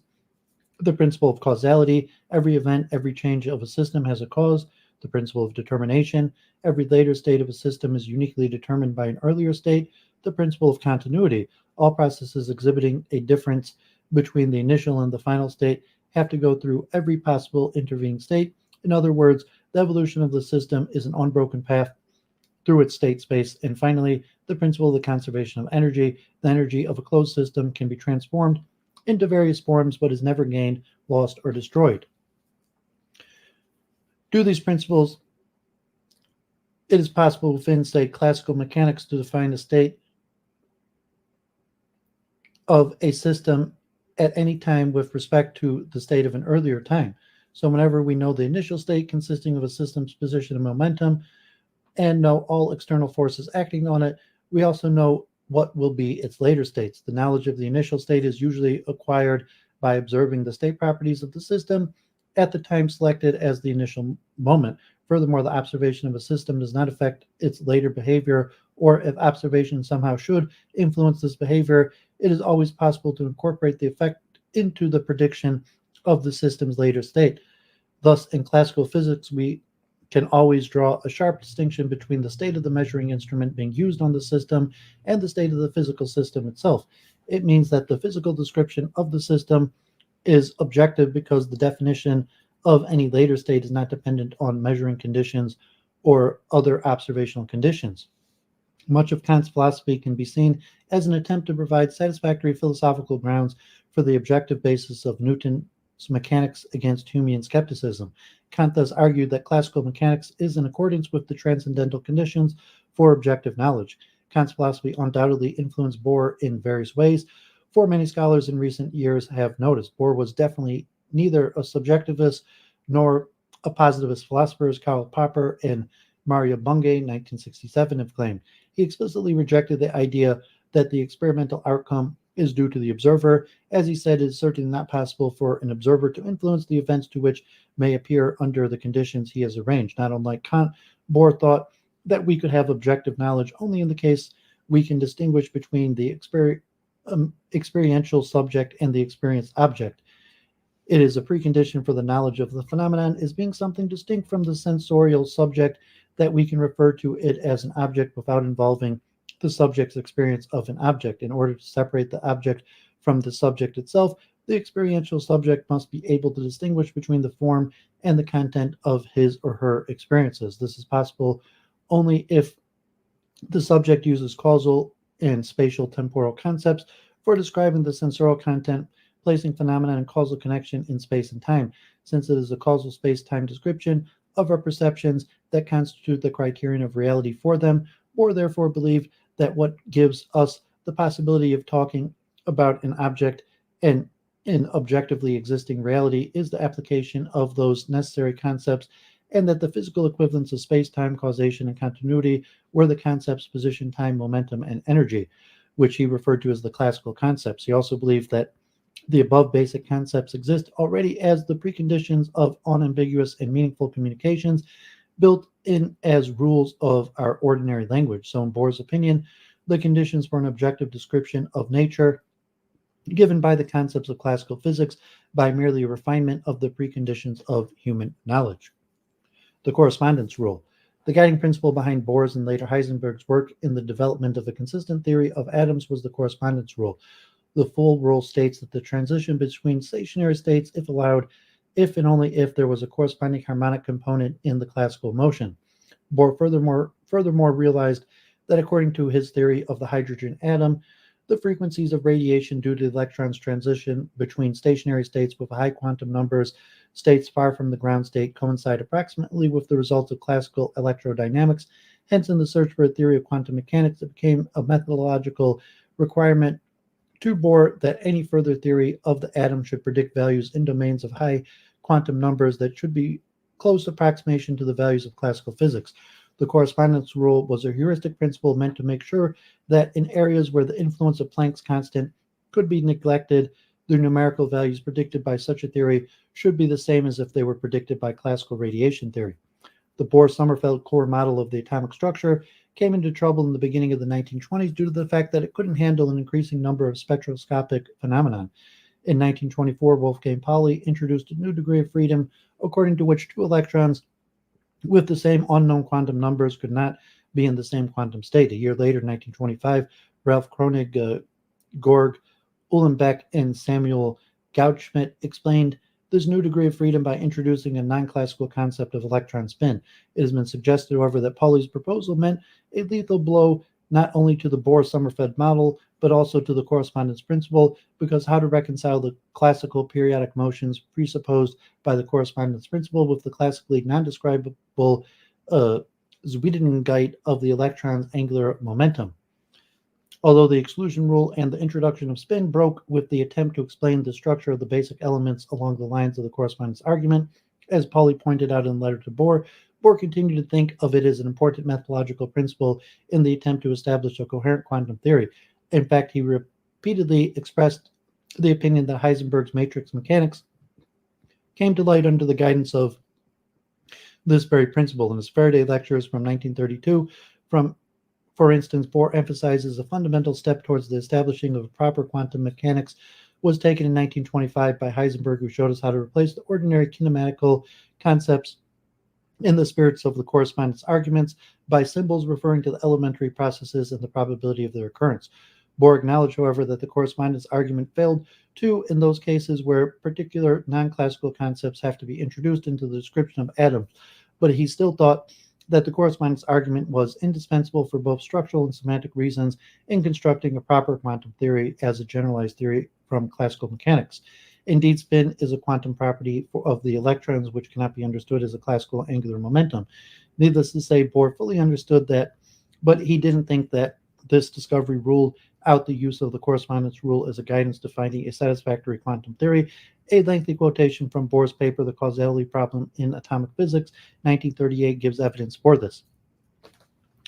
Indeed, as adequate as the quantum postulates are in the phenomenological description of the atomic reactions, and indispensable are the basic concepts of mechanics and electrodynamics for the specification of atomic structure and for the definition of fundamental properties of the agencies with which they react. Far from being a temporary compromise in this dilemma, the recourse to essentially statistical considerations is our only conceivable means for arriving at a generalization of the customary way of description sufficiently wide to account for the features of individuality expressed by the quantum postulates and reducing to classical theory in the limiting case where all actions involved in analysis of the phenomenon are large compared with a single quantum. In the search for a formulation of such a generalization, our only guide has just been the so-called correspondence argument, which gives expression for the exigency of upholding the use of classical concepts to the largest possible extent compatible with quantum postulates. This shows that, according to Bohr, quantum mechanics as formulated by Heisenberg was a rational generalization of classical mechanics when the quantum of action and the spin property were taken into account. The correspondence rule was an important methodological principle. In the beginning, it had a clear technical meaning for Bohr. It was obvious, however, that it makes no sense to compare the numerical values of the theory of atoms with those of classical physics unless the meaning of the physical terms in both theories is commensurable. The correspondence rule was based on the epistemological idea that classical concepts were indispensable for our understanding of physical reality, and it is only when classical phenomenon and quantum phenomenon are described in terms of the same classical concepts that we can compare different physical experiences. It was this broader sense of the correspondence rule that Bohr often had in mind. Later on, he directly mentioned the relationship between the use of the classical concept and the correspondence principle in 1934 when he wrote in the introduction to the atomic theory and the description of nature. The necessity of making an extensive use of the classical concepts upon which depends ultimately the interpretation of all experience gives rise to the formulation of the so-called correspondence principle, which expresses our endeavors to utilize all the classical concepts by giving them a suitable quantum theoretical reinterpretation. Bohr's practical methodology stands, therefore, in direct opposition to Thomas Kuhn and Paul Feyerabend's historical view that seceding theories like classical mechanics and quantum mechanics are incommensurable, in contrast to their philosophical claims of meaning gaps and partial lack of rationality in the choice between incommensurable theories. Bohr believed not just retrospectively that quantum mechanics was a natural generalization of classical physics, but he and Heisenberg followed and practiced the requirements of the correspondence rule. Thus, in the mind of Bohr, the meaning of the classical concept did not change, but their application was restricted. This was the lesson of complementarity. Complementarity. After Heisenberg had managed to formulate a consistent quantum mechanics in 1925, both he and Bohr began their struggle to find a coherent interpretation for the mathematical formalism. Heisenberg and Bohr followed somewhat different approaches, where Heisenberg looked at the formalism and developed his famous uncertainty principle or indeterminacy relationship. Bohr chose to analyze concrete experimental arrangements, especially the double-slit experiment. In a way, Bohr merely regarded Heisenberg's relation as an expression of his general notion that our understanding of atomic phenomenon built on complementary descriptions. At Como in 1927, he presented for the first time his idea according to which certain different descriptions are said to be complementary. Bohr pointed to two sets of descriptions which he took to be complementary. On the one hand, there are those that attribute either kinematic or dynamic properties to the atom, that is, space-time descriptions are complementary to claims of causality, where Bohr interpreted the causal claims in physics in terms of their conservation of energy and momentum. On the other hand, there are those descriptions that ascribe either wave or particle properties to a single object. How these two kinds of complementary sets of descriptions are related is something Bohr never indicated. Even among people like Rosenfeld and Pace, who claim to speak on behalf of Bohr, there is no agreement. The fact is that the description of light is either a particle or waves was already a classical dilemma, which not even Einstein's definition of a photon really solves, since the momentum of the photon as a particle depends on the frequency of light as a wave. Furthermore, Bohr eventually realized that the attribution of kinematic and dynamic properties to an object is complementarity because the ascription of both of these conjugate variables rest on mutually exclusive experiments. The attribution of particle and wave properties to any object may, however, occur in a single experiment, for instance, in the double-slit experiment, where the inference pattern consists of single dots. So within less than 10 years after his Como lecture, Bohr tacitly abandoned wave-particle complementarity in favor of the exclusivity of kinematic dynamic complementarity.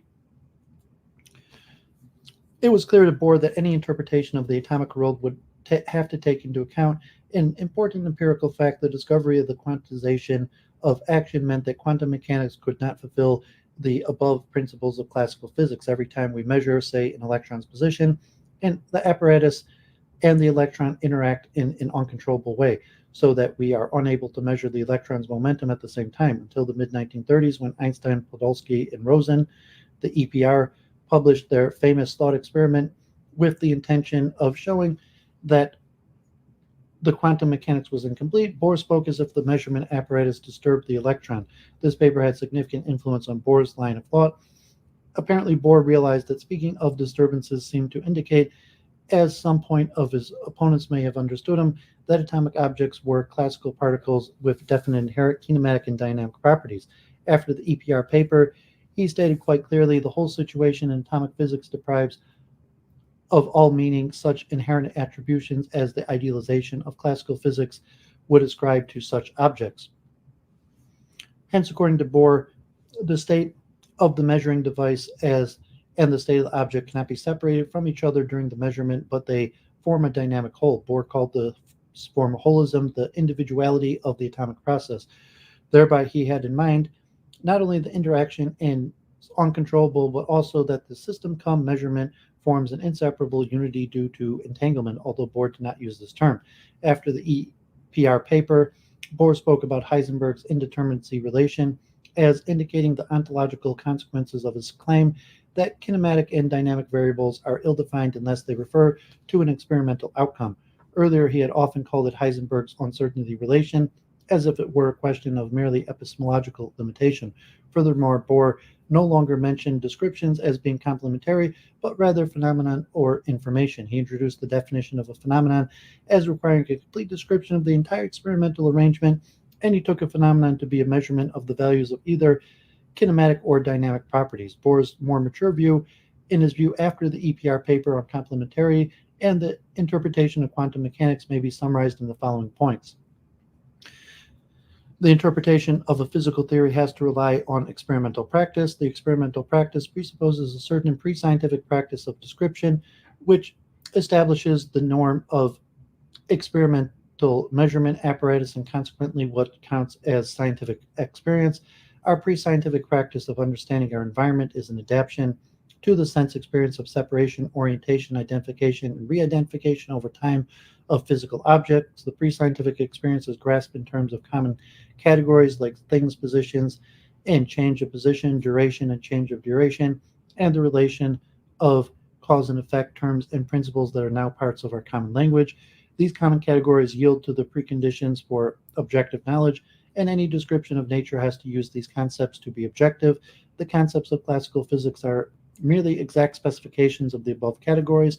The classical concepts and not classical physics itself are therefore necessary in description of physical experience in order to understand what we are doing and to be able to communicate our results to others, in particular in the description of quantum phenomena as they present themselves in experiments.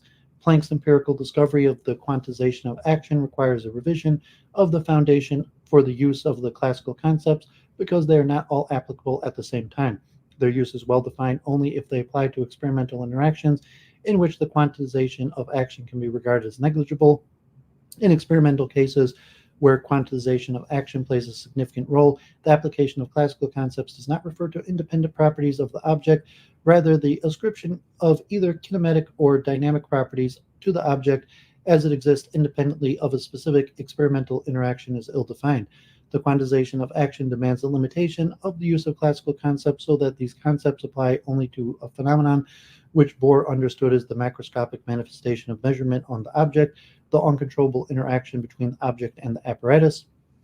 The quantum mechanical description of the object differs from the classical description of the measuring apparatus, and this requires that the object of the measuring device should be separated in the description, but the line of separation is not the one between macroscopic instruments and the microscopic objects. It has been argued in detail that Bohr pointed out that parts of the measuring device may sometimes be treated as parts of the object in the quantum mechanical description. The quantum mechanical formulation does not provide physicists with a pictorial representation.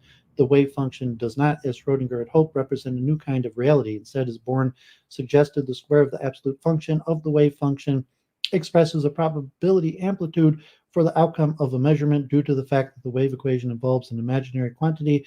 This equation can have only a symbolic character, but the formalism may be used to predict the outcome of a measurement that establishes the conditions under which concepts like position, momentum, time, and energy apply to the phenomenon.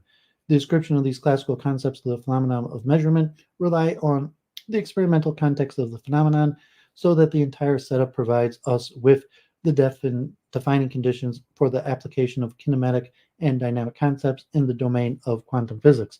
Such phenomena are complementary in the sense that their manifestations depend on mutually exclusive measurements, but that the information gained through these various experiments exhausts all possible objective knowledge of the object.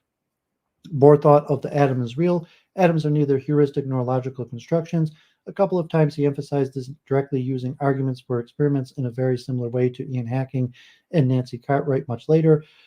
What he did not believe was that quantum mechanical formalism was true in the sense that it gave us a literal, pictorial rather than symbolic representation of the quantum world. It makes much sense to characterize Bohr in modern terms as an entity realist who opposes theory realism. It is because of the imaginary quantities in quantum mechanics where the commutation rule for canonically conjugate variables introduces Planck's constant to the formalism that quantum mechanics does not give us a pictorial representation of the world. Neither does the theory of relativity, Bohr argued, provide us with a literal representation since the velocity of light is introduced with a factor of I in the definition of the fourth quadrant in the fourth dimensional manifold. Instead, these theories can be used symbolically to predict observations under well-defined conditions. Therefore, many philosophers have interpreted Bohr as an anti-realist or as an instrumentalist when it comes to theories. However, Bohr's reference to the use of imaginary number in quantum mechanics as an argument for his rejection of a pictorial representation may seem misplaced. The use of imaginary numbers is more a question about the conventional choice of scale, whether measurement should be represented in terms of imaginary real numbers, than an indication of a certain magnitude expressed in terms of these numbers is not real. Deeks 2017 gives a nuanced discussion of Bohr's arguments, and he concludes that in the context of quantum mechanics, Bohr saw imaginary numbers to be associated with incompatible physical quantities.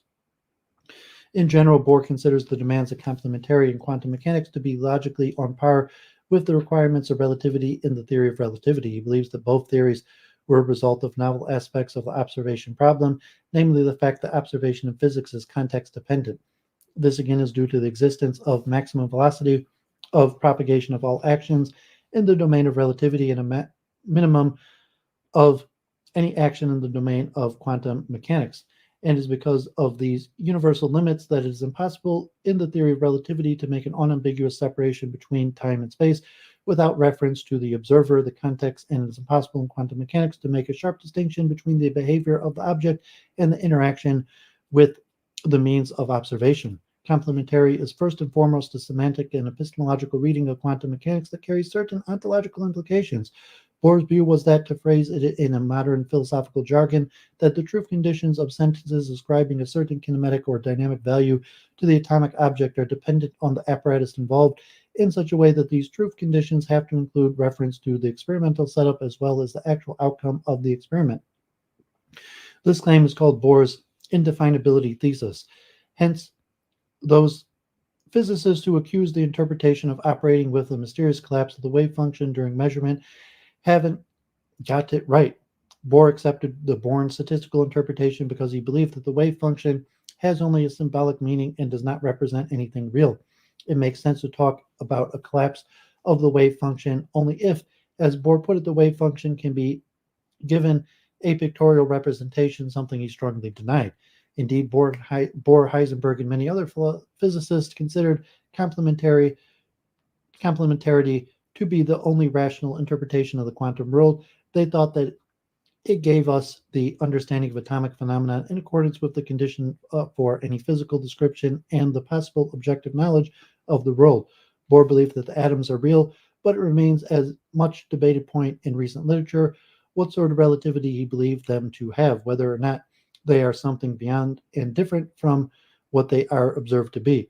Henry Foltz argued that Bohr must operate with a distinction between a phenomenon and a transcendental object. The reason is that this is the only way which it makes sense to talk about the physical disturbance of the atomic object by the measuring instrument as Bohr did for a while.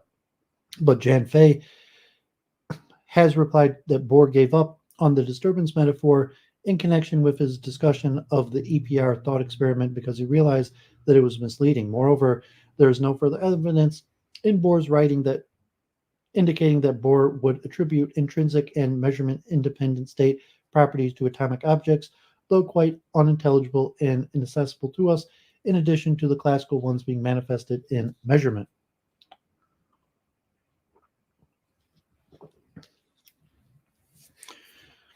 The use of classical concepts.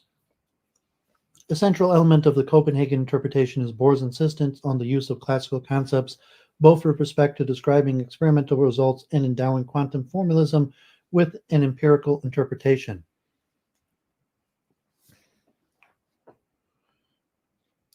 The special cognitive status ascribed to the classical concepts is something Bohr stressed from the very beginning. Here's a quotation from 1934. No more is it likely that the fundamental concepts of classical theories will ever become superfluous for the descriptions of physical experience.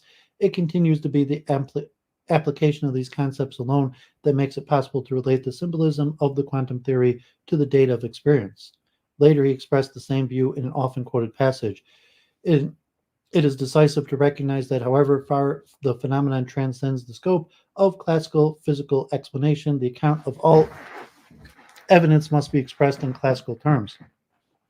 The argument is simply that by the word experiment, we refer to a situation where we can tell others that what we have done and what we have learned, and that therefore the account of the experimental arrangement and the results of the observations must be expressed in unambiguous language with suitable applications to the terminology of classical physics. Bohr saw the classical concepts as necessary for procuring unambiguous communication about what happens in the laboratory. Classical concepts are indispensable because they enable physicists to describe observation in clear common language, and because they are the ones by which the physicists connect the mathematical formalisms with observational content. Over the years, different authors have come up with different explanations for why Bohr thought that classical concepts were unavoidable for the description of quantum phenomenon. Here we shall group these explanation in relation to 5 different philosophical frameworks: empiricism, Kantianism, pragmatism, Darwinianism, and experimentalism. Empiricism. This view is represented by the logical positivists. They believe that the interpretation of any scientific theory should be grounded in empirical observations. No theory, according to positivists, is cognitively meaningful unless its terms can be connected to terms that are able to express results that would verify that theory. Observational terms refer directly to the observable things or observable properties of physical objects, whereas theoretical terms are explicitly defined by correspondence rules connecting them with the observational terms. Hence, classical terms like position and momentum are exactly such terms that enable physicists to ascribe a physical meaning to the quantum mechanics. Kantianism. Many philosophers and physicists have recognized the strong kinship between Kant and Bohr thinking, or a direct Kantian influence on Bohr. In the 30s, von Weizsäcker and Hermann attempted to understand complementarity in light of the neo-Kantian ideas. As von Weizsäcker put it many years later, the alliance between Kantians and physicists was premature in Kant's time and still is. In Bohr, we begin to perceive its possibility. A series of modern scholars has also emphasized the Kantian parallels. Although these scholars find common things, they also disagree to what extent Kantian and neo-Kantian ideas can be used as spectacles through which we may vision Bohr's understanding of quantum mechanics. On the other hand, Cufaro holds that any proper interpretation of Bohr should start with Kant, and that complementarity follows naturally from a broadly Kantian epistemological framework. Kant's assumption was that our forms of intuition and our categories of thought constitute a transcendental condition for the possibility of any objective experience. Thus, space and time are referred to as the forms of intuition, and the categories of understanding, such as causation, unity, plurality, and totality, are the a priori concepts which the mind imposes on the sense impressions that appear in our intuition. In a similar way, it is argued that Bohr saw concepts like space-time, causation, unity, and totality as a priori categories that were necessary for any objective description of quantum phenomenon, and that classical physics was an explication and operation of these a priori concepts. Pragmatism. Some scholars have advocated for a more pragmatic explanation of Bohr's thesis concerning the indispensability of classical concepts. Here, the interpretation focuses on how we experimentally get to know something about atoms. We find out about atoms by interacting with atomic systems, not by picturing them, and the interactions are accounted for in terms of experiential categories. The pragmatists typically reject the a priori status of the mind's categories as they take them to be contingent.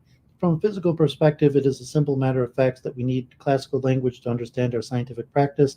It does not require any philosophical justification. Likewise, Dorado compares Bohr's indispensable thesis to Peter Strawson's descriptive metaphysics, according to which we all share common conceptual schemes about the experiential world, which cannot be given further justification. As Folsey notes in comparison between Bohr and Lewis, that classical concepts reflect our empirical needs and shared interest, and may eventually change if these needs and interests change. The common language, together with the development of a physical clarification of some basic empirical concepts, gave us the classical physics because such an improved language enables us to communicate in an unambiguous and objective manner about our observations. As Bohr puts it, even when the phenomenon transcend the scope of classical physical theories, the account of the experimental arrangement and the recording of the observation must be given in plain language, suitably supplemented by technical physical terminology. This is a clear logical demand, since The very word experiment refers to a situation where we can tell others that what we have done and what we have learned. The use of classical concepts to grasp the world is beneficial for understanding each other. Such empirical concepts provide us with an objective description of the function and the outcome of physical experiments. Darwinianism. In several places, Bohr speaks about the classical concepts as embodied in our common language, which is adapted to account for our physical experiences. The selection of the word adapted to seems to indicate that Bohr relied on a Darwinian theory of natural selection in his search for an explanation. The classical concepts are indispensable for the description of our experience because we are forced by nature to use a common language that is adapted to reporting our visual experiences, which again is the result of human adaptation to their physical environment. Apart from Bohr's use of the word adapted to, Bohr's former assistant, Leon Rosenfeld, who was an ardent defender of Bohr's complementarity, explicitly suggested that the complementary logic is due to human evolution. I suspect the development of a computing and communication system like our brain demands about the complexity of organization which has been reached by our own species in the course of evolution. Natural selection installs certain permanent visual cognitive schemes in our predecessors, and this cognitive adaptation explains why these schemes, later reflected in our common language, gain a privileged epistemic status and keep this status in physics in terms of refined classical concepts. Experimentalism.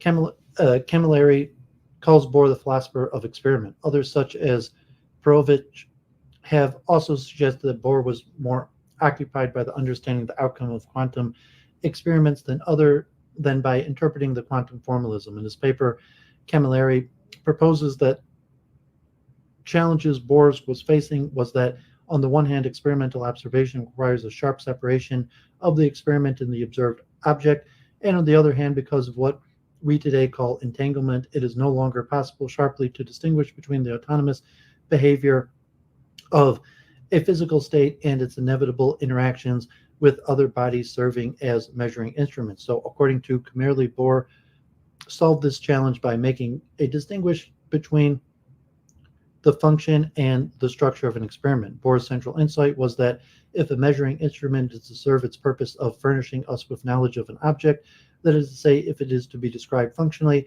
it must be described classically. Of course, it is always possible to represent the experimental apparatus from a purely structural point of view as quantum mechanical systems without any reference to function. However, any functional description of the experimental apparatus in which it is treated as a means to an end and not merely as a dynamical system must make use of the concepts of classical physics. This analysis explains not only why Bohr thought that classical concepts were indispensable for interpretation purposes, but also indicates why he thought that properties like momentum, position, and duration could be attributed only to an atom object in relation to specific experimental arrangement. As Deeks mentions, while denying any deeper philosophical motivation on Bohr's part, the use of classical concepts is part of a laboratory life. The classical description is basically just the description in terms of everyday language, generalized by the addition of physics terminology, and it is the one we de facto use to describe our environment. But because of quantum of action symbolized by Planck's constant, the function of experiments that supply the physicists with exact information about space-time coordination is incompatible with experiments whose function is to supply them with exact information about energy and momentum. Indeed, there are both similarities and overlaps between some of the proposed explanations concerning the indispensability of classical concepts, yet not all of the suggested explanations can be true. Even though the aim of Bohr's effort is to give us an empirical interpretation of the quantum formalism, his empiricism is different from that of the logical positivist. He does not seek to reduce terms concerning theoretical entities to terms about sense data or purely perceptual phenomenon. He insists only that the empirical evidence physicists collect from their experiments on atomic objects has to be described in terms of the same concepts which were developed in classical mechanics in order for them to understand what the quantum theory is all about. Nevertheless, the various explanations all give us some hints into the complexity of Bohr's thinking concerning the description of physical experiments. At different times, he seems to put emphasis on one aspect rather than another, depending on the specific context of discussion. Sometimes he was occupied with the interpretation of experiments, sometimes with the relationship between actual experiments and the formulation of quantum mechanics, and emphasizing the necessity of classical concepts for the description of quantum phenomenon. Bohr might have been influenced by Kantian-like or Neo-Kantianism, but if so, he was a naturalized or pragmatized Kantian. The classical concepts are merely explications of concepts that are already a result of our perceptual adaptation to the world. These concepts and the conditions for their application determine the conditions for objective knowledge. The discovery of the quantization of action has revealed to us, however, that we cannot apply these concepts to the quantum objects as we did in classical physics. The use of the classical concepts in the domain of quantum mechanics has to be restricted with respect to their use in classical mechanics. Now, kinematic and dynamic properties represented by conjugate variables can be meaningfully ascribed to the object only in relation to some actual experimental results, whereas classical physics attributes such properties to the object regardless of whether we actually observe them or not. In other words, Bohr denied that classical concepts could be used to attribute properties to a physical world in itself beyond the perceptual phenomenon, properties different from those being observed. In contrast, classical physics rests on an idealization, he said, in the sense that it assumes that the physical world has these properties in itself as inherent properties independent of their actual observation. The interpretation of the quantum formalism. Classical concepts serve as an important function of the connecting the quantum mechanical symbolism with experimental observations. If one accepts the Bohr grasp on physics began with his understanding of the role of physical experiments, this understanding has strong implications for his empirical interpretation of quantum formalism. The modern scholarly debate has taken Bohr to be an instrumentalist, an objective anti-realist, a phenomenological realist, or a realist of various sorts. But very often, the various participants do not give an exact specification of how they understand these terms and how these terms apply to Bohr's thinking.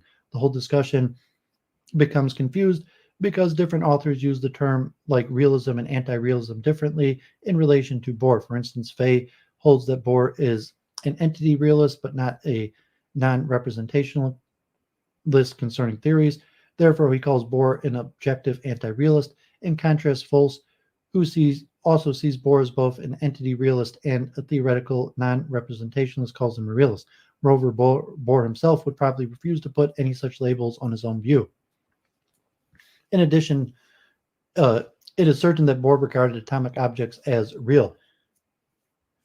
Their existence has been confirmed by countless experiments, hence phrased in modern terminology, Bohr might be classified as an entity realist, in the sense that experiments reveal their classical properties in relation to an experimental setup. Such a view does not fit traditional instrumentalists, where the introduction of unobservable entities is a logical construction in order to classify various empirical observations together. But entity realism corresponds with objective anti-realism, phenomenological realist, and all other forms of realism because it does not indicate anything about one's attitudes towards theories. A further issue is then how to interpret a physical theory. Does or doesn't the quantum formalism, according to Bohr, represent the world over and above being a tool for prediction? Here are four statements which seem to show that Bohr was an instrumentalist concerning scientific theories and in general the quantum formalism in particular. Okay, thanks, Sigma. John, God bless too. The purpose of scientific theories is not to disclose the real essence of phenomenon, but only to track down, so far as possible, relations between the manifold aspects of experience. The ingenious formalism of quantum mechanics, which abandons pictorial representation and aims directly at a statistical account of quantum processes. The formalism thus defies pictorial representation and aims directly at prediction of observations appearing under well-defined conditions. The entire formalism to be considered as a tool for deriving predictions of definite and statistical character. In these four statements, Bohr mentions the absence of pictorial representations twice in relation to the quantum formalism. The term pictorial representation stands for a representation that helps us to visualize what it represents and construct to symbolic representation. A pictorial representation is a formalism that has an isomorphic relation to the objects it represents, such that the visualized structure of the representation corresponds to a similar structure in nature. Conversely, a symbolic representation does not stand for anything visualizable. It is an abstract tool whose function is to calculate a result whenever this representation is applied to an experimental situation. With respect to the formalism of quantum mechanics, it is particularly one's interpretation of the wave function that determines whether one thinks of it symbolically as a tool for calculation of statistical outcome or thinks of it as representing a real physical field. Ace Rowley, God bless. In a close reading of the Como papers, Dennis Deeks reaches the conclusion that the notion that the lecture is meant to promulgate an instrumentalist interpretation of quantum theory, according to which the whole formalism possesses only mathematical and no physical descriptive content, is thus immediately seen to sit uneasy with the textual evidence. In other words, Deeks goes against the more general interpretation of Bohr, according to which Bohr only believed that the wave function formalism is a mere tool for prediction. Just because Bohr writes off quantum formalism as a pictorial representation, it still gives us some insight into the physical reality. First, Deeks points to another Bohr argument against seeing Schrodinger's wave function as representing anything real. This argument concerns the fact that the wave function in quantum mechanics cannot represent a three-dimensional entity. Bohr himself tells us that his second argument about the dimensionality of configuration space is the most important one. Above all, there can be no question of an immediate connection with our ordinary conceptions because the wave equation is associated with the so-called coordinate space. In other words, the Schrodinger wave is a case of many particle systems cannot be a physical wave in three-dimensional space, which would be an ordinary conception since it lives in a high-dimensional mathematical space. Then Deeks argues that even though this is an argument against wave function realism, it is not an argument that excludes the wave function from containing information about the quantum worlds. Deeks compares this argument to the one that denies the phase space realism. We can consistently deny the physical reality of phase space and still be realists with respect to particles, so we should not mistake Bohr's arguments for the symbolic character of the wave function for an argument in favor of instrumentalism to court. The difference between classical many particle systems placed in a phase space and a system of quantum objects placed in configuration space is, however, that the description of many particles in phase space can be decomposed into a description of single particles in three-dimensional physical space, whereas the sum of the quantum waves associated with many particle in configuration space yields yet another superimposed quantum waves which cannot be decomposed into a description of a single particle in three-dimensional space. Deeks then continues to show how the structural features of the quantum formalism guided Bohr in his interpretation of quantum mechanisms. Likewise, he argues that Bohr's pronouncements on the meaning of quantum mechanics should first of all be seen as responses to the concrete physical problems rather than as expressions of a preconceived philosophical doctrine. His analysis results in a finding that Bohr's qualitative interpretation is in line with the modern non-collapse theories. Misunderstandings of complementarity. Complementarity has been commonly misunderstood in several ways, some of which shall be outlined in this section. First of all, earlier generations of philosophers and scientists have often accused Bohr's interpretation of being positivistic or subjectivistic. Today, philosophers have almost reached consensus that is neither. There are, as many have noticed, both typically realist as well as anti-realist elements involved in it, and it has affinities with Kant or Neo-Kantianism. The influence of Kant or Kantian thinking on Bohr's philosophy seems to have several sources. Some have pointed to the tradition of Hermann von Helmholtz. Others have considered the Danish philosopher Harald Hofding to be the missing link to Kantianism. But because Bohr's view on complementarity was wrongly been associated with positivism and subjectivism, much confusion still seems to stick to the Copenhagen interpretation. Don Howard argues, however, that what is commonly known as the Copenhagen interpretation of quantum mechanics, regarded as representing a unitary Copenhagen point of view, differs significantly from Bohr's complementary interpretation. He holds that the Copenhagen interpretation is an invention of the mid-1950s, for which Heisenberg is chiefly responsible, and that various other physicists and philosophers, including Bohm, Feyerabend, Hansen, and Popper, have further promoted the invention in the service of their own philosophical agendas. More recently, Marabella argued that Bohr's statements are intelligible only as we presume that he was a radical operationalist or simple-minded positivist. In fact, complementarity was established as the orthodox interpretation of quantum mechanics in the 1930s, a time when positivism was prevalent in the philosophy of science, and some commentators have taken the two to be closely associated. During the 1930s, Bohr was also in touch with the leading neo-positivists or logical empiricists such as Otto Neurath, Philip Frank, and the Danish philosopher Jørgen Jorgensen. Although their anti-metaphysical approach to science may have had some influence on Bohr, especially around 1935 during his final discussion of Einstein about the completeness of quantum mechanics. One must recall that Bohr always saw complementarity as a necessary response to the indeterministic description of quantum mechanics due to the quantum of action. The quantum of action was an empirical discovery, not a consequence of a certain epistemological theory, and Bohr thought that indeterminism was the price to pay to avoid paradoxes.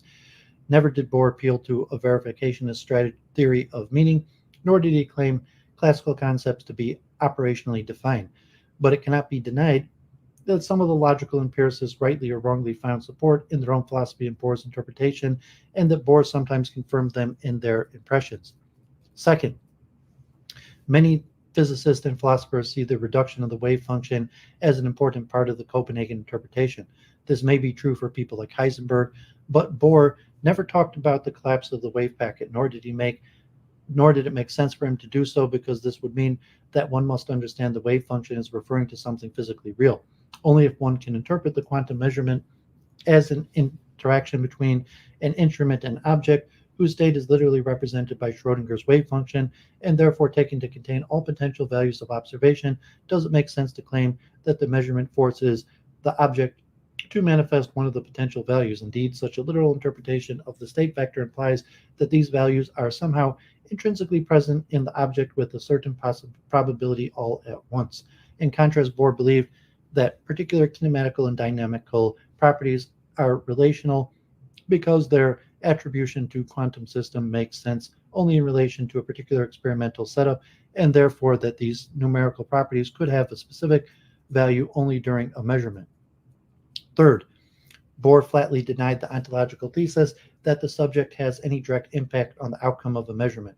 Hence, when he occasionally mentioned that the subjective character of quantum phenomenon and the difficulties of distinguishing the object from the subject in quantum mechanics, he did not think of it as a problem confined to the observation of atoms alone. For instance, he stated that already the theory of relativity reminds us of the subjective character of all physical phenomenon.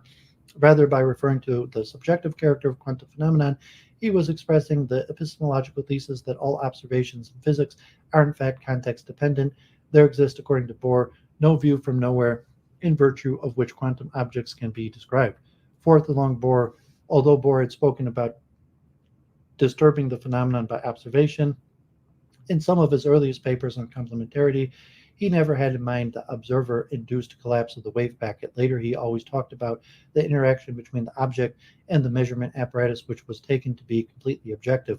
Thus, Schrodinger's cats did not pose any riddle to Bohr. The cat would be dead or alive long before we opened the box to find out. What Bohr claimed was, however, that the state of the object and the state of the instrument are dynamically inseparable during the interaction.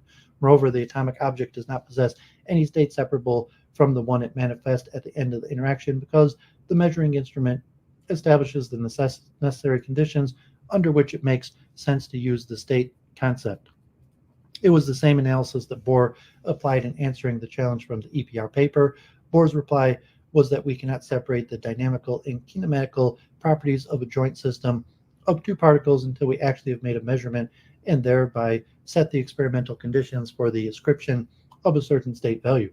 Bohr's way of addressing the puzzle was to point out that individual states of a pair of coupled particles cannot be considered in isolation, and in the same way as the state of the object and the state of the instrument are dynamically inseparable during measurements, thus based on our knowledge of a particular state value of the auxiliary body being an atomic object or an instrument, we may infer that the state value of an object with which once interacted. It therefore makes sense when Howard holds that Bohr considered the post-measurement joint state of the object and measuring apparatus to be entangled as in any other quantum interaction involving an entangled pair. Finally, when Bohr insisted on the use of classical concepts for understanding quantum phenomenon, he did not believe, as is sometimes suggested, that macroscopic objects or the measuring apparatus always have to be described in terms of the dynamical laws of classical physics. The use of classical concepts is necessarily, according to Bohr, because by these we have learned to communicate to others about our physical experiences. The classical concepts are merely a refinement of everyday concepts of position, action, space, and time. However, the use of classical concepts is not the same in quantum mechanics as in classical physics. Bohr was well aware of the fact that, on pains of inconsistency, the classical concepts must be given a suitable quantum theoretical reinterpretation before they could be employed to describe quantum phenomena. The divergent views. The Copenhagen interpretation is not a homogeneous view. The insight has begun to emerge among historians and philosophers of science over the last 10 to 15 years.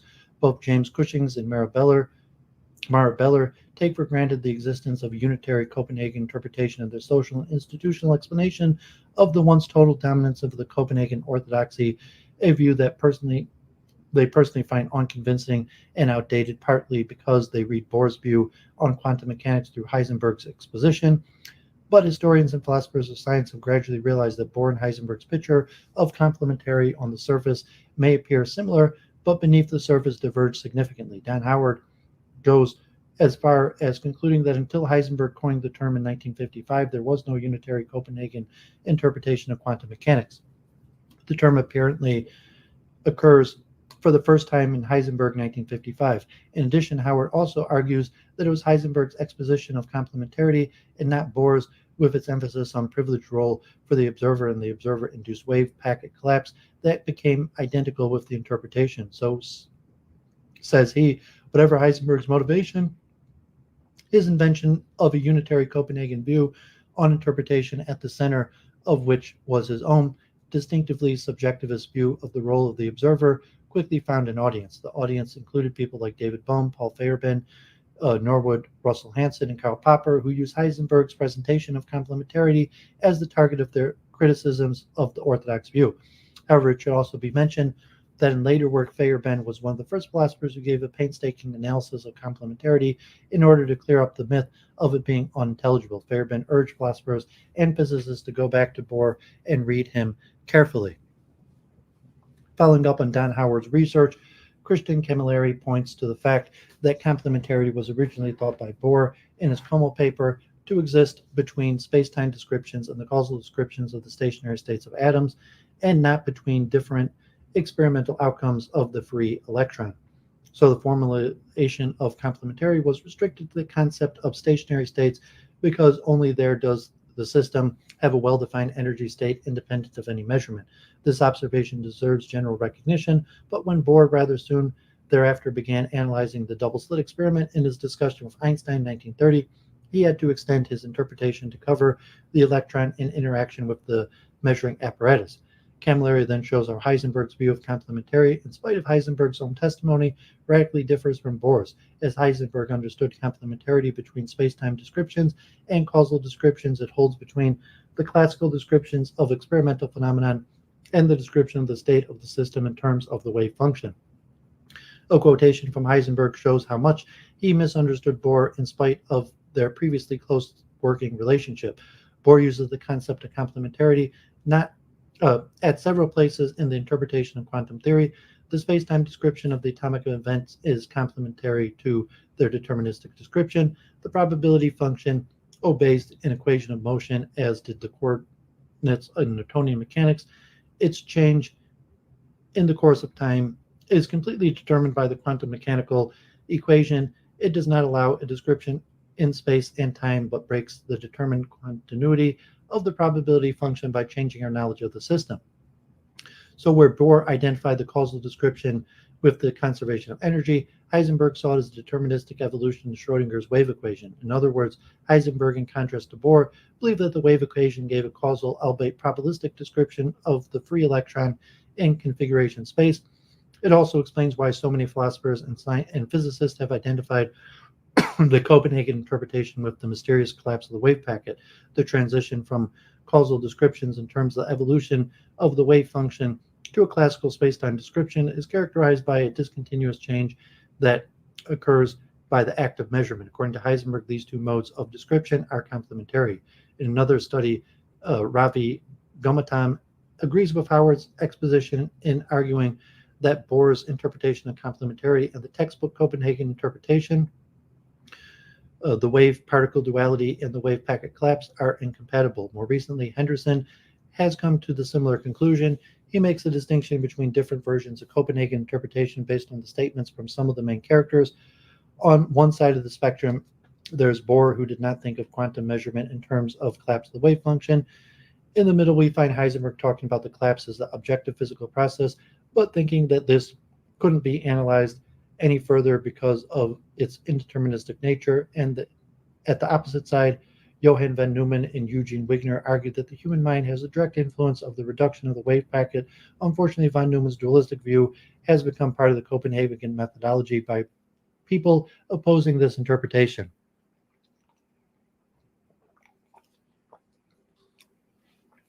The measurement problem and the classical quantum distinction. Apparently, we're living in a quantum world since everything is constituted by atomic and subatomic particles. Hence, classical physics seems merely to be useful approximation to a world which is quantum mechanical on all scales. Such a view, which many modern physicists support, can be called quantum fundamentalism. It can be defined as a position containing two components. Everything in the universe is fundamentally of quantum nature, the ontological component, and everything in the universe is ultimately describable in quantum mechanical terms, the epistemological component. Thus, we may define quantum fundamentalism to be the position holding that everything in the world is essentially quantized and that the quantum theory gives us the literal description of this nature. The basic assumption behind quantum fundamentalism is that the structure of the formalism, in this case the wave function, corresponds to how the world is structured. For instance, according to the wave function description, every quantum system may be in superposition of different states because of a combination of state vectors is also a state vector. Now, assuming that both the quantum object and the measuring apparatus are quantum systems, that each can be described by a wave function, it follows that the entangled state would likewise be represented by a state vector. Then the challenge is, of course, how we can explain why the pointer of a measuring instrument enters a definite and not a superposition position.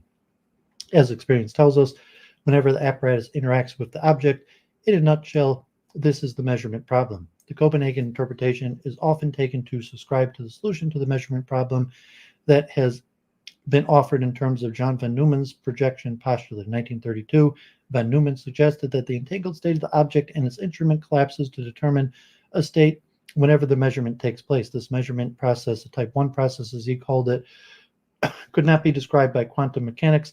Quantum mechanics can only describe type 2 processes, development of quantum systems in terms of Schrodinger's equation. In his discussion of the measurement problem, von Neumann then distinguished between 1, the system actually observed, 2, the measuring instrument, and 3, the actual observer. He argues that during a measurement, the actual observer gets a subjective perception of what is going on, and that has a non-physical nature which distinguishes it from the observed object and the measuring instrument. However, he holds on to a psychophysical parallelism as a scientific principle, which he interprets such that there is a physical correlate to any extra physical processes of the subjective experience. So in every case where we have a subjective perception, we must divide the world into the observed system and the observer. But where the division takes place is partly arbitrary. According to von Neumann, it is contextual whether the dividing line is drawn between the description of the observed object and the measuring instrument together with the observer, or it is drawn between the description of the observed object together with the measuring instrument and the observer. In other words, von Neumann argues that the observer can never be included in type 2 process description, but the measuring instrument may sometimes be part of the type 2 process, although it gives the same results with respect to the observed object. An important consequence of von Neumann's solution to the measurement problem is that type 1 processes take place only in the presence of the observer's consciousness. Furthermore, even when von Neumann considers the situation in which descriptions of the system and the measurement device are combined, he talks about the interaction between the physical system and an abstract ego. Therefore, the mind seems to play an active role in forming a type 1 process, which would be incompatible with the psychophysical parallelism. Indeed, within philosophy of mind, one cannot consistently maintain both psychophysical parallelism and the existence of the interaction between the brain and mind.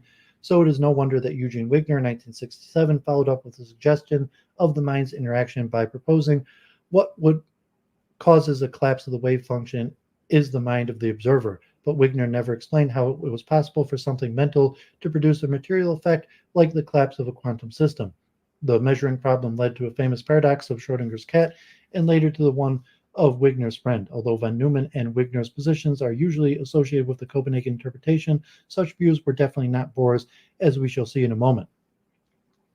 Quantum fundamentalists may indeed be ready to explain why the macroscopic world appears classical. An alternative to von Neumann's projection postulate is the claim that the formalism should be read literally and that measurements, classical outcomes do not describe the world as it really is, but there are ontological costs, which is significant to some. In one interpretation, the world divides into many worlds. As in many worlds as there are possible measurement outcomes, each time a system is observed or interacts with another system. Other fundamentalists had hoped that the decoherence problem might come up with an appropriate explanation. The decoherence theory sees an entanglement to exist not only between object and the measurement, but also as something which includes the environment. If Bohr had known the idea of decoherence, he would probably have had no objection to it, as several authors have pointed to decoherence as a natural dynamic extension of his view that measurements is an irreversible amplification process. However, it is generally agreed that decoherence does not solve the measurement problem. This might seem as if von Neumann's projection postulates has to be reintroduced as a dynamical factor to explain why one and only one measurement result appears.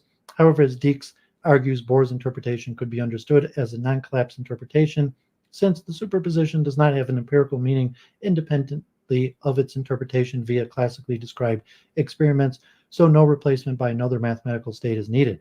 We just have to interpret the formulas correctly. In spite of that, there is no general agreement to what extent Bohr opposed quantum fundamentalism. Time and again, Bohr emphasized that the epistemological distinction between the instrument and the object is necessary because this is the only way one can functionally make sense of a measurement. The epistemic purpose of measuring instrument is to yield information about an object separated from the instrument itself. It is also generally agreed that Bohr didn't treat the classical world of the measuring instrument as epistemically separate from the quantum object along the line of a microscopic and macroscopic division. He sometimes included parts of the measuring instrument to which the quantum mechanical description should be applied. Don Howard therefore concludes that Bohr was not only an ontological quantum fundamentalist, but in fact also a sort of epistemological one. He believes that one can make Bohr's requirement that measuring apparatus and the experimental results have to be described in ordinary language supplemented with the terminology of classical physics consistent with an ontological quantum fundamentalism. According to him, Bohr never considered the measuring instrument as a classical object. Moreover, he thinks that this implies that Bohr had to understand that the use of classical concepts differently from what scholars usually think. He reinterprets Bohr in terms of quantum states called mixtures. Howard believes that with respect to an experimental context in which an instrument interacts with an object, Bohr didn't understand them as being in an entangled state, but being separated in a mixture state. The consequence would be that the instrument and the object exist in a definite quantum state, since such a state could be represented as a product of the wave function for the instrument and for the object. But as Maximilian Schlosshauer and Christian Camilleri have pointed out, this does not solve the measurement problem. Howard does not explain under which circumstances one can move from a quantum system measuring apparatus being in a non-separable state to a mixture of separated states. Therefore, one cannot be sure that the measuring apparatus is a definite state and its pointer in a definite place. Some philosophers seem to argue that Bohr was ontological but not an epistemological quantum fundamentalist. For instance, Bohr believed in the fundamental and universal nature of quantum mechanics and saw the classical description of the apparatus as purely epistemological move, which expressed the fact that a given quantum system is being used as a measuring device. And in a similar vein, one is left with the impression from Bohr's writing that the quantum classical divide is a necessary part of the epistemological structure of quantum mechanics. So Klaus Lanzmann accepts Howard's suggestion that Bohr is an ontological quantum fundamentalist, but he rejects Bohr should be considered an epistemological quantum fundamentalist. Lanzmann argues that Bohr held that the measuring instrument should be described in classical terms, since the result of any measurement, like in classical physics, would always have a definite value. However, Lanzmann agrees that Bohr understood all objects as essentially quantum mechanical objects. However, it may seem as if both Howard and Lanzmann missed the pragmatic nature of Bohr's view on ontological issues. Bohr mentioned more than once that physics was not about finding the essence of nature, but about describing the phenomenon in an unambiguous way. In the foreground of Bohr's thinking was the need for classical concepts for the description of measuring results, non-separability due to the entanglement of the system and the measuring instrument, the contextual nature of the measurement of complementary properties, and the symbolic character of the quantum formalism. One has to take all four components into consideration if we want to understand Bohr's solution to the classical quantum problem. According to Bohr, we are in quantum mechanics confronted with the impossibility of any sharp separation between the behavior of atomic objects and the interaction with the measuring instrument, which serve to define the very conditions under which the phenomenon appear. This is definitely a non-classical feature, which is described by quantum mechanics alone. In his response to the EPR paper, Bohr strongly rejected that this form of interaction could be regarded as a mechanical influence. The influence was on the conditions of the description, the experimental conditions under which it makes sense to apply classical concepts, but during a measurement we need to separate the system from the measuring instrument and the environment for pragmatic reasons. The pragmatic reasons seem to be reasonably clear. The outcomes of whatever experiment always yield a definite value, so the entanglement of an object and the measurement instrument described by quantum formalism only lasts until the interaction between the object and instrument stops. The quantum formalism can predict the statistical outcome of these interactions, but it cannot say anything about the trajectory of objects. Bohr's firmness about the use of classical concepts for the descriptions of measurements can be seen as his response to the measurement problem. This problem arises from the fact that quantum mechanics itself cannot account for why experiments on objects in a state of superposition always produce a definite outcome. Hence, if one does not argue for a spontaneous collapse of the wave function, hidden variables, or many worlds, one needs to supplement quantum mechanics with a classical description of measuring instruments in terms of clocks and rods. Heinrich Zinkelnagel may seem to get close to Bohr's view when he argues Bohr not so much solved the measuring problem as he dissolved it. According to his interpretation, Bohr believed that a quantum world, but only relative to a particular classical description and a certain classical world, the distinction between classical and quantum, both ontic and epistemic, is contextual. He thinks that the measurement problem is ultimately a consequence of ontological quantum fundamentalism, that everything is quantum, because if everything is quantum and correctly described by quantum formalism, what else would it mean to call everything quantum?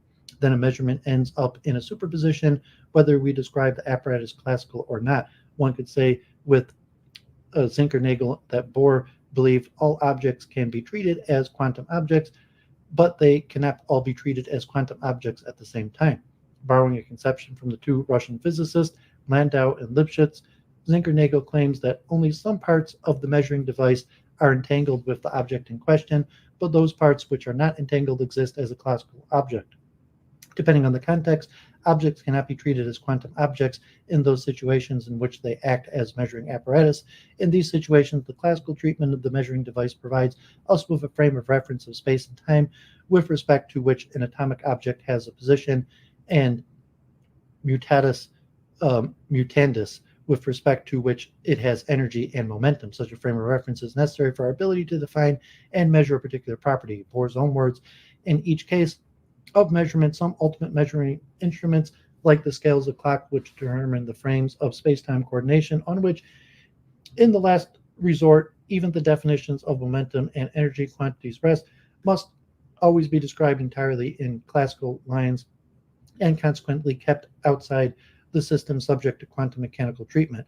What characterizes a frame of reference is that it establishes the conditions for the ascription of a well-defined position or well-defined momentum, and treated classically measuring instruments act exactly as frames of reference. The implication is that Bohr did not exclude the application of quantum theory to any system. Every system can, in principle, be treated quantum mechanically, but since we always need a framework of reference to describe experimental outcomes, not all systems can be treated quantum mechanically at once. In this debate, Dorado stresses the fact that by making explicit reference to Einstein's presentation of his special theory of relativity, Bohr regarded quantum mechanics as a theory of principle.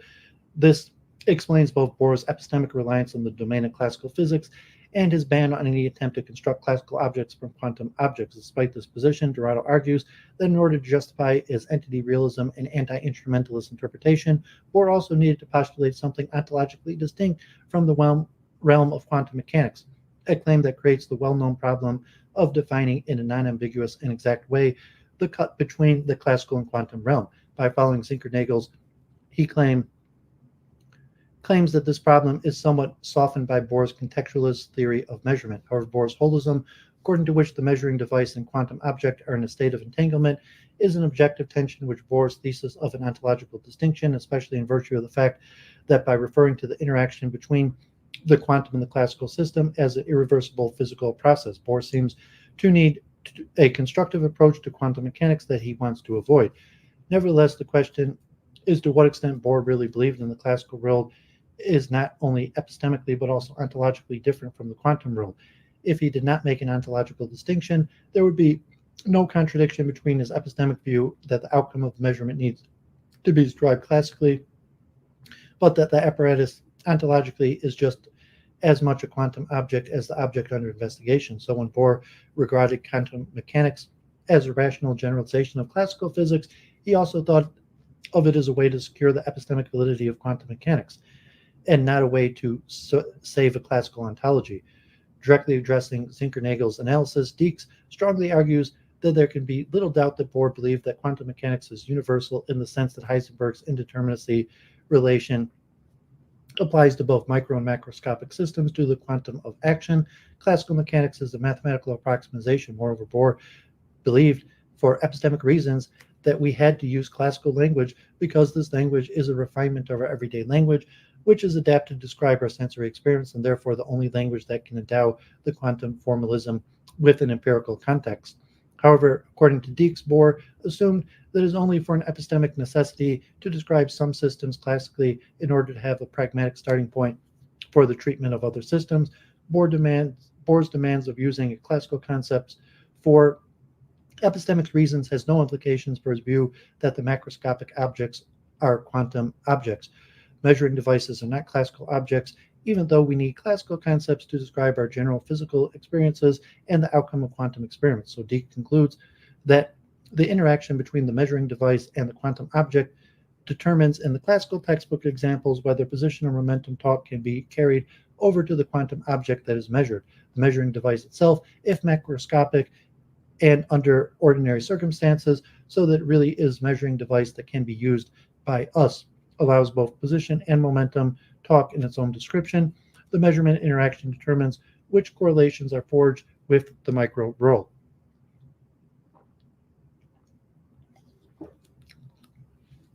New perspectives.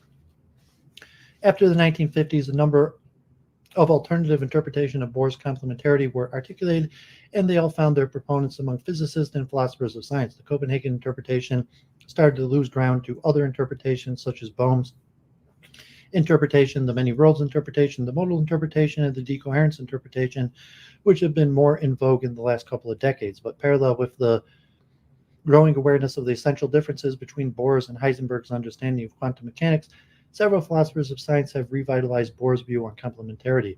Around the millennium, a new recognition of the Copenhagen interpretation has emerged. Rob Clifton and Hans Halvorsen argued that Bohm's interpretation of quantum mechanics can be seen as a special case of Bohr's complementary interpretation if it is assumed that all measurements ultimately reduce the position's measurement. Originally, Jeffrey Bubb and Clifton were able to demonstrate, given some idealized condition, that Bohr's complementary and Bohr's mechanics fall under their uniqueness theorem for non-collapse interpretation. Clifton and Halvorsen improved this result by showing that Bohr's idea of position and momentum complementary can be expressed in terms of inequivalent representations in the C algebraic formalisms of quantum mechanics. It turns out that either position or momentum are dynamically significant, but it's not permissible to assume that position and momentum are both dynamically significant in any single context. For these assumptions, they conclude that Bohm's hidden variables are none other than the value states that the complementary interpretation postulates if position measurements were already dynamically significant, but this metaphysical restriction is not, as their results indicate, demanded by the physics. Rather, Clifton and Halvorsen believe that the complementary may give us a realist interpretation of quantum field theory. Philosophers have also started to explore the idea of decoherence in relation to Bohr's view about the inseparability of behavior of the object and interaction with the measuring instrument. or the uncontrollable interaction between the atomic system and the measurement apparatus. Although Bohr assumed that the measurement apparatus is altogether a quantum mechanical system, he nevertheless believed that the instrument could be approximately described as by classical theory. Among the scholars just mentioned, there is a general agreement that the notion of decoherent is coherent with Bohr's view about the quantum classical division and adds a dynamical explanation of quantum classical transition, which Bohr's own exposition lacked.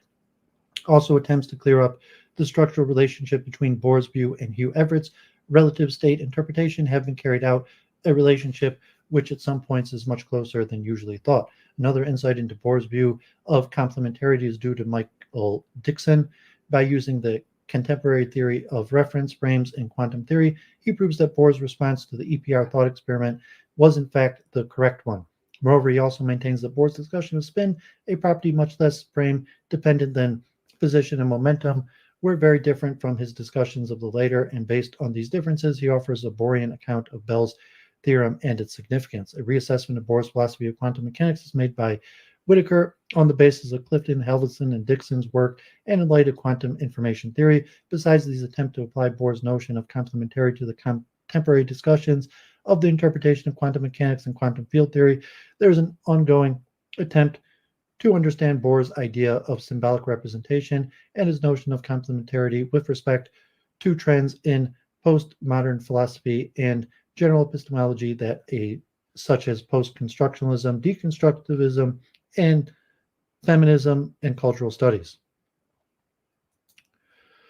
Okay, one last one. So anyone still sticking with me? Thanks for staying. And we're going to look at one last one. Deep dive into quantum mechanics today. Heavy stuff.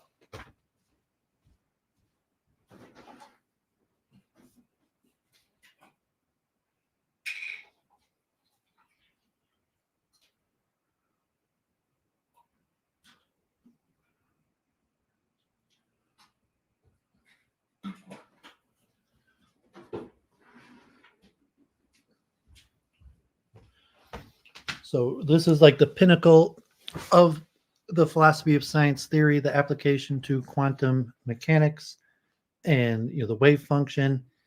And next week will just be some special topics that's more simple. So, and this one I saved for last is probably the most complicated of all of them, and I'll be skipping the technical parts.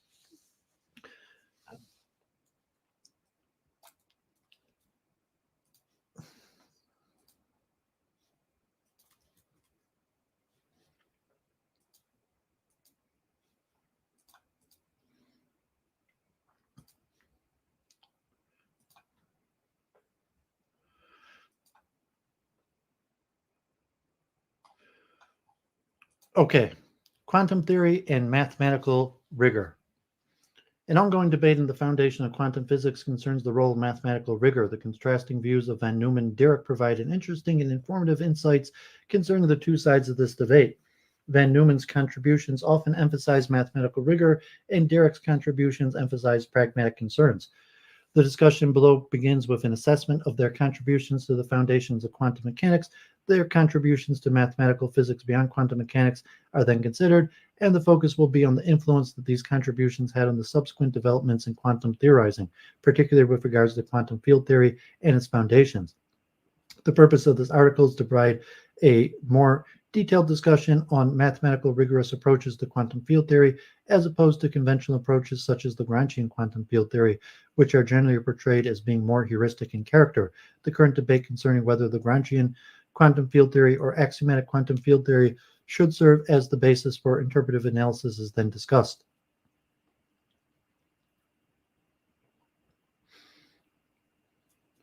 Introduction. There are two competing mathematical strategies that are used in connecting with physical theory. One emphasizes rigor and the other pragmatics. The pragmatic approach often comprises mathematical rigor, but offers instead expediency of calculation and elegance of expression. A case in point is the notion of the infinitesimal and non-zero quantity that is smaller than any finite quantity.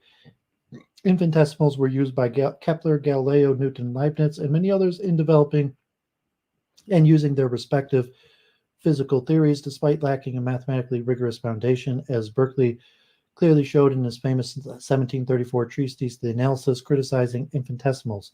Such criticisms did not prevent various 18th century mathematicians, scientists, and engineers such as Euler and Lagrange from using infinitesimals to get accurate answers from their calculations. Nevertheless, the pull towards rigor led to the development in the 19th century of the concept of a limit by Cauchy and others, which provide a rigorous mathematical framework that effectively replaced the theory of infinitesimals. A rigorous foundation was eventually provided for the infinitesimals by Robinson during the second half of the 20th century, but infinitesimals are rarely used in contemporary physics. The competing mathematical strategies are manifest in a more recent discussion concerning the mathematical foundations of quantum mechanics. In the preface to van Neumann's 1955 treatise on the topic, he notes that Dirac provided a very elegant and powerful formal framework for quantum mechanics, but complains about the central role in the framework of an improper function with self-contradictory properties, which he also characterizes as mathematical fiction. He's referring to Dirac's lambda function, which has the following incompatible properties: is defined over a real line, is zero everywhere except for one point at which it is infinite, and yields unity when integrated over the real line. Van Neumann promotes an alternative framework, which he characterizes as being just as clear and unified, but without the mathematical objections. He emphasizes that a framework is not merely a refinement of Dirac's, rather it is a radically different framework that is based on Hilbert's theory of operators. Dirac is, of course, fully aware that the lambda function is not well-defined expression, but he's not troubled by this for two reasons. First, as long as one follows the rules governed by the lambda function, such as using the lambda function only under an integral sign, measuring in part, not asking the value of the lambda function at a given point, then no inconsistencies will arise. Second, the lambda function can be eliminated, meaning that it can be replaced with a well-defined mathematical expression. However, the drawback in the case is, according to Dirac, that the substitution leads to more cumbersome expression that obscures the argument. In short, when pragmatics and rigor leads to the same conclusion, pragmatics trumps rigor due to the resulting simplicity, efficiency, and increase in understanding. As in the case of the notion of the infinitesimal, the Dirac function was eventually given a mathematically rigorous foundation that was done within Schwarz's theory of distribution, which was later used in developing the notion of rigid Hilbert spaces. The theory of distributions was used to provide a mathematical framework for the quantum field theory. The rigid Hilbert space was used to do so for quantum mechanics and then for quantum field theory. The complementary approaches, rigor and pragmatics, which are exhibited in the development of quantum mechanics, later came about in a more striking way in connection with the development of quantum electrodynamics and more generally quantum field theory. The emphasis on rigor emerges in connection within two frameworks: algebraic quantum field theory and Weigmann's axiomatic quantum field theory. Algebraic quantum field theory has its roots in the work of von Neumann on operator algebras, which was developed by him in his attempt to generalize the Hilbert space framework. Weigmann's axiomatic quantum field theory has its roots in Schwarz's theory of distributions, and it was later developed in the rigid Hilbert space frameworks. Roughly, the basic distinction between the two approaches is that the algebra of operators is the basic mathematical concept in algebraic quantum field theory, while operator-valued distributions, the quantum analogs of field quantities, are fundamental in Weigmann's axiomatic quantum field theory. It is worth noting that algebraic quantum field theory is generally formulated axiomatically, and that it is just as deserving of the name axiomatic quantum field theory. However, that term is often taken to refer specifically to the approach based on operator-valued distributions. To avoid any possible confusion, that approach is referred to as Weigmann's axiomatic quantum field theory. The emphasis on pragmatics arises most notably in the Lagrangian quantum field theory, which uses perturbation theory, path integrals, and renormalization techniques. Although some elements of the theory were eventually placed on a firmer mathematical foundation, there are still serious questions about its being a fully rigorous approach on par with algebraic and Weigmann's axiomatic quantum field theory. Nevertheless, it has been spectacularly successful in providing numerical results that are exceptionally accurate with respect to experimentally determined quantities and in making possible expedient calculations that are unrivaled by other approaches. The two approaches to quantum field theory continue to develop in parallel.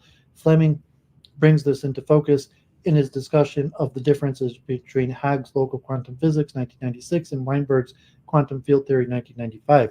Haag's book presents algebraic quantum field theory, and Weinberg's book presents Lagrangian quantum field theory. While both books are ostensibly about the same subject, Hogg gives a precise formulation of quantum field theory and its mathematical structure, but does not provide any techniques for connecting with the experimentally determined quantities, such as scattering cross sections. Weinberg gives a pragmatic formulation that engages with physical intuition and provides heuristics that are important for performing calculations. However, it is not as mathematically rigorous. Moreover, there are a number of important topics that are examined in one book, while not even mentioned in the other. For example, unitary inequivalent representations are discussed by Hague, but not by Weinberg. By contrast, Weinberg discusses Feynman's rules for path integrals, which are not mentioned at all by Hague. There is also the issue of demographics. Most particle and experimental physicists will read and study Weinberg's book, but very few will read Hague's book. Because of these differences, Fleming suggests that one might question whether the two books are really about the same subject. This gives rise to the question whether any formulation of quantum field theory is worthy of philosophical attention to its foundation.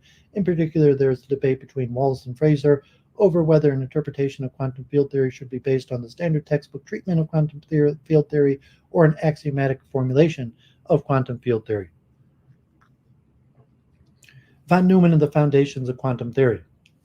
In the late 1920s, von Neumann developed a separable Hilbert space formulation of quantum mechanics, which later became the definitive one from the standpoint of mathematical rigor, at least. In the mid-1930s, he worked extensively on lattice theory, rings of operators, and continuous geometries. Part of his expressed motivation for developing these mathematical theories was to develop an appropriate framework for quantum field theory and a better foundation for quantum mechanics. During this time, he noted two closely related structures, modular lattices and finite type 2 factors, a special type of ring of operators that have what he regarded as desirable features for quantum theory. These observations led to his developing a more general framework, continuous geometries for quantum theory. Matters did not work out as von Neumann had expected. He soon realized that such geometries must have a transitional probability function if they are to be used to describe quantum mechanical phenomena, and that the resulting structure is not a generalization at all beyond the operator rings that were already available. Moreover, it was determined much later that the type 3 factors are the most important type of ring of operators for quantum theory. In addition, similar verdict was delivered much later with regards to his expectations concerning lattice theory. The lattices that are appropriate for quantum theory are orthomodular. A lattice is orthomodular only if it is modular, but the converse is false. Of the three mathematical theories, it is the rings of operators that have proven to be the most important framework for quantum theory. It is possible to use a ring of operators as a model key feature of physical systems in a purely abstract algebraic setting. A related issue concerns whether it is necessary to choose a representation of the ring in a Hilbert space. In any case, the separable Hilbert space remains crucial framework for quantum theory. The simplest examples of separable Hilbert spaces are the finite dimensional ones, in which the case of algebra operators is a type 1 factor of n is a positive integer. The operators are n by n complex matrices, which are typically used to describe internal degrees of freedom, such as spin. The separable Hilbert space formulation in quantum mechanics. Matrix mechanics and wave mechanics were formulated roughly around the same time between 1925 and 26. In July 1925, Heisenberg finished his seminal paper on a quantum theoretical interpretation of kinematic and mechanical relations. 2 months later, Born and Jordan finished their papers on quantum mechanics, in which the first rigorous formulation of matrix mechanics. 2 months after this, Born, Heisenberg, and Jordan finished on quantum mechanics 2, which was an elaboration of an earlier Born and Jordan paper. It was published in early 1926. These three papers are reprinted in van der Waerden in 1967. Meanwhile, Schrödinger was working on what eventually became his 4 famous papers on wave mechanics. The first was received by the Physics Journal in January 1926. The second was received in February, and the third in May, and the fourth in June. All 4 were reprinted by Schrödinger in 1928. Schrödinger was the first to raise the question of the relationship between matrix mechanics and wave mechanics in Schrödinger 1926, which was published in the Annalen in spring of 1926. Between the publication of his second and third papers, of the famous bohr. This paper is also reprinted in Schrödinger 1928. It contains a germ of a mathematical equivalence proof, but it does not contain a rigorous proof of equivalency, the mathematical framework that Schrödinger associated with wave mechanics in a space of continuous and normalizable functions, which is too small to establish the appropriate relation with matrix mechanics. Shortly thereafter, Dirac and Jordan independently provided a unification of the two frameworks, but their respective approaches required essential use of the lambda function, which were suspect from the standpoint of mathematical rigor. In 1927, van Neumann published 3 papers in the Göttinger Nachrichten that placed quantum mechanics on a rigorous mathematical foundation and included a rigorous proof without the use of the lambda function of the equivalence of the matrix in wave mechanics. These papers are reprinted in van Neumann 1961-3.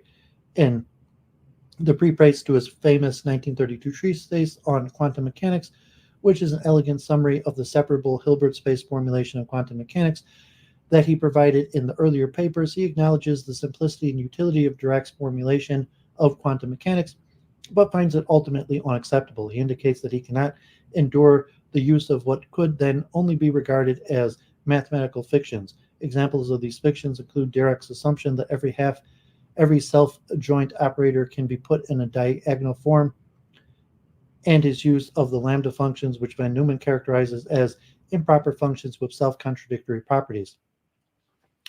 His stated purpose is to formulate a framework for quantum mechanics that is mathematically rigorous. What follows a brief sketch of van Neumann's strategy. First, he recognizes the mathematical framework of matrix mechanics as what would now be characterized as an infinite-dimensional separable Hilbert space. Here, the term Hilbert space denotes the complete vector space with an inner product. Van Neumann imposed the additional requirement of separability having a countable basis in his definition of a Hilbert space. He then attempted to specify a set of functions that would insubstantiate an indefinite dimensional separable Hilbert space and could be identifiable with Schrödinger waves mechanics. He began with the space of square integrable functions on the real line to satisfy the completeness condition that all Cauchy sequences of functions converge in the mean to some functions in that space. He specified the integration must be defined in the manner of Lebesgue. To define an inner product operation, he specifies that the set of Lebesgue square integrable functions must be partitioned into equivalence classes modulo the relation of differing a set of measure 0. Thus, the elements of the space are equivalence classes of functions rather than functions is sometimes overlooked, and it has interesting ramifications for the interpretive investigation. It has been argued in Krantz, for example, that separable Hilbert spaces is not a suitable framework for quantum mechanics under Bohm's ontological interpretations. Rings of operators, quantum logics, and continuous geometries. In a letter to Birkhoff from 1935, van Neumann says, I would like to make a confession which may seem immoral. I do not believe in Hilbert space anymore. The letter is published in van Neumann 2005. The confession is indeed startling since it comes from the champion of separable Hilbert space formulation of quantum mechanics and is issued just 3 years after the publication of his famous treatise, the definitive work on the subject. The irony is compounded by the fact that less than 2 years after his confession to Birkhoff, his mathematical theorizing about the abstract mathematical structure that was to supersede the separable Hilbert space continuous geometries with a transitional probability turned out not to provide a generalization of the separable Hilbert space framework. It is compounded again with interest in that the subsequent development in mathematical physics initiated and developed by van Neumann ultimately served to strengthen the entrenchment of the separable Hilbert space framework in mathematical physics, especially with regards to quantum theory. The 3 theoretical developments came together for van Neumann in his theory of continuous geometries during the 7 years following 1932, the algebraic approach to quantum mechanics, quantum logics, and rings of operators. By 1934, van Neumann had already made substantial moves towards an algebraic approach to quantum mechanics with the help of Jordan and Wigner. Their articles on the algebraic generalization of quantum mechanical formalization. In 1936, he published a second paper on the topic on an algebraic generalization of the quantum mechanical formalization. Neither work was particularly influential as it turned out. A related paper by van Neumann and Birkhoff, The Logic of Quantum Mechanics, was also published in 1936. It was seminal to the development of a sizable body of literature on quantum logics. It should be noted, however, that this happens only after modularity, a key postulate of von Neumann, is replaced with orthomodularity, a weaker condition. The nature of the shift is clearly explained in Holland, 1970. Modularity is, in effect, a weakening of the distributive law, limiting their validity to certain selected triplets of lattice elements. And orthomodularity is a weakening of modularity, limiting the validity of distributive laws to an even smaller set of triplets of lattice elements. The shift from modularity to orthomodularity was first made in Loomis 1955. Rapid growth in literature on orthomodular lattices and the foundations of quantum mechanics soon followed. Of substantial greater note for the foundation of quantum theory are 6 papers by von Neumann, 3 jointly published with Murley on rings of operator, all republished in 1961. The massive work of rings of operators was very influential and continues to have an impact on pure mathematics, mathematical physics, and foundations of physics.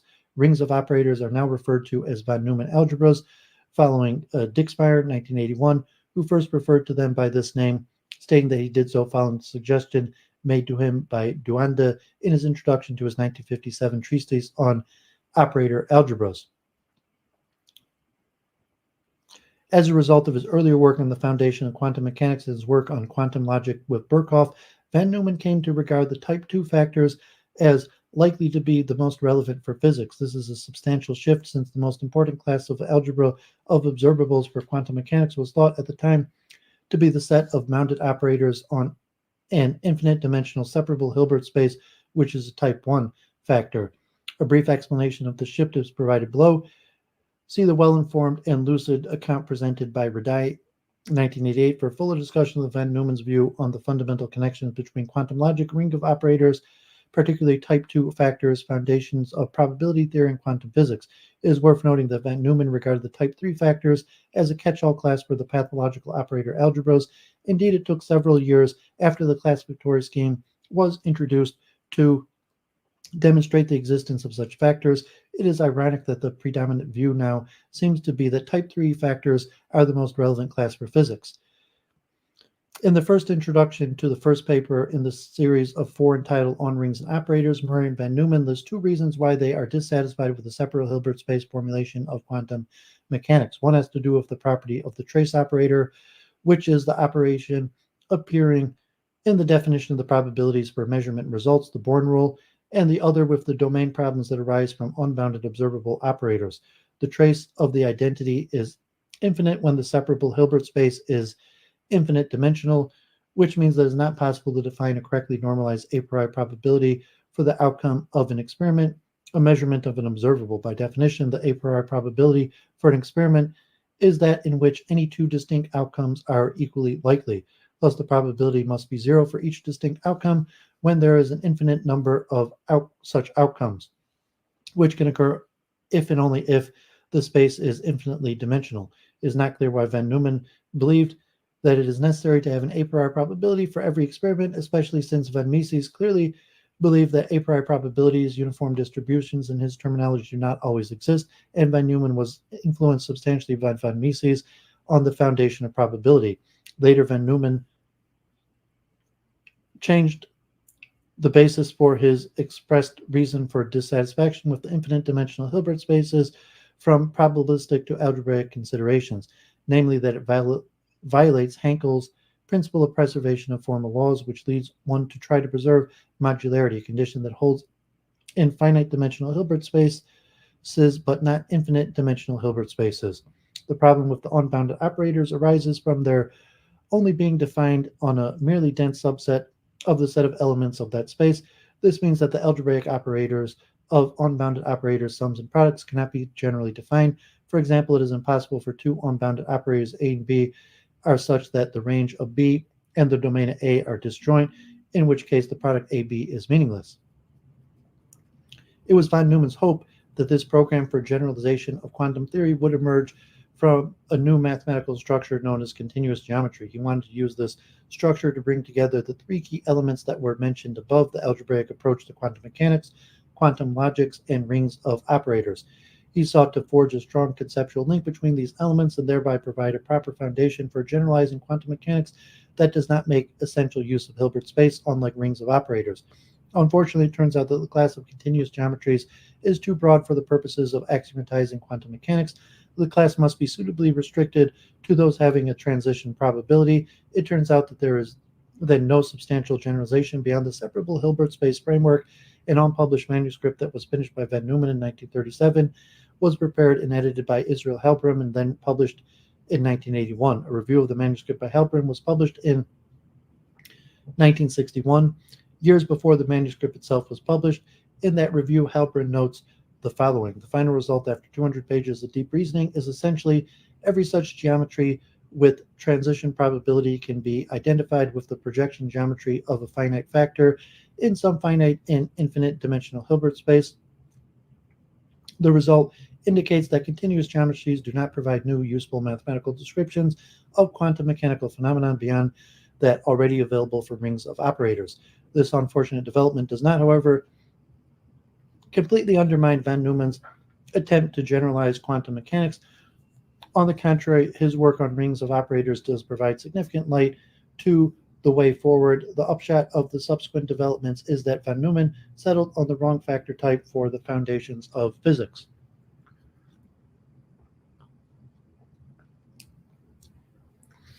Dirac and the foundations of quantum theory.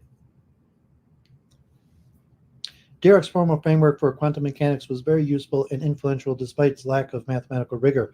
It was used extensively by physicists and inspired some powerful mathematical developments in functional analysis. Eventually, mathematicians developed a suitable framework for placing Dirac's formal framework on a firm mathematical foundation, which was known as rigid Hilbert space and is also referred to as Gelfand triplet.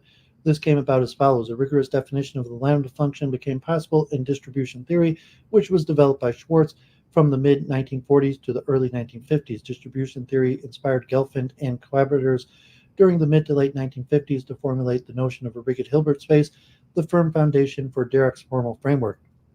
This development was facilitated by Grothendieck's notion of a nuclear space, which he introduced in the mid-1950s. The rigid Hilbert space formulation of quantum mechanics was then developed independently by Bohm and Roberts in 1966. Since then, it has been extended to a variety of different contexts in the quantum domain, including decay phenomenon and the arrow of time. The mathematical developments of Schwartz, Gelfand, and others had a substantial effect on quantum field theory as well. Distribution theory was taken forward by Whiteman in developing the axiomatic approach to quantum field theory from the mid-1950s to the mid-1960s. In the late 1960s, the axiomatic approach was explicitly put into the rigid Hilbert space framework by Bogolubov and co-workers. Although these developments were only indirectly influenced by Dirac, by the way, the mathematical developments that are associated with his formal approach to quantum mechanics, there are other elements of his works that had a more direct and very substantial impact on the development of quantum field theory. In the 1930s, Dirac, 1933, developed the Lagrangian formulation of quantum mechanics and applied it to quantum fields, and the latter inspired Feynman, 1948, to develop the path integral approach to quantum field theory. The mathematical foundation for path integral functionals is still lacking, though substantial progress has been made. Despite such shortcomings, it remains the most useful and influential approach to quantum field theory to date. In the 1940s, Dirac, 1943, developed a form of quantum electrodynamics that involved an indefinite metric, see also Pauli, 1943, in that connection. This had substantial influence on later developments, first in quantum electrodynamics in the early 1950s with the Gupta-Bloor formalism, and a variety of quantum field theory models such as vector meson fields and quantum gravity fields in the late 1950s. Dirac's lambda function principles and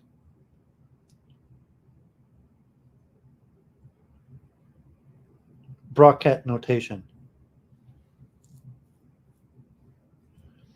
Dirac attempted to prove the equivalence of matrix mechanics and wave mechanics, made essential use of the lambda function as indicated above. The lambda function was used by physicists before Dirac, but it became a standard tool in many areas of physics only after Dirac's very effectively put it to use in quantum mechanics. It became widely known by way of his textbook, which was based on a series of lectures on quantum mechanics given by Dirac at Cambridge University. The textbook saw 3 later editions, the second in 1935, the third in 1947, and the fourth in 1958.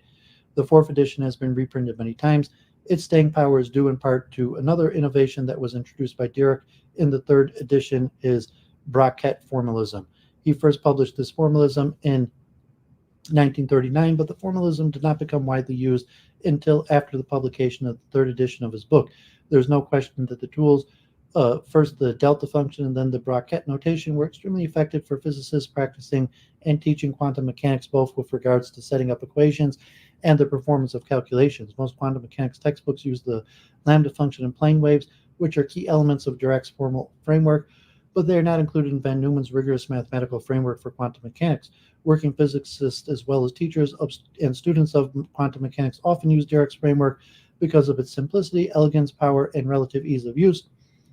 Thus, from the standpoint of pragmatics, Dirac's framework is much preferred over van Neumann's. The notation of rigid Hilbert space placed Dirac's framework on a firm mathematical foundation. The rigid Hilbert space formulation of quantum mechanics. Mathematicians worked very hard to provide a rigorous foundation for Dirac's formal framework. One key element was Schwarz's theory of distributions. Another key element, the notion of the nuclear space, was developed by Grothendieck 1955. This notion made possible the generalized eigenvector decomposition theorem for self-adjoint operators in rigid Hilbert space. The decomposition principle provided a rigorous way to handle observables such as positions and momentum in the manner in which they are presented in Dirac's formal framework. These mathematical developments culminated in the early 1960s with Gelfin's and Vilenkin's characterization of a structure that they referred to as rigid Hilbert space. It was unfortunate that the chosen name for this mathematical structure is doubly misleading. First, there is a natural inclination to regard it as denoting a type of Hilbert space, one that is rigid in some sense, but this inclination must be resisted. Second, the term rigged has an unfortunate connotation of illegitimacy, as the terms rigged election or rigged roulette table, and this connotation must be dismissed as prejudicial.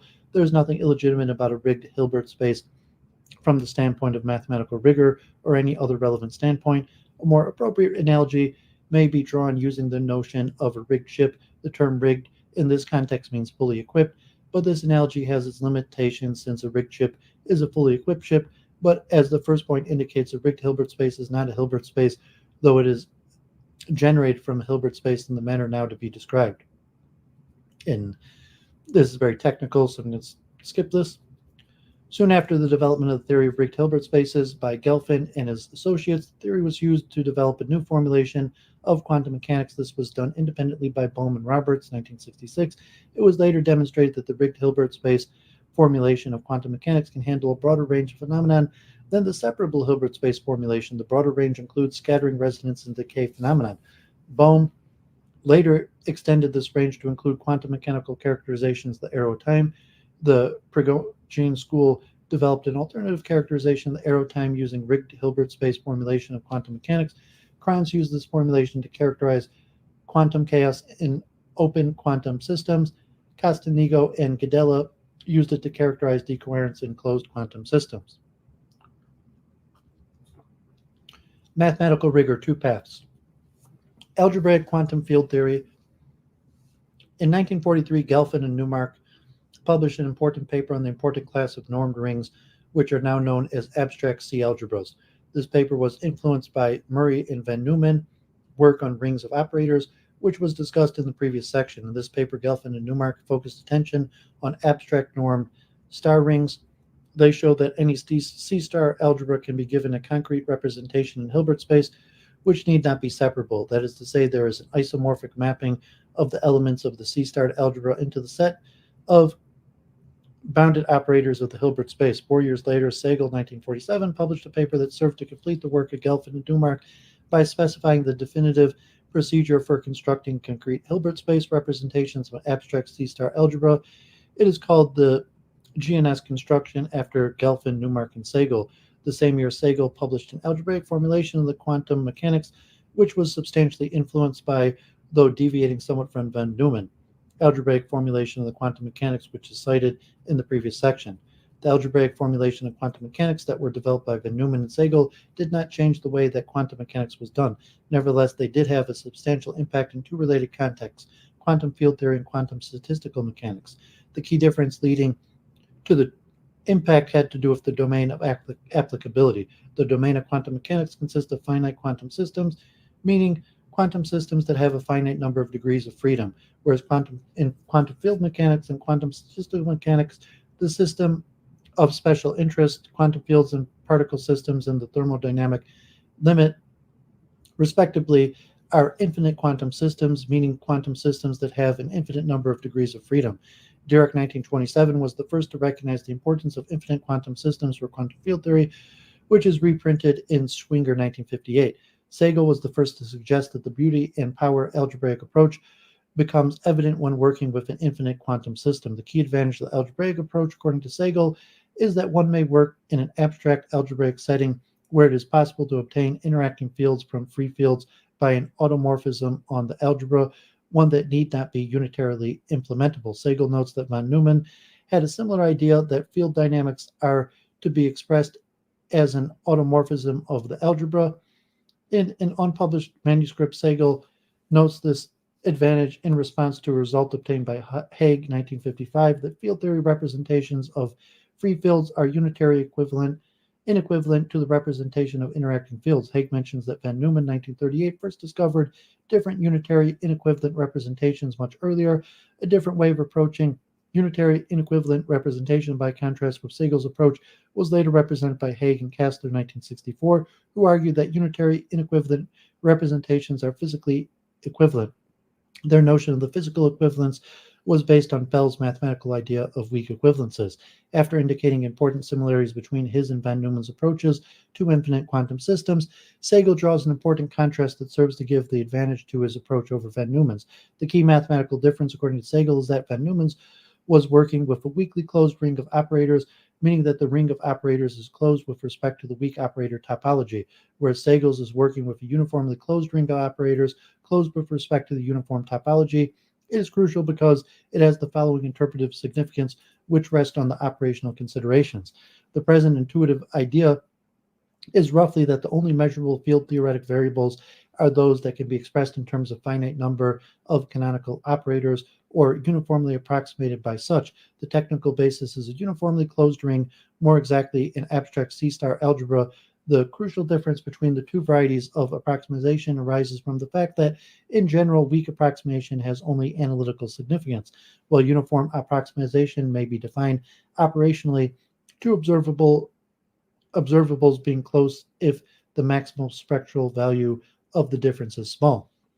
Initially, it appeared that Segel's assessment of the relative merits of van Neumann's algebras and C-star algebras with respect to physics was substantiated by a seminal paper. Among others things, Hague and Kastler 1964 introduced the key axioms of the algebraic approach to quantum field theory.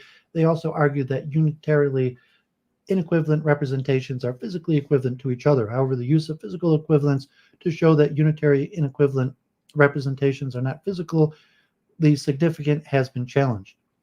The prominent role of type 3 factor van Neumann algebras within the algebraic approach to quantum statistical mechanics and quantum field theory raises further doubts about Segel's assessment. The algebraic approach has proven most effective in quantum statistical mechanics. It is extremely useful for characterizing many important macroscopic quantum effects, including crystallization, ferromagnetism, superfluidity, structural phase transition, Bose-Einstein condensation, and superconductivity. A good introductory presentation is Sewell 1986, and for more advanced discussion, Bartelli and Robinson. In algebraic quantum statistical mechanics, an infinite quantum system is defined by specifying an abstract algebra of observables. A particular state may then be used to specify a concrete representation of the algebras as a set of bounded operators in a Hilbert space. Among the most important types of states that are considered in algebraic statistical mechanics are the equilibrium states, which are often referred to as KMS states, since they were first introduced by the physicists Kubo, Martin, and Schwinger. There is a continuum of KMS states, since there is at least one KMS state for each possible temperature. Given an automorphism group, each KMS state corresponds to a representation of algebras of observables that define the system, and each of these representations is unitarily equivalent to any other. Thus, type 3 factors play a predominant role in algebraic quantum statistical mechanics. In algebraic quantum field theory, an algebra of observables is associated with bounded regions of Minkowski spacetime and unbounded regions, including all of spacetime, by way of a certain limiting operations that are required to satisfy standard axioms of local structure, isotony, locality, covariance, additivity, positive spectrum, and a unique invariant vacuum state. The resulting set of algebras on Minkowski spacetime that satisfy these axioms is referred to as the net of local algebras. It has been shown that special subset of the net of local algebras, those corresponding to the various types of unbounded spacetime regions, such as tubes, monotones, a tube that extends infinitely in one direction only, and wedges, are type 3 factors. Of particular interest for the foundation of physics are the algebras that are associated with bounded spacetime regions, such as a double cone, the infinite region of the intersection of a forward and backward light cone. As a result of work done over the last 30 years, local algebras of relativistic quantum field theory appear to be type 3 von Neumann algebras. One important area for interpretive investigation is the existence of a continuum of unitarily inequivalent representations of an algebra of observables. Attitudes towards unitarily inequivalent representations differ drastically in the philosophical literature. Weightman's axiomatic quantum field theory. In the early 1950s, theoretical physicists were inspired to axiomatize quantum field theory. One motivation for the axiomatizing of theory, not the one for the case now under discussion, is to express the theory in a completely rigorous form in order to standardize the expression of the theory as a mature conceptual edifice. Another motivation, more akin to the case in point, is to embrace a strategic withdrawal from the foundations to determine how renovation should proceed on a structure that is threatening to collapse due to internal inconsistencies. One then looks for existing piles, fundamental postulates that penetrate through the quagmire to solid rock, and attempts to drive home others at advantageous locations. Properly supported elements of the superstructure, such as the characterization of free fields, dispersion relations, so on, may then be distinguished from those that are untrustworthy. The latter need not be raised immediately and may ultimately glean supportive rigging from components not yet constructed. In short, the theoretician hopes that the axiomatization will effectively separate sense from nonsense, and that this will serve to make possible substantial progress towards the development of a mature theory. Grounding a rigorous mathematical framework can be an important part of the exercise, and that was a key aspect of the axiomatization of quantum field theory by Weightman. In the mid-1950s, Schwarz's theory of distributions was used by Weightman in 1956 to develop an abstract formulation of quantum field theory, which later came to be known as axiomatic quantum field theory. Mature statements of the formulation were presented by Weightman and Garding in 1964 and by Streeter and Weightman in 1964. It was further refined in the late 1960s by Bugolyubov, who explicitly placed axiomatic quantum field theory in the rigid Hilbert space framework. It is by now standard within the axiomatic approach to put forth the following 6 postulates: spectral condition, there are no negative energies or imaginary masses; vacuum states, it exists and it is unique; domain axioms for fields, quantum fields correspond to operator value distributions; transformation law, unitary representations in the field operator and state space of the restricted inhomogeneous Lorentz group. Restricted means inversions are excluded, and inhomogeneous means that translations are included.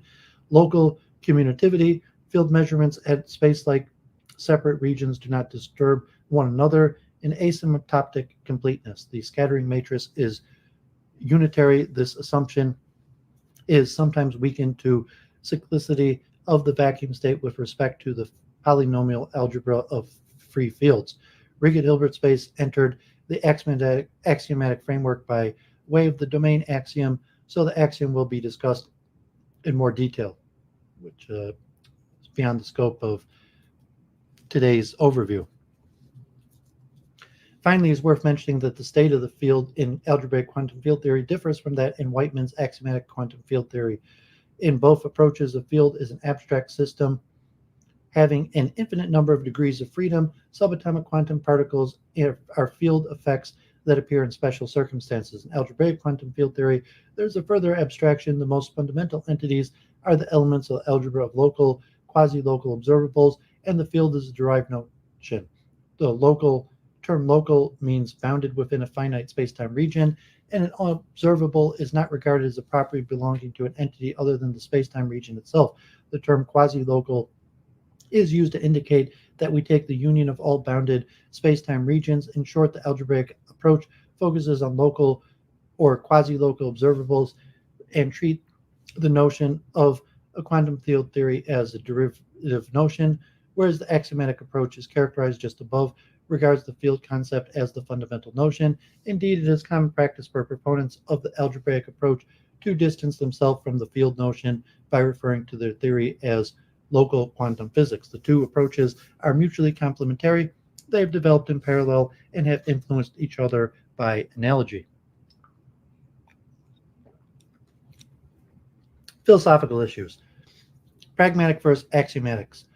Most physicists use Lagrangian quantum field theory to make predictions that have been experimentally verified with extraordinary precision in some cases. However, Lagrangian quantum field theory has been described as a grab bag of conflicting mathematical ideas that has not provided a sharp mathematical description of what counts as a quantum field theory model. Those criticisms motivated mathematically inclined physicists to search for a mathematically rigorous formulation of quantum field theory. Axiomatic versions of quantum field theory have been favored by mathematical physicists and most philosophers. With greater mathematical rigor, it is possible to prove results about the theoretical structure of quantum field theory independent of any particular Lagrangian. Axiomatic quantum field theory provides clear conceptual frameworks within which precise questions and answers to interpretational issues can be formulated. There are three main axiomatic frameworks for quantum field theories: Whiteman's, Osterwalder's, Schrader's, and algebraic. In Whiteman's, the axioms use functional analysis and operator algebras and is closer to Lagrangian quantum field theory since its axioms describe covariant field operators acting on fixed Hilbert space. The Osterwalder-Schrader axioms use a functional integration approach to quantum field theory. The algebraic quantum field theory uses C-star algebras to model local observables. However, axiomatic quantum field theory approaches are sorely lacking with regard to building empirically adequate models. Unlike quantum mechanics, which has a canonical mathematical framework in terms of von Neumann's Hilbert space formulation, quantum field theory has no canonical mathematical framework. Even though there is a canonical mathematical framework for quantum mechanics, there are many interpretations of the framework. Many worlds, GRW, Copenhagen, Bohmian. Quantum field theory has two levels that require interpretation. One, which quantum field theory framework should be the focus of the foundational efforts, if any, and two, how that preferred framework should be interpreted. Since one involves issues about mathematical rigor and pragmatic virtues, it directly bears on the focus of this article. The lack of canonical formulation of quantum field theory threatens to impede any metaphysical or epistemological lessons that may be learned from quantum field theory. One view is that these two approaches to quantum field theory, the mathematically rigorous and axiomatic approaches, and the pragmatic empirically adequate Lagrangian approach, are rival research programs. And Dorian Fraser, though Swanson argues that they are not rival programs. Fraser argues that the interpretation of quantum field theory should be based on the mathematically rigorous approaches of axiomatic formulation of quantum field theory. By contrast, Wallace argues that the interpretation of quantum field theory should be based on Lagrangian. Swanson and Eglam and Oldefetti 2017 are good overviews of the debate between Fraser and Wallace. The debate covers many different philosophical topics in quantum field theory, which makes it more challenging to pin down exactly what is essential to the arguments for both sides. One issue for the role of internal consistencies established by mathematical rigor versus empirical adequacy. Wallace argues that Lagrangian quantum field theory is empirically adequate since it can describe the forces of the standard model. Lagrangian quantum field theory has a collection of calculational techniques, including perturbation theory, path integrals, and renormalization group methods. One criticism of Lagrangian quantum field theory is that the calculational techniques it uses are not mathematically rigorous. Wallace argues that renormalization group methods put perturbative quantum field theory, an approach within Lagrangian quantum field theory on mathematically rigorous ground, and removes the main motivation for axiomatic quantum field theory. Perturbative quantum field theory. What follows is a rough overview of perturbative quantum field theory. Since exactly solvable free quantum field theory models are more mathematically tractable than interacting quantum field theory models, perturbative quantum field theory models treat interactions as perturbations to the free Lagrangian, assuming weak coupling. For strongly coupled theories like quantum chromodynamics that idealization fails, using perturbation theory approximate solutions for interacting quantum field theory models can be calculated by expanding S-matrix elements in a power series in terms of coupling parameter.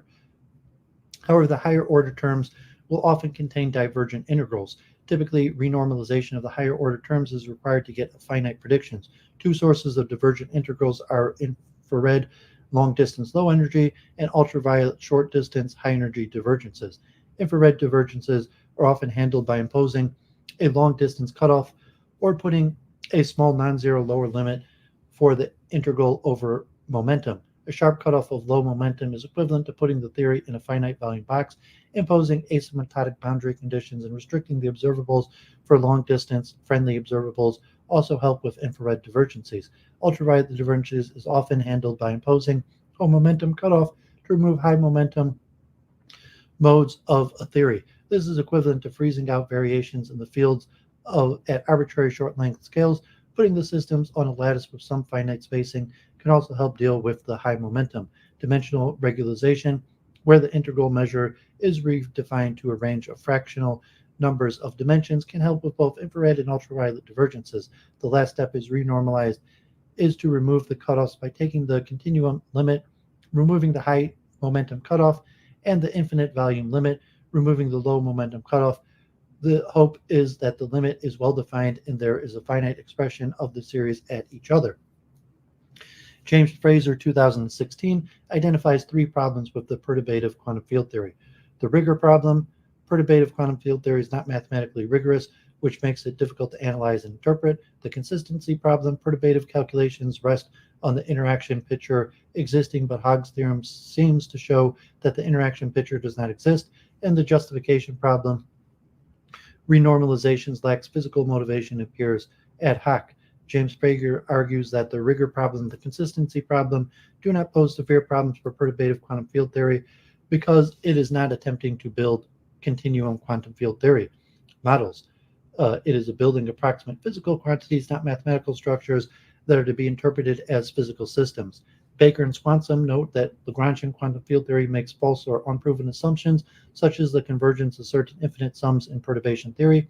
Dyson, 1952, gives a heuristic argument that quantum electrodynamic perturbation series does not converge. Baker and Swanson also argues that the use of long-distance cutoffs is at odds with cosmological theory and astronomical observations, which suggest that the universe is spatially infinite. Even in the weak coupling limit, where perturbation theory can be formally applied, it is not clear when the perturbative quantum field theory gives an accurate approximation of the underlying physics. In the interacting theory, when the dimension is less than 4 for Minkowski spacetime, the theory is non-trivial, but when the dimension is greater than 4, the renormalized perturbation series is asymptotic to a free field theory, even though it appears to describe non-trivial interactions. When there are 4 dimensions, the theory is also trivial if additional technical assumptions hold. Path integrals in quantum field theory. Another area where questions of mathematical rigor arise within perturbative quantum field theory is the use of path integrals. The S-matrix power series expansion contains integrals over momentum space, that is where path integrals Feynman diagrams have been helpful for making calculations. The key concept in the partition function z, which is defined as a functional integral involving the action, which is itself an integral of the Lagrangian. The following details come mainly from Hancock's Lee, 2017. More specifically, the action is a functional of quantum fields. The functional integral over the action ranges over all possible combinations of the quantum field values over spacetime. Informally, the sum is being taken over all possible field configurations. As Swanson notes, the path integral requires choosing a measure over an infinite dimensional spacetime path space which is only mathematically well-defined in special cases. Another way of having well-defined measures is to restrict attention to a finite dimensional subspace. But if functions are allowed to vary arbitrarily on short-length scales, then the integral ceases to be well-defined. All the correlation functions, vacuum states, expectation values of the fields at different spacetime points can be derived from the partition function z. So given z, all empirical quantities associated with the Lagrangian can be calculated, like scattering across sections. Finding z amounts to a solution of the Lagrangian quantum field theory. Z can be expanded into a Taylor series and the coupling constant. When this is done, two types of divergence can occur. Individual terms of the perturbation series can diverge, and/or the perturbation series itself is divergent, though the series may be an asymptotic series. To deal with series that diverge, physicists do the following procedures: regularization, which involves reducing the number of degrees of freedom via dimensional regularization, momentum cutoffs, or using lattice formalizations, and add counterterms to compensate for their regularization in the divergence. But this construction is purely formal and not mathematically defined. The rules used to manipulate the Lagrangian and hence the partition function are not well defined. Renormalization group techniques. Wallace, 2011, argues that renormalization group techniques have overcome the mathematical deficiencies of older renormalization calculation techniques. According to Wallace, the renormalization group methods put Lagrangian quantum field theory on the same level of mathematical rigor as other areas of theoretical physics. It provides a solid theoretical framework that is explanatorily rich in particle physics and condensed matter physics, so the impetus for axiomatic quantum field theory has been resolved. Renormalization group techniques presuppose that quantum field theory will fail at some short-length scale, but the empirical content of Lagrangian quantum field theory is largely insensitive to the details at such short-length scales. Dorian Fraser argues that renormalization group methods help articulate the empirical content of quantum field theory, but that renormalization group has no significance for the theoretical content of quantum field theory insofar as it does not tell us whether we should focus on Lagrangian or axiomatic quantum field theory. James Fraser and Hancock Lee argue that the renormalization group does more than provide empirical predictions in quantum field theory. The renormalization group gives us methods for studying the behavior of physical systems at different energy scales, namely how properties of quantum field theory models depend or do not depend on small-scale structure. The renormalization group provides a non-perturbative explanation of the success of perturbative quantum field theory. Hancock Lee discusses how mathematicians working in constructive quantum field theory use non-perturbative approximations with well-controlled error bounds to prove the existence of non-existence of ultraviolet fixed points. Hancock Lee argues that the renormalization group explains perturbative renormalization non-perturbatively. The renormalization group can tell us whether certain Lagrangians have an ultraviolet limit that satisfies the axiomatic quantum field theory should satisfy.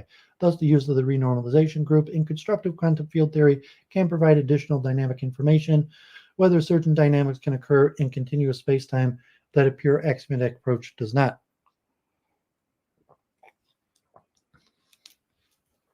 Eglam middle grounds. Eglam and Otto Freddy, 2017, argue that the main disagreement between Dorian Fraser and David Wallace is over the very definition of quantum field theory. Fraser takes quantum field theory to be the union of quantum theory and special relativity. If quantum field theory equals the union of quantum mechanics and special relativity, as Fraser maintains, then Lagrangian quantum field theory fails to satisfy the criterion since it employs cutoffs which violate Poincare's covariance. For Wallace, the violation of quantum field theory's Poincare covariance is not as worrisome. Quantum field theory is not truly a fundamental theory since gravity is absent. Wallace is more interested in what quantum field theory's approximate truth tells us about the world. Lagrangian quantum field theory gives us an effective ontology. The renormalization group tells us that quantum field theory cannot be trusted in the high energy regimes where quantum gravity can be expected to apply. The Planckian length scale, where gravitational effects cannot be ignored, the violation of the Poincare covariance via cutoffs may not amount to much if the fundamental quantum theory of gravity imposes some real cutoffs, according to Wallace. There are, however, other options to consider. Pluralistic approaches. Some philosophers have rejected the seemingly either-or nature of the debate between Wallace and Fraser to embrace more pluralistic views. On these pluralistic views, different formulations of quantum field theory might be appropriate for different philosophical questions. Baker advocates for the axiomatic and Lagrangian quantum field theory should be trusted in domains of inquiry where their idealizations are unproblematic. For example, if the domain to be interpreted in the standard model, then Lagrangian is the appropriate framework. Swanson analyzes Lagrangian axiomatic and Whiteman quantum field theory and argues that all three approaches are complementary and have no deep incompatibilities. Lagrangian supplies various powerful predictive tools and explanatory schemas. It can account for gauge theories, the standard model of particle physics, the weak and strong nuclear force, and the electromagnetic force. However, the collection of calculational techniques are not all mathematically well defined. Lagrangian provides quantum field theories at only certain length scales and cannot make use of unitarily inequivalent representations, since Lagrangian quantum theory uses cutoffs which renders all representations finite dimensional and unitarily equivalent by the Stone-von Neumann theorem. Axiomatic quantum field theory is supposed to provide a rigorous description of a fundamental quantum field theory at all length scales, but that conflicts with the effective field theory viewpoint, where quantum field theory is only defined for certain lengths. But if axiomatic quantum field theory captures what all quantum field theories have in common, then effective field theories should be captured by it as well. Axiomatic quantum field theory gives a precise regimentation of Lagrangian quantum field theory, but is unclear if axiomatic quantum field theory is fully faithful to the Lagrangian picture. Within the axiomatic approach, Whiteman quantum field theory has many sophisticated tools for building concrete models of quantum field theory, in addition to rigorously providing structural results like the PCT theorem and the spin statistics theorem. But Whiteman quantum field theory relies on localized gauge-dependent field operators that do not directly represent physical properties. Axiomatic quantum field theory might provide a more physically transparent gauge-free description of quantum field theory. It is a topological tool to define global quantities like temperature, energy, charge, particle number, which use unitary and equivalent representation. But axiomatic quantum field theory has difficulty constructing models, while Lagrangian quantum field theory is more mathematically amorphous. There are recent algebraic constructions of low-dimensional interacting models with no known Lagrangian, which suggests that axiomatic quantum field theory is more general than Lagrangian quantum field theory. However, Lagrangian quantum field theory provides constructive quantum field theory with guidance on correctly building models corresponding to Lagrangian particle physics physicists use with great empirical success. Constructive quantum field theory.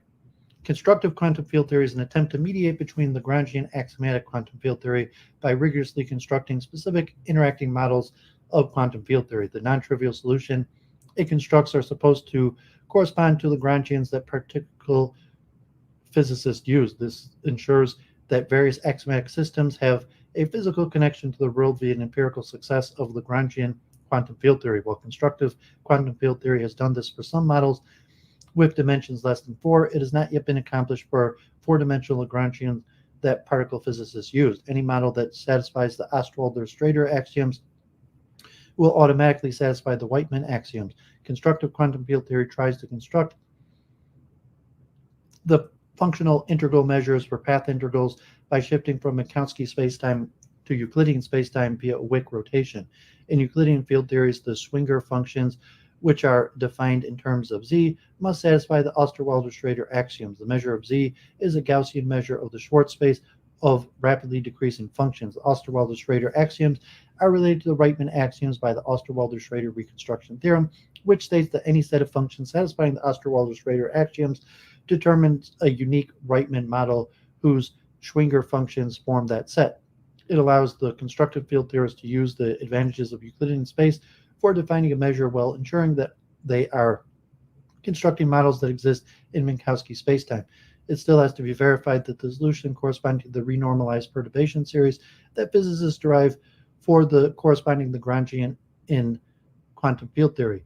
The challenge is how to translate something not mathematically well defined into something that is well, showing that the solutions in Lagrangian quantum field theory can be reproduced by something that is consistent with a set of axioms. This is crucial since, as Swanson points out, it is unclear whether the perturbation theory is an accurate guide for underlying physics described by the Lagrangian quantum field theory. This leads Hancock-Lee to argue mathematically unrigorous Lagrangian quantum field theory is relevant to the rigorous program of constructive quantum field theory in building rigorous interacting models of quantum field theory. Those models correspond to the Lagrangians of interest to particle physicists. Hence, Lagrangian quantum field theory can inform the theoretical content of quantum field theory. Another tool of constructive quantum field theory is the use of asymptotic series, which can tell us which functions the perturbative series is asymptotic to, which perturbative quantum field theory does not. Constructive quantum field theory tries to determine some properties of non-perturbative solutions to the equations of motions which guarantee that certain methods of summing asymptotic expansions will lead to unique solutions. Is the rigorously defined partition function z asymptotic to the renormalized perturbative series? Roughly, a function is asymptotic to the series expansions when successive terms in the series provide an increasingly accurate description of how quickly the function grows. The difference between the function and each order of the perturbation series is approximately small, but there are many different functions that have the same asymptotic expansion. Ideally, we want to be a unique function because then there is a unique non-perturbative solution. The concept of strong asymptoticity requires that the differences between the function and each order of the series is smaller than what is required by asymptoticity. A strongly asymptotic series uniquely determines a function. If there is a strong asymptotic series, then the function can be uniquely reconstructed from the series by Borel summation.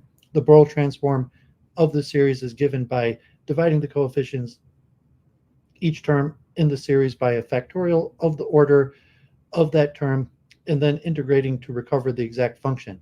In constructive quantum field theory, the goal is to associate a unique function with a renormalized perturbation series of some kind of Borel summability is the main candidate so far, though the Borel transform cannot remove large order divergences. The asymptotic behavior of the renormalized perturbation series can be extremely sensitive to the choice of regularization and the render it asymptotic to a free field theory, even if it appears to describe non-trivial perturbations. Okay, so that's probably the most complicated one I read so far. And, summing 9 out of 10 of my series, 10 will be a recap and some special topics. And so next week, I plan on covering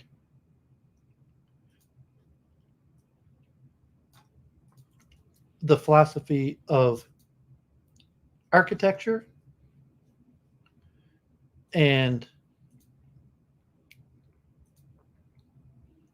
the philosophy of statistics, called like special topics related, and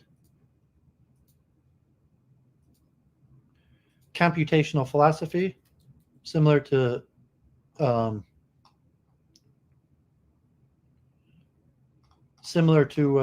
statistical, and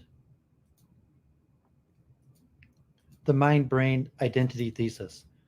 And that will conclude my series on